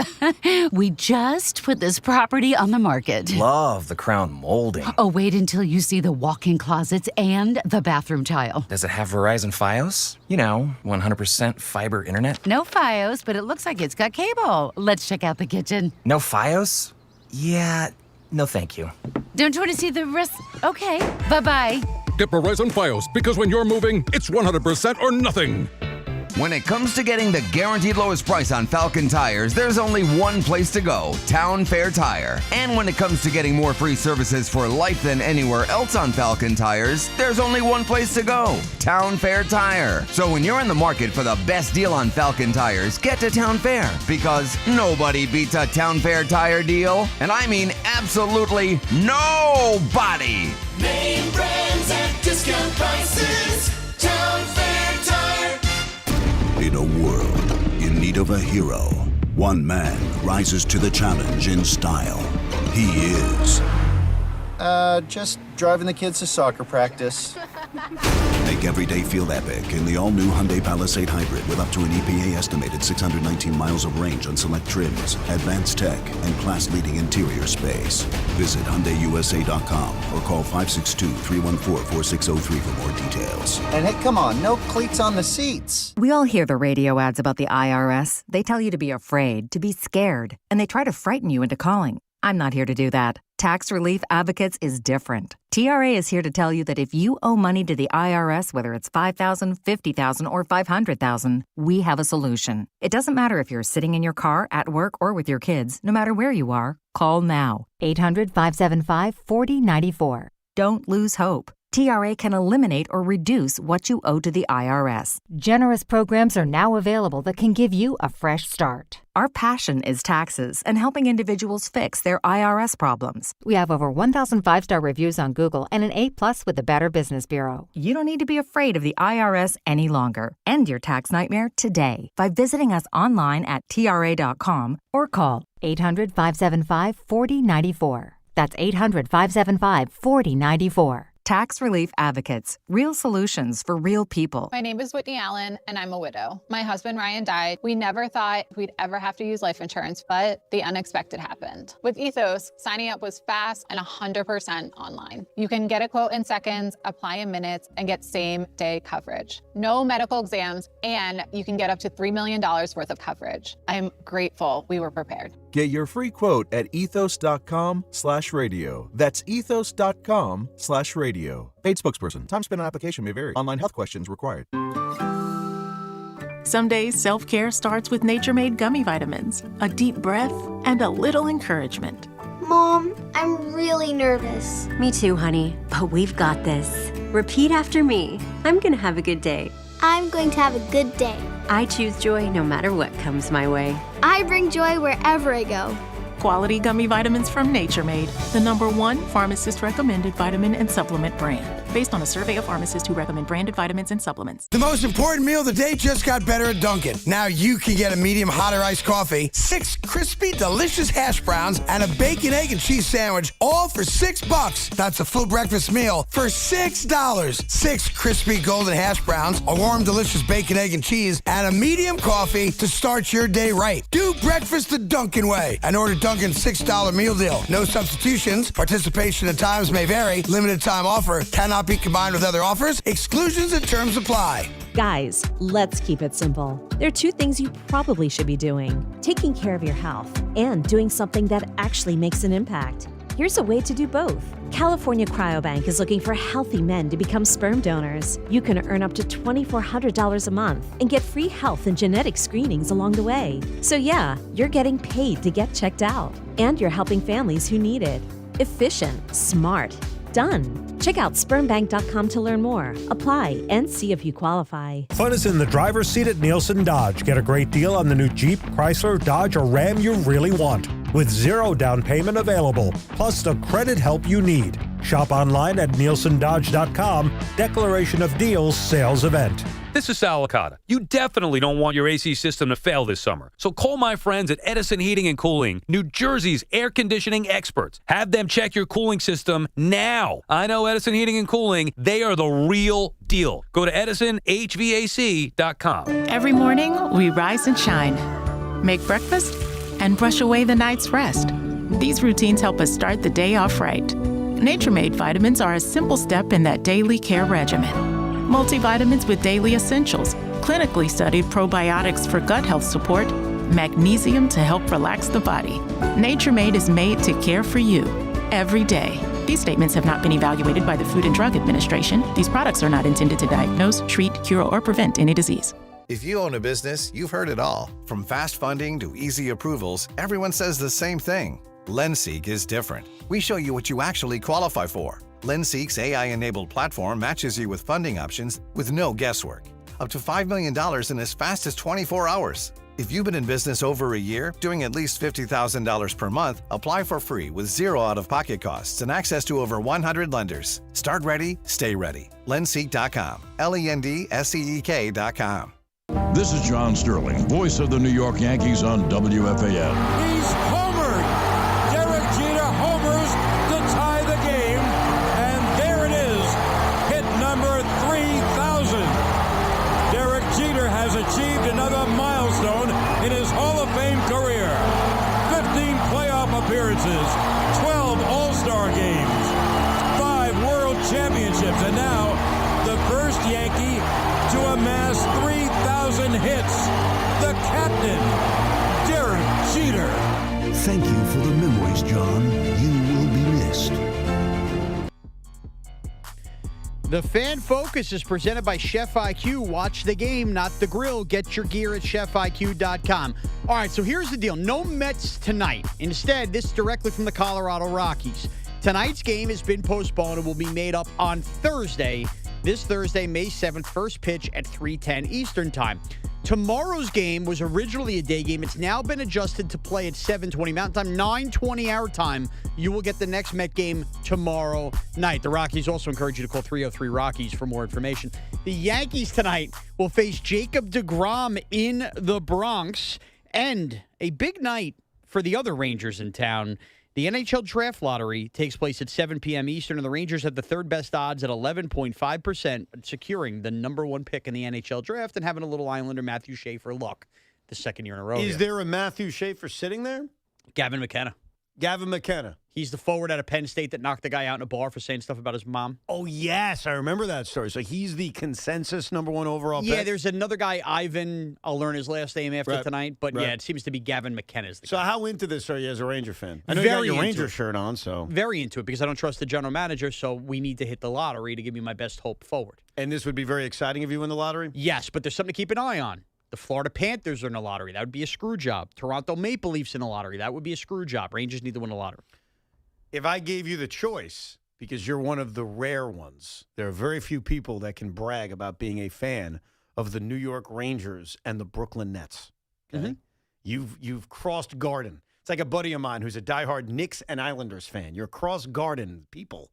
If I gave you the choice, you could only win one lottery. Would you take the victory It's on basketball. Sunday on No. Mother's Day with the Nets or the Ranger win tonight? It's basketball because I think it's much harder to turn around a franchise without hitting that lottery bull or having the superstar land with you in basketball. Hockey, you could dig your way out in a different way. Good answer, young man. Good answer. Tiki, I'm going to the Yankee game tonight, and as you mentioned earlier, I will be witnessing Jacob deGrom pitch. Very excited about that. Made a deal with my wife that taking my son out on a weeknight, can be kind of dicey, so we will leave Yankee Stadium as soon as Jacob deGrom leaves Yankee Stadium. So if he's pulled after an inning, I guess I'm out. It's a deal I made. I gotta make the deal. And I think it works both ways, because if deGrom goes 9, I stay the whole game. Right, but if he goes 9, it's like he's dealing, and that means the Yankees are probably up and down. That is true. So it should be quick. That would probably be a 2-hour, 20-minute game. What I'm curious about, and I asked Sean this question the other day, is I am not a believer in wearing the jerseys of teams not playing at a sporting event. I think it's very disrespectful. I don't like it. Would it be frowned upon if I showed up tonight at Yankee Stadium in my Jacob deGrom Mets jersey? Your thoughts? Because I want to follow the proper etiquette. I think that's fine. You think that's fine? Yeah, because you're just a Met fan who is obsessed and infatuated with Jacob deGrom. And I'm leaving when he's out of the game. That's right. And you're not necessarily rooting against the Yankees. You're just kind of rooting for Jacob deGrom. I'm rooting for Jake. I guess I'm rooting for Brandon Nimmo. How's he been doing lately? I haven't paid attention since he got hurt versus the Yankees. Well, that's my question. Is he hurt or is he back to playing? You don't know that? I haven't paid it close enough attention. Let me see. Okay, he played yesterday. Yeah, he did. Or 2 days ago he played. He DH'd on May 3rd and went 1 for 4. So I assume Brandon Nimmo will be in the lineup tonight. I don't have I like Brandon Nimmo, don't get me wrong, and I'll probably give him a golf clap, but I don't really. He's hitting 300 this year. No, I meant he doesn't do anything for me. Like, I'm not fanboying. You're not for emotionally connected. Well, I think I am emotionally connected.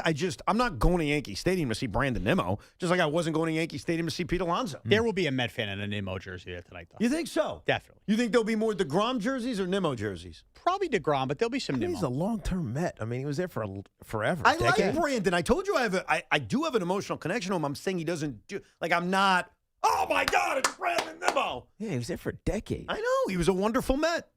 I will when Jake is announced. I'll stand up and, I'll go like this. What's up, Jake? Good to see you, Jake. And I presume you'll do the same for Elmer Rodriguez in his home debut tonight? No. Why would I do that? Because it's his home debut. Well, there'll be 44,000 other people doing that. Will there? They don't need. Yeah, there'll be a big crowd tonight. Yeah. Did you see the crowd last night? Yeah, but they ended up announcing like 35,000. They can announce what they want to announce. That was not a big Yankee crowd. Look, I think the Yankees and the Mets are they're not in the same boat because obviously the Mets are having more no-shows. Right. But you do go by tickets sold. What did they end up announcing last night? Let me go look it up. It was in the 30s, but I mean, it was pretty empty. Now again, 36,802. Knicks last night. That doesn't help. You don't have that tonight. You think there's extra people showing up for deGrom, or am I the only sicko? I don't know, because I thought we would get that with Met fans with Alonso this weekend, and you never really felt that. So I want to explain that because I had this conversation with my wife about this because she said, are you going to go see Pete? When a position player comes back and you're watching them, you maybe see them take 3 at-bats or 4. That's it. And if you grand total the amount of time you're watching them, it's probably about 2 minutes. But he makes almost every play at first. Well, hold on. Who cares about that? I get to see him catch a ball at first base. Wow, look at you. It's mostly routine, right? That's what you're saying. Yeah. Come on. At first base. And you're not really... It's taxing because I don't want to diminish what first basemen do. But you're not paying to see Pete Alonso squeeze a baseball on a throw to first base. You're paying to see him, if you do anything, hit home runs. Which, by the way, he did in the Yankee series. He did Friday and Saturday. Absolutely. But it's a batter. So it's 4 at-bats. It's a grand total of 2 minutes. When you go see a pitcher, that pitcher is controlling half the game. Yeah. So I just think it's really, really different. That's why I would pay in a game in which I may not have a big rooting interest. I would pay to see a pitcher more than I would a hitter. Now, if he really goes like the 2/3 of an inning Shohei Ohtani famous starting Yankees team, which is on the table. You're walking right out of there before the second inning. I mean, you have to. You made a deal. I made a deal. Is she going to be like... if it's 2 innings, if he's only pitching 2 innings, he gets chased that quickly, then that means then the Yankees are just beating up the ball. And so that could be an hour and a half. Yeah, that could be 45 minutes. All right. Is she going to be like up on checking when he gets taken out of the game? I don't think I think it's the spirit of not staying until, 9:45 because then by the time we get home, it's 10:45 and now. And he's cranky Wednesday morning, doesn't want to go to school. You got to do those things. And here's the problem with our lifestyle. And Sean, you understand this. Tiki, you understand this. And some in our audience understand this too. I'm not the one sending our kid to school. I used to be. I was that guy about 5 months ago. I'm not that guy anymore. So if I'm the one keeping him out at night and then in the morning he's a terror, who gets blamed? Right. This last night. Because all my daughter wanted to do is, can I just watch the Yankees and the basketball with y'all fall asleep in your lap? Sure, come down. No, she's not. And I made the mistake. You know what I said to my wife? Worst thing you could say. I never had this issue when I got up with them in the morning. Oh, you said that? No, you don't say that. Damn. You don't say that. Tail between the legs. I felt like Ben Stiller last night. Went right down those stairs without my daughter. You don't say that. What you say is... I don't know why I said it. You say, I get it because it used to be my problem. Like if I took my son out on a weeknight and kept him up late, I was the one cleaning up the mess the next morning because I was the one taking them to school. Right. Now, that doesn't mean my wife didn't deal with it, but I also had to deal with it. I get out scot-free, and that's not fair. And she's right. I agree. I don't know why I said it. It's a stupid thing for you to say. It was very stupid. And it's why I accept deals like this, because she's right. I mean, where am I wrong? And for anyone who's like, where are the pants in the family? No, it's about respect. Like, I can't let my kid party all night and then say, all right, hon, your problem tomorrow at 7 a.m. when he's screaming and yelling. With the 845 helmet cup, the sugar's riding high. It's so true. That's the one thing I won't do tonight. I won't do the helmet cup. Why? Yeah, I don't want the it's just the Yankee helmet. You know what? Just leave it on the ground like you did last time. That's true. I am going to convince my son what I want to do, which is we got to try the ice cream chicken. Like, that's got to be a thing. And you get 2 in the bucket, so each going to have one. Oh, is that how it works? Yeah. 2 in the bucket? 2 in the bucket. And it's back, right? It's available? So they say. Okay. I'm doing it, man. You know what I'm going to do since we're there to see Jake? I'll do it when the Yankees are pitching. Like, I'll just go up when Elmer Rodriguez is on the mound facing whomever. That's when I go up and I get the ice cream. So it'll be a fun night. Nice night. Good for you. A beautiful night, too, man. If you're riding out to Yankee Stadium, you got a gorgeous night tonight. And I do think they'll have a much better walk-up than last night because of the weather. Right. Like, it's an 80-degree, 75-degree night. Yeah, that's a night out at the ballpark. I think it is, yeah. Wow, what a day. It's a gorgeous and day. It's going to be 65 and then low of 40 in 2 days? Yeah. Right now in I New hate York this weather. City, it's 78 degrees. Yeah, that's amazing. That's incredible, right? Let's go to Lorenzo in Keyport, New Jersey. What's up, Lorenzo? Hey, guys. Yep. Sean, your wife should send in your top 5 dumbest things and call it the Cinco de Dumbo. That was classic. I think that's a great idea, actually.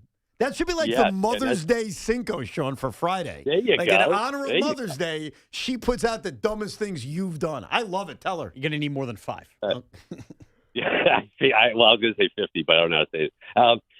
I am also a Brooklyn Rangers fan, and I would choose Brooklyn as the pick, even though the Rangers are my team. Evan. Yes. I don't know if they're going to fire Mendoza. I don't know what they're doing, so I'm just playing hypotheticals, and I'm playing fantasy baseball here. Is it crazy to bring Terry Collins down from the rafters, let him interim for the rest of the season, or and then next season either get Beltran and put TC as a bench coach or spend the money on Cora?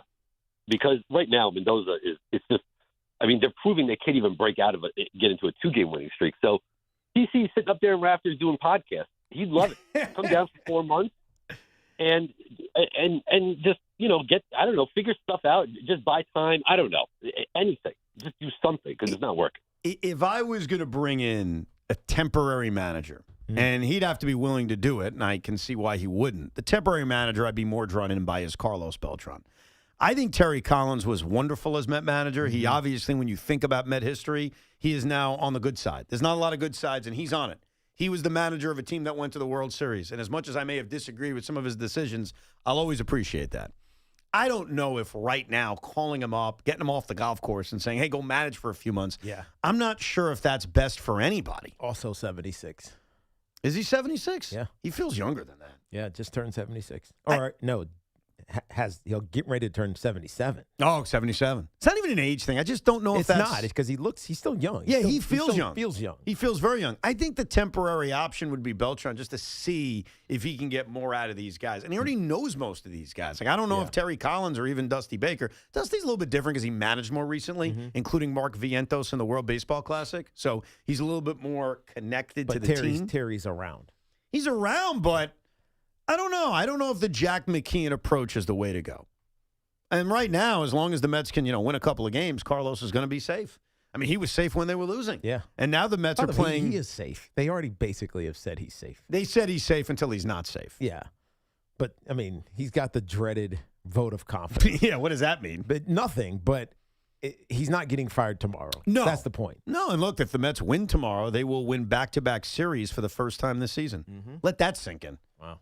I don't remember the last time the Yankees lost the series. Right, they split with the Angels. Tampa Bay, right? Tampa Bay sweep, yeah. Yeah, it would be the Tampa Bay series. So, yeah, I don't know if I would go with that approach. Let's go to Dan in Warwick. What's up, Dan? Hey, what's going on, guys? Yo. I just wanted to talk a bit about the Giants. Yes. The Giants have been miserable for so long, and you could see in their front office what they did with Daniel Jones. Daniel Jones is like a top-tier quarterback nowadays. They gave him $100-some million. Right. And they traded him to Indiana for they cut him. No, they cut him. They and cut then him. He signed with Minnesota, Oh, and then ultimately went to the Colts. Yes. So what is your point? Yeah.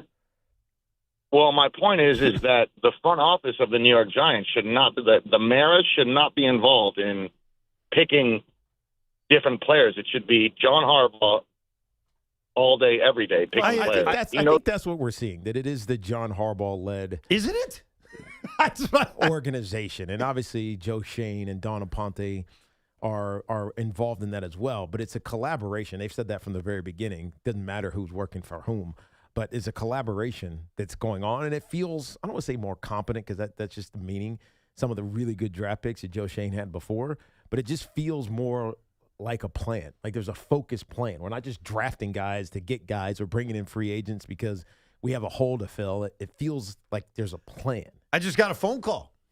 And by the way, it has nothing to do with the Maras. I just got a phone call from 2022. Okay. They said they want their phone call back. Right. The phone call was from 4 years ago. Well, that was so weird. Like, we're talking about Daniel Jones I know. and how ownership's too involved with picking players. First of all, if ownership was picking players, wouldn't Saquon have re-signed? 100%. And second of all, it's like a new era in Giant football. Now, that doesn't mean they're definitely going to win 12 games, but that was a weird one. He also said something nerdy there that actually bothered me more than anything else in the phone call. The Daniel Jones trade? No, he called the Colts from Indiana. Like, literally, yes, but they're the Indianapolis Colts. I don't know. Something about that. I think Dan in Warwick is a famous caller in FAN history. Isn't he the one that initiated the Giants and Giants picnic call? No, it's a different one. I thought that was Dan in Warwick. No, because you don't remember when that went famous? The guy called in twice and could not be bothered with the fact that it was his I fault. understand. I'm saying that's the same guy. He's No, back. that guy quit calling. No, he's back. He has No. a point from 4 years ago. I don't know if you know this Dan, popular name, Warwick, very popular. Oh, you think it's a different Dan in Warwick? Of course it is. We've had some weird calls today, and I've loved them. Like the one earlier, if you missed it, you could rewind on the Odyssey app. The guy introduced himself by his full name. He said, "Hi, I'm Joe Manello," whatever his last name was. I'm a third-time, long-time. And then he says, "I went to Chipotle. I just had a great arm workout." So in the first 10 seconds That's of the good phone detail, though, man. It was amazing. No, I loved it. I'm not even mocking it. Like, the phone call gives his full name, third time, long time, Chipotle arm workout, and then puts together a long-winded point that the Knicks should go play in another arena because superstars play too well at Madison Square Garden. That was amazing. Who says WFAN isn't what it used to be? That's a phone call straight out of 2011. Dave is on Long Island. Hey, Dave. Hey, what's going on, fellas? What's up? Well. Hey, listen, just FYI for you guys, because everyone seems to be on this thing with this fried chicken, ice cream, whatever the hell you call it. Yeah. They have it in the supermarket. It's not the same. Like, it's the same thing as ice cream. They have ice cream in the supermarket, too. But when you go to a ballpark, it's just different. Really, Evan? They have ice cream in the supermarket? supermarket? I didn't know that. Are you mocking me? But they don't have soft serve in the supermarket. Well, but they have soft serve at other places. Like, you could get soft serve at other places. Yeah, and if you get soft serve at Carvel and they plop the helmet, it would be exactly the same thing. You agree with that last caller's opinion? Well, There's something different about doing it at the ballpark. No, well, I did the fried chicken ice cream from home. Of course, Craig reaped the benefits of it, but I did it from home. I posted a video of it. It's exactly the same one they said. I am so confused by what you just said. You did it from home, and then Meaning Craig he went did to what? the supermarket. Okay, and had I it. went. I found this at Stu Leonard's. Okay. I ate it. I posted a video. People loved it.